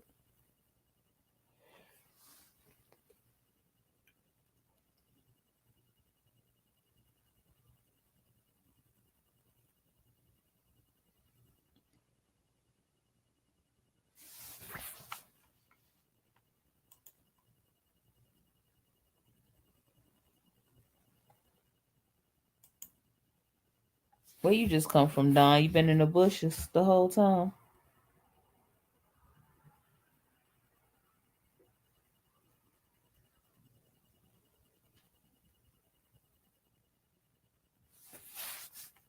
I'm gonna check them out. I see you got a lot of shorts. That's good. I don't record that many. Well, I was really the ones I had put up that was from already in my phone.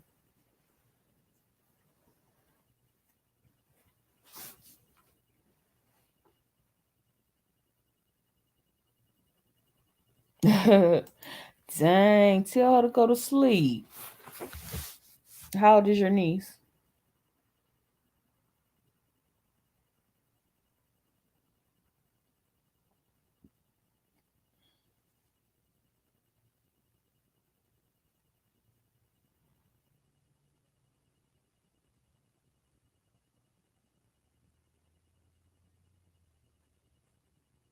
You taking bones here.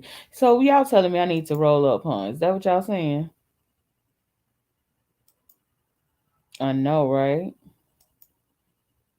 Shit, they made hard drugs legal out there, didn't they?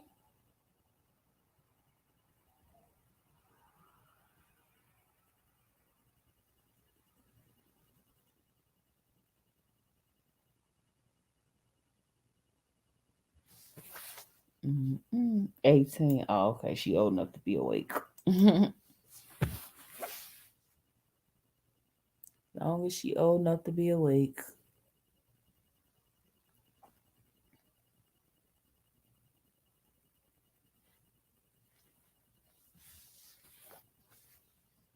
Yeah, I know to keep me another one.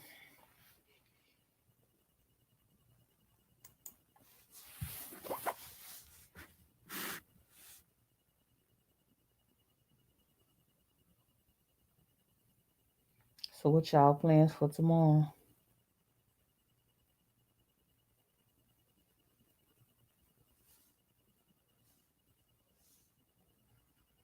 Or today, rather. Wow. In small amounts. If you're gonna make it legal, it shouldn't even matter. That's crazy. I mean, but when you look at it, it's your body. Hey, if you want it to, that's somebody gonna tell you what to do with your body.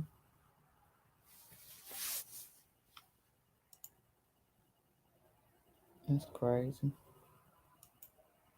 You say nothing as usual. I know, right?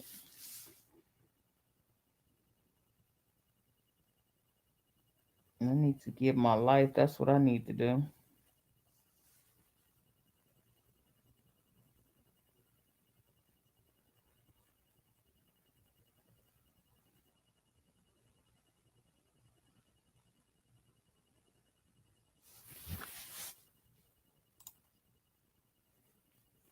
Don't come here singing, Don.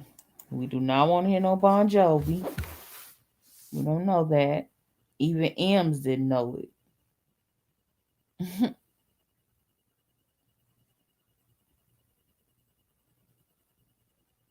Now you know that's sad.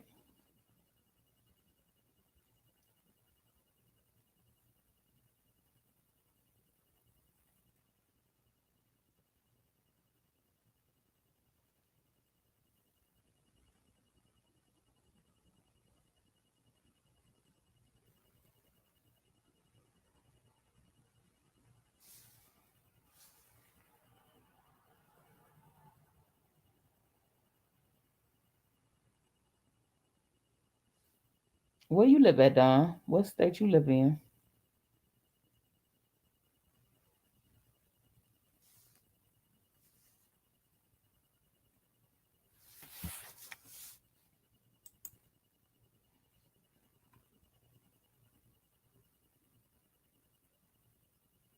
Wow. You had a very interesting content then, huh? Really? What does it describe? What are they calling it? They can't, I'm sure they ain't calling it Molly when they give it to them.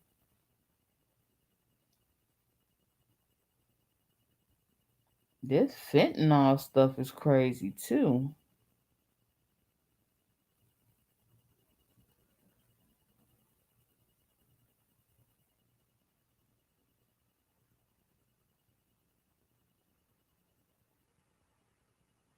It's just not meant for us to be great.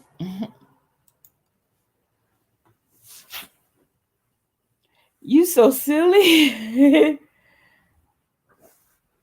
5 months. 1 million. Wow. That's dope. So how long did it take you to get monetized? That's dope, Valley. Congratulations. I mean, you're doing something right.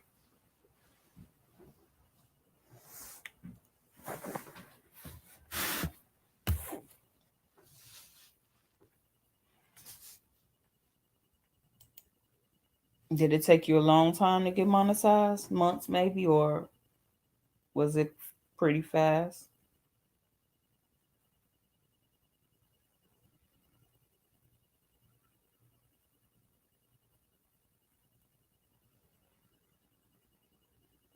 Wow. Yeah, somebody needs to. That's crazy. These doctors just give you anything if you accept it.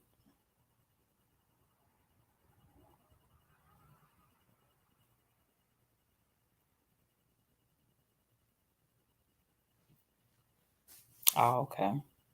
It's them watch hours, ain't it? Or is it the subscribers? I didn't even pay attention.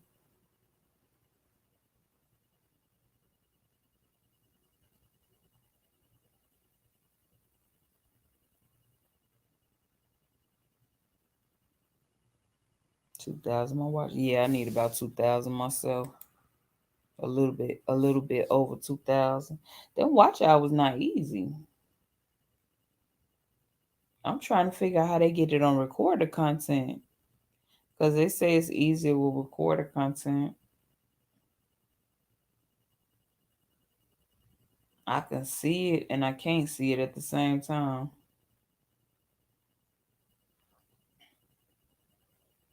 But you'll get them, I'm sure, no time. So you got all your subscribers, right?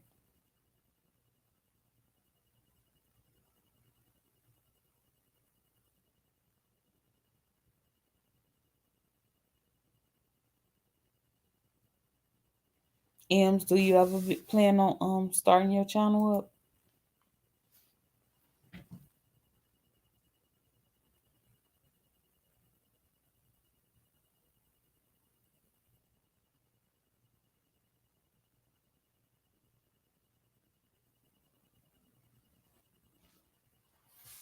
Wow. Congrats. As you can see, well, my she says you silly. The subscribers go up and down. Why is that? Are people unsubscribing, or is that YouTube trying to verify that the subscribers are real?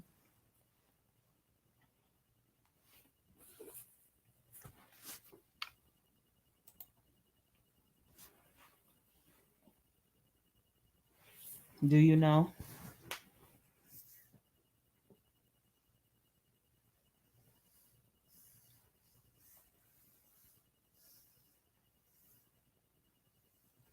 It's cold.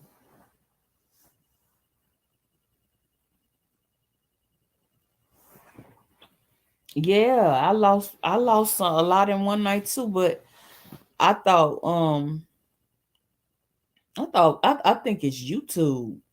I don't think they actually. Wow. I think they be trying to check the. I don't know. I think it's YouTube.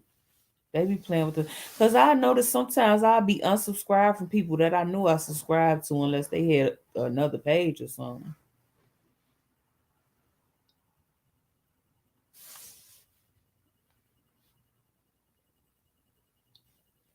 Girl, you don't have to be involved in the drama, honey. But let it roll over your shoulder.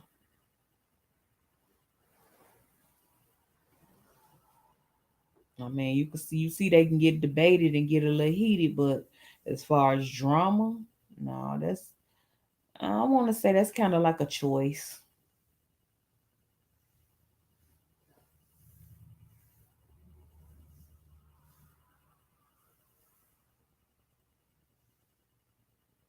Debating is a little different.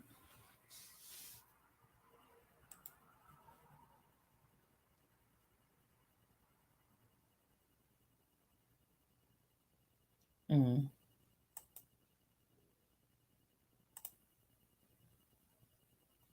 That's crazy. So I'm wondering, are they like verifying those accounts? Is that what it is? Cause that just don't even the math ain't math, and like 65 people just said, forget you. We don't want to subscribe to you no more. Good night, Valley. Because when I first started, my subscribers, they still doing it, going up and down, and I was like, what the hell? I had lost like 20 something in one night. Or within 2 days or something like that, like he said. But then I started getting them back. I don't know. All right. All right, Valley. I appreciate you for coming. Hopefully you'll come back next time I go live. I'll be looking out for your checking out your videos. Yeah, it is. That's the only thing I could think that makes sense. But even with the watch hours, they take 2 days before they update it. That is so annoying.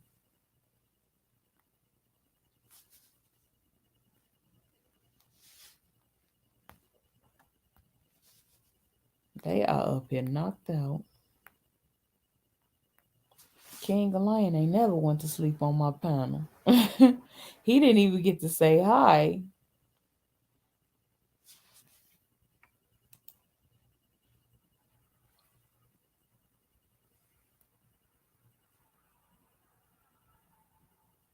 Mm.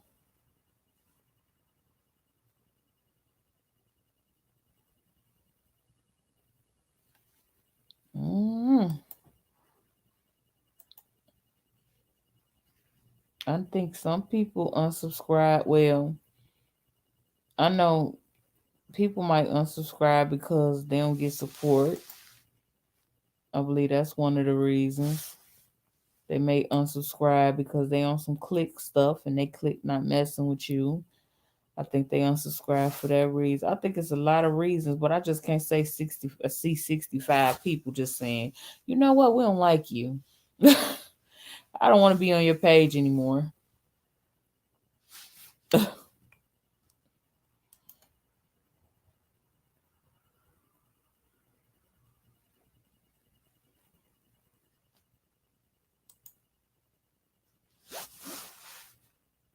I can't see it, but I believe because I lost like 20 something in one in like I think a matter of 2 days, and I was like, because I was checking the analytics, like, well, what the hell happened? And I hate that I wish they would tell you who all your subscribers are. You only see your subscribers if you only see the people who had a subscribers list open. I mean public. If they subscriber list is private, you're not gonna see them in your subscriber list. So I wish they would show you who all your subscribers was.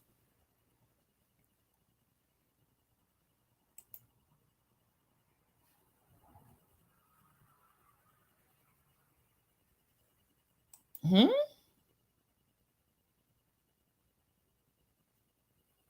I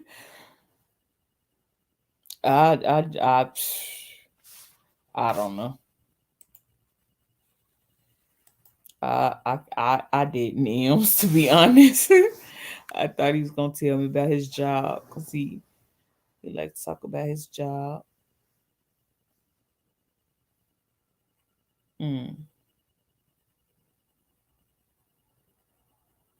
Yeah, I just made mine public because I want people to know that I'm subscribed to them. So you don't have to unsubscribe because I'm subscribed to, you know what I'm saying? Because I think that might be why people unsubscribe. They don't think you subscribe to them or something like that. You so silly, Ems. I'm not messing with you tonight. Or this morning in December.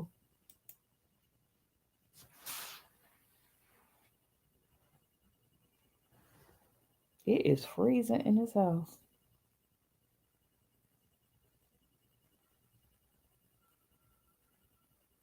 That's sad. Yeah, okay.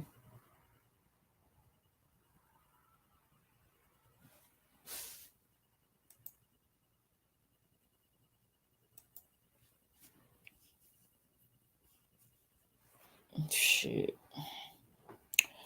So I'm still trying to figure out when they're gonna come up with some more information about the lady that I've been talking about.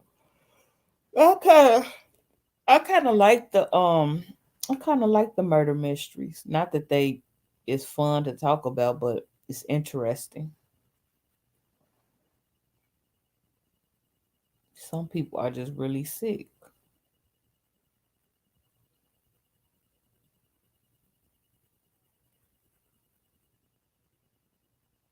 And need some serious help.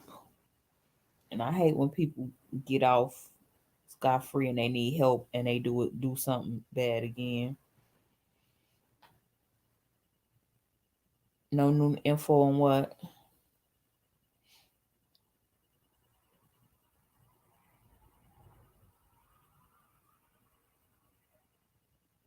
Oh, on the lady? Nope.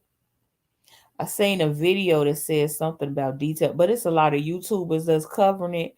And since it's not nothing new, that's come out, they just hold conversations and commentary about it, which is cool. But it kind of get played out when you running the same information over and over again. It's like we need some type of something. Tell me something.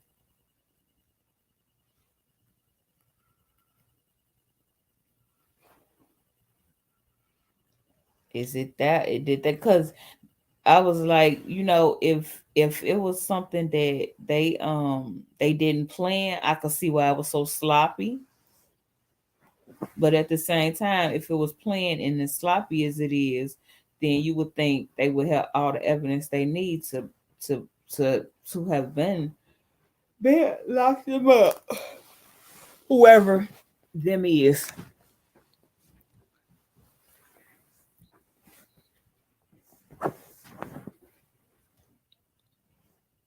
I've been waiting on that autopsy just like everybody else. Cause that's gonna be that's probably gonna be a big part of the finding who did it.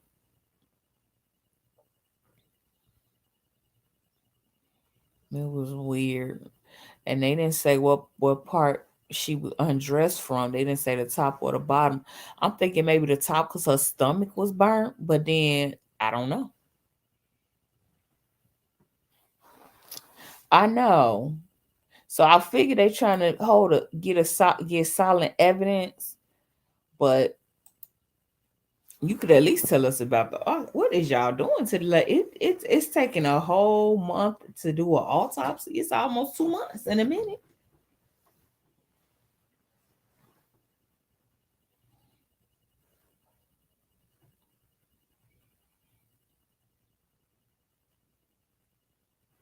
It's crazy. And they no updates on the children who escaped from their mom. That was scared. I mean, sad.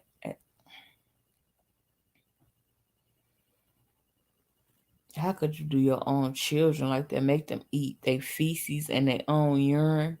Like that's sick. That's sick. Somebody needs to make her do the same damn thing. And it looked like she really took out most of the abuse on the older ones.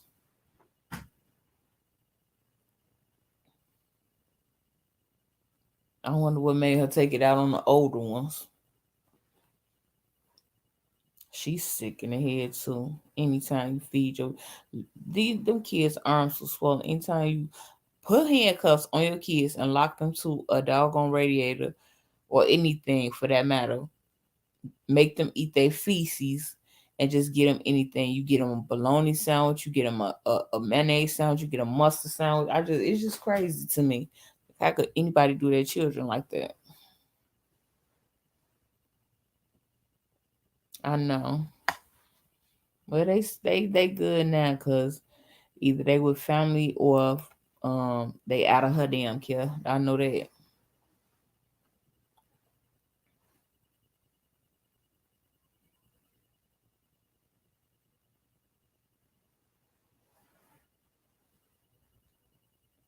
Shit. I'm trying so damn hard to keep my eyes open. Sing M so I won't fall asleep.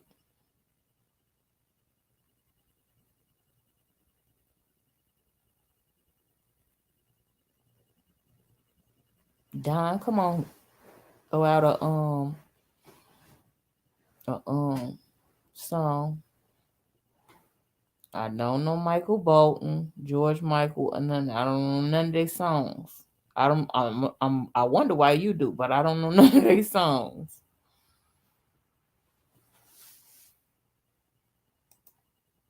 Okay. Yeah, I think I'm gonna end because I was gonna be asleep on y'all in a minute. I ain't even gonna lie. I was just gonna murk and just let y'all talk amongst yourself or whatever. But I might just keep it going to get the watch hours anyway. So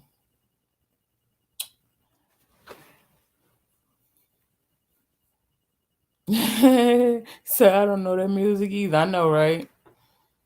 I kind of figured that.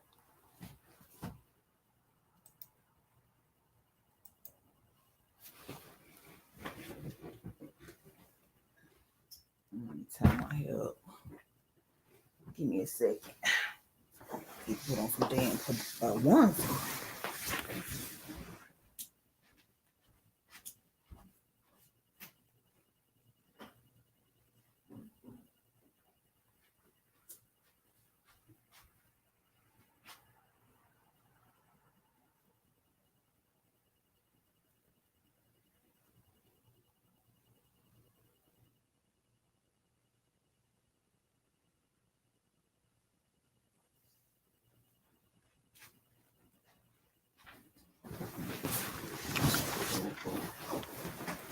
She said, I don't know their music either.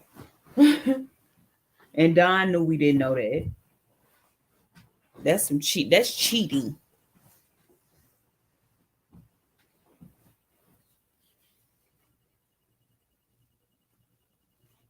But to the 6 people who don't want to say nothing, y'all kind of creepy.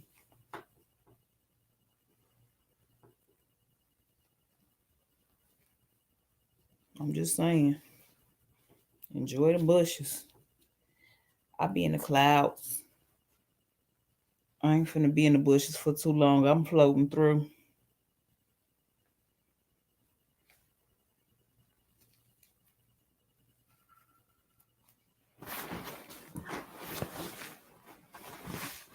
Feel me?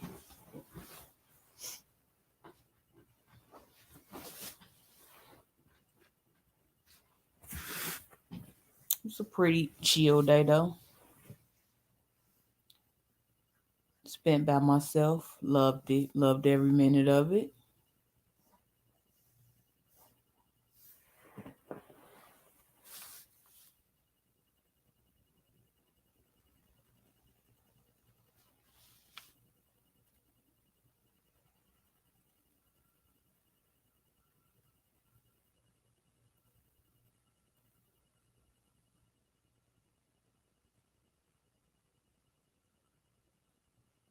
True.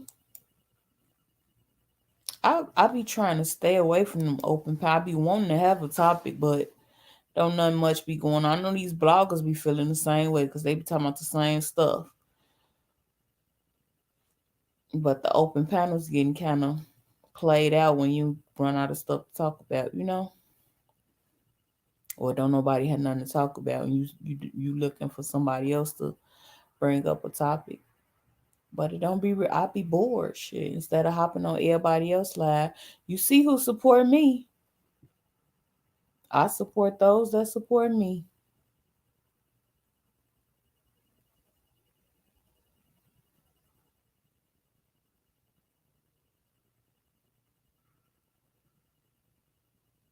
Shit.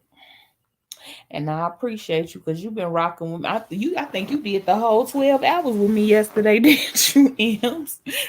Shit. You feel me?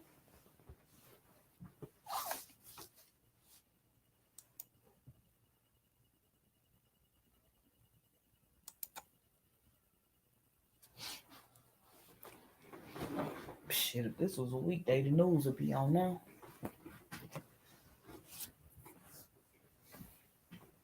You watch that Raising Kanan? I wonder what 50 gonna do with his show since he ended his relationship with Stars. He need to just go ahead and do his own TV network. I see. I'm like, shit, she's sticking in there.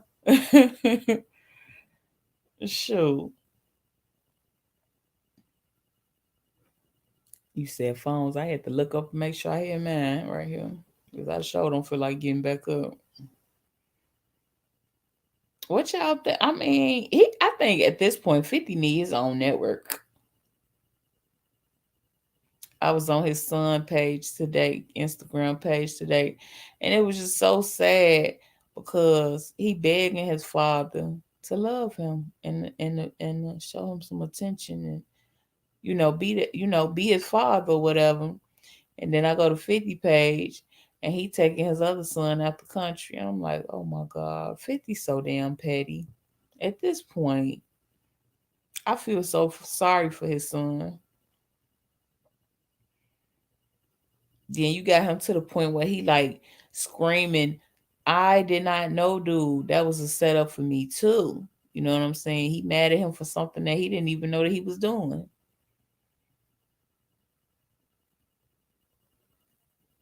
That's sad. Because if something happened to, but you know what? The way 50 act, if something happened to his son, he wouldn't even care.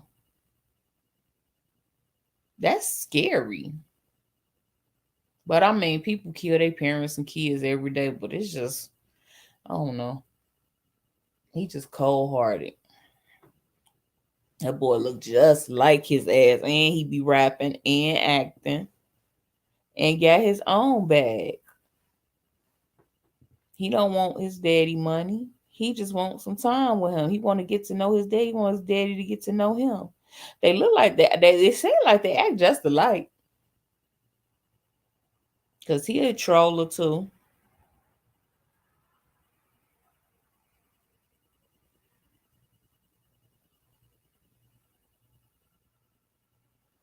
I told him, I pray that, God give 50 a change of heart, because that's just, it's really sad.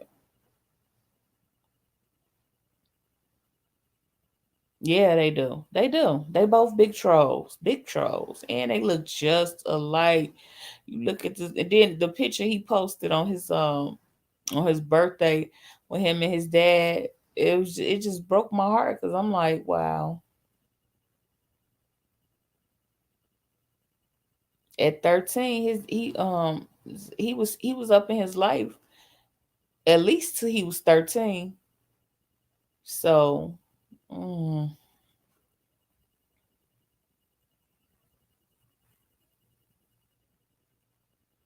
act similar, look similar. They are the same person. He said, I am you. Look, he repeated Tyreek, I'm you, Dad. Did you read his post? It was a little tear jerk. I ain't gonna even lie. Then you got people in that time, I don't swear him. How y'all gonna tell that man don't try to pursue a relation? Right, look, 25 9.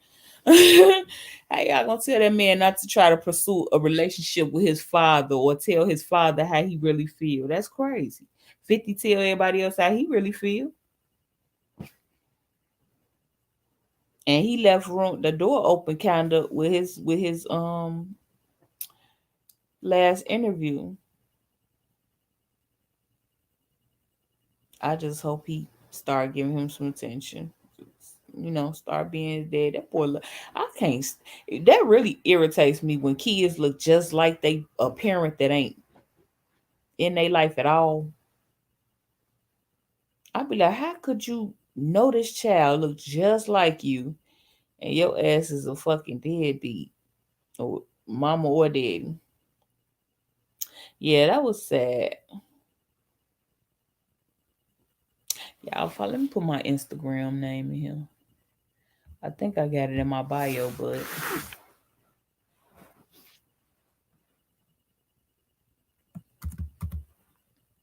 hold on, if I changed it too.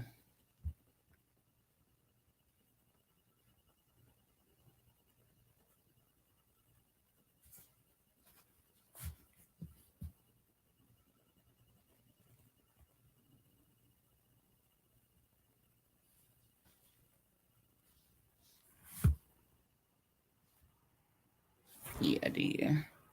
Hey, Montrese, you just waking up?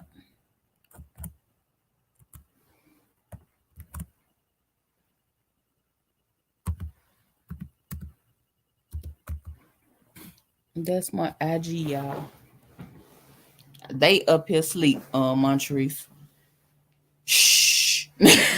Shit. They is up here knocked out.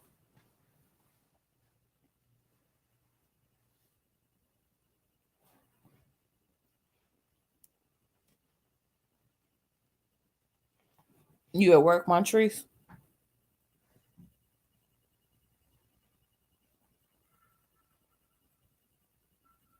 I'm just saying.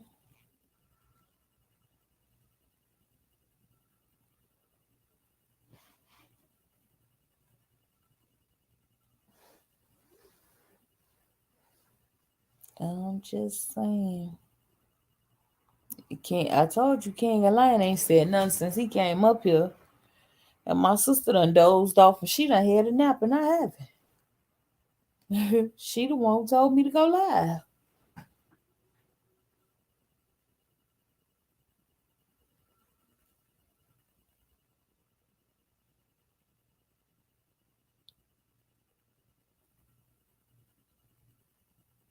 Your first shift today. Your 6 a.m. or 6 p.m.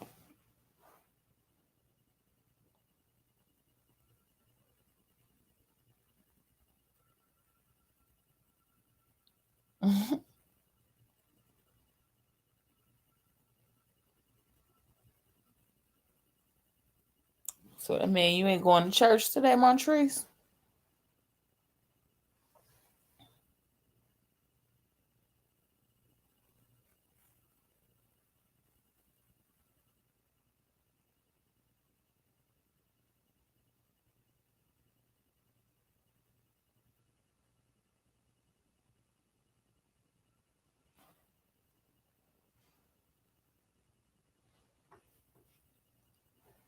I can't believe it's almost 5. I got on super late too, though.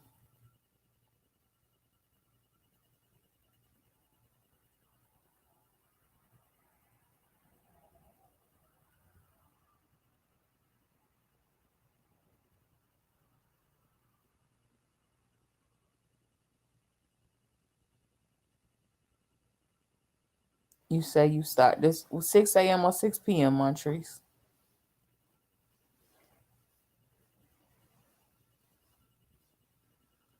Hey, Tracy, I'm sorry. I didn't even see you up there.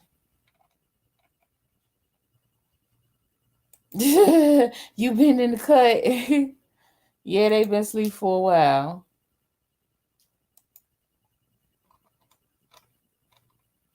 Oh, okay.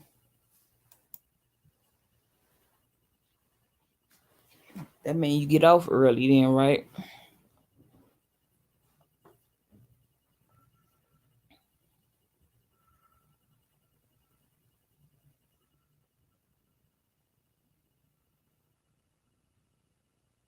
Damn.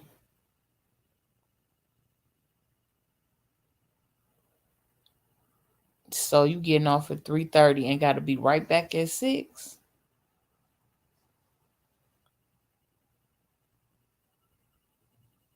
Oh, you get off at 3:30 p.m.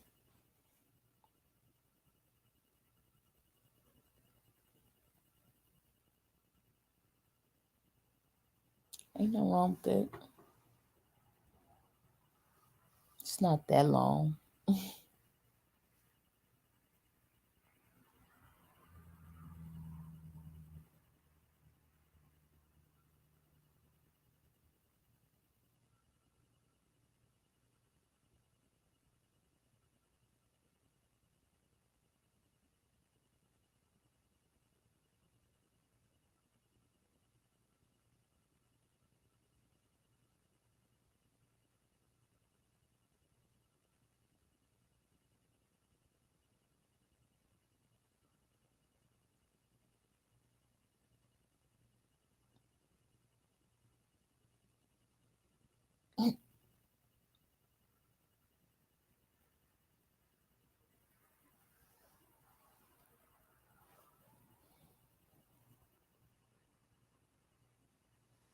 Shit, that ain't that long. I mean, you still get off early.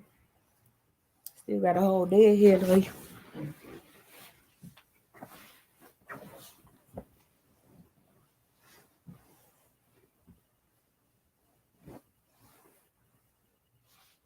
Zelly, you gone?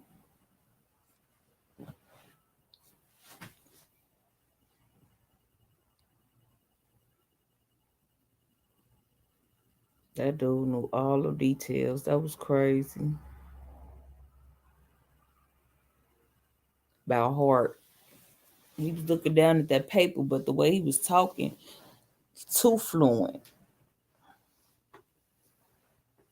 But I think it's possible he might not be guilty of all of them. Anything's possible. I don't even know why the Klan would claim that if they didn't do it. No, it's not. You must don't work on Sundays.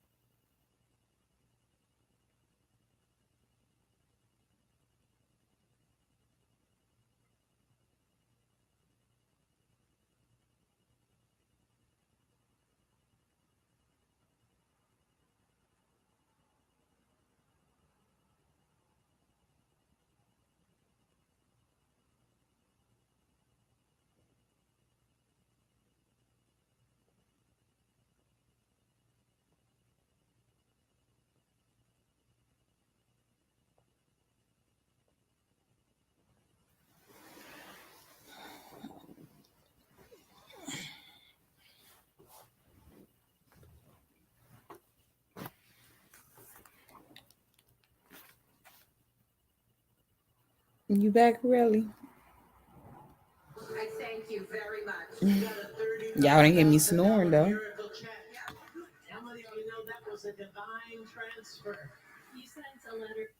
I didn't doze off. I just wasn't paying attention to the chat with my eyes closed.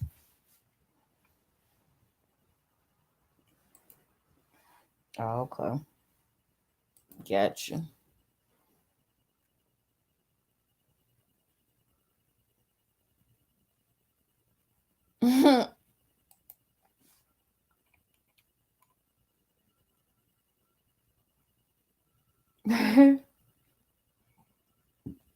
They passed out. I'm still woke.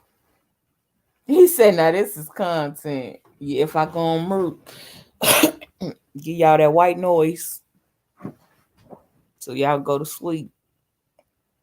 Like me and them. I'm still woke. I only dozed off for about, that was 4 minutes ago. I only dozed off for about 3 minutes. Possibly. If even that many. Doobie, why you still woke?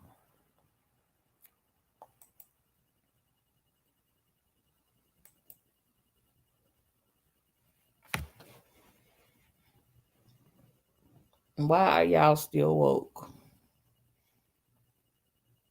It's almost 5 o'clock in the morning. He talking about hello.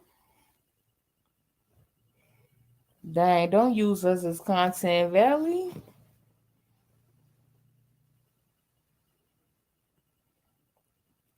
It happens.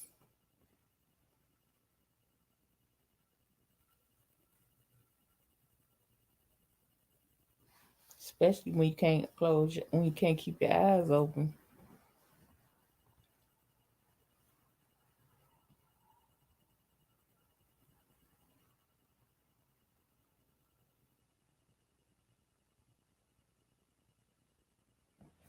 Hold on, give me a second.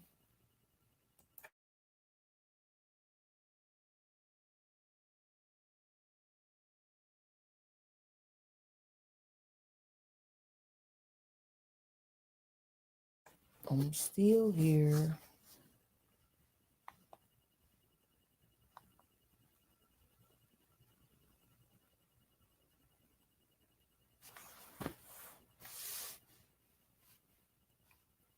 Give me a second, y'all.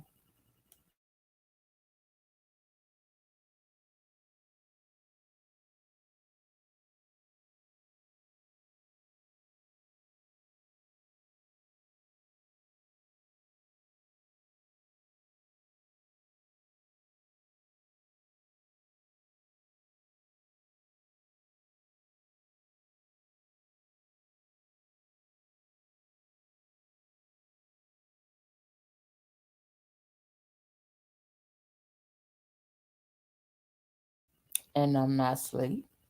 Not asleep at all.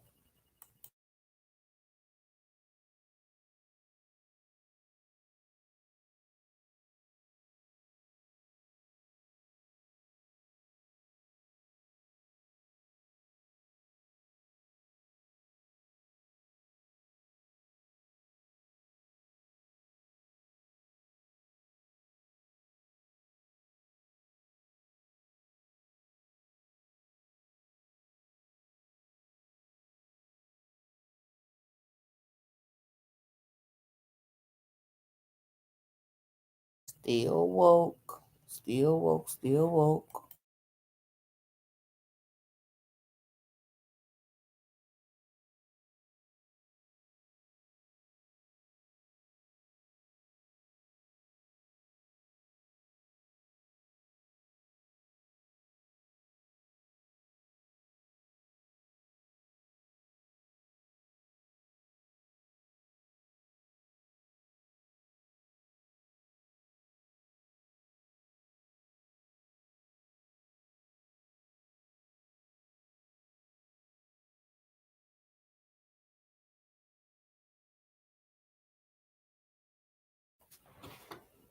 M's done left me for the wake people.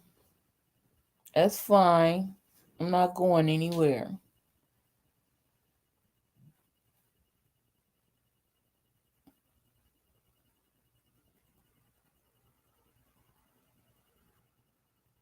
Doogie, I seen you too.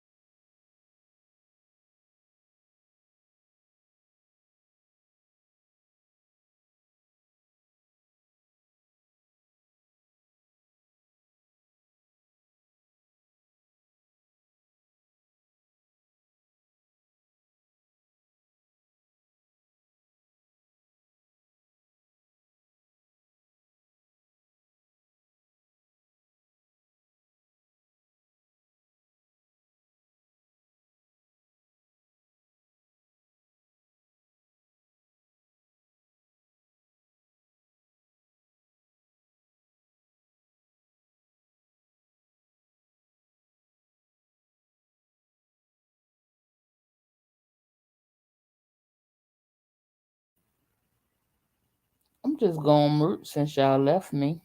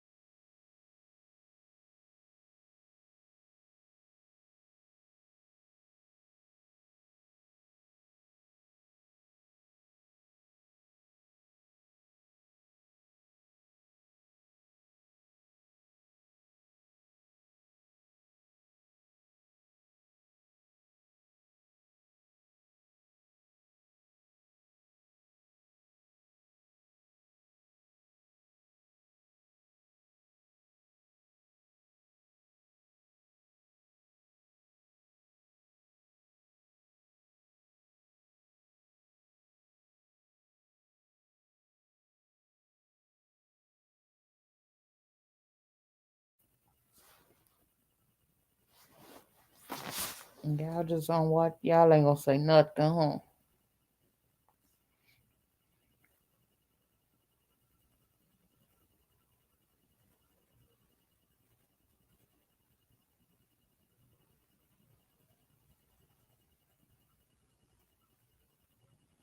Mm-mm-mm.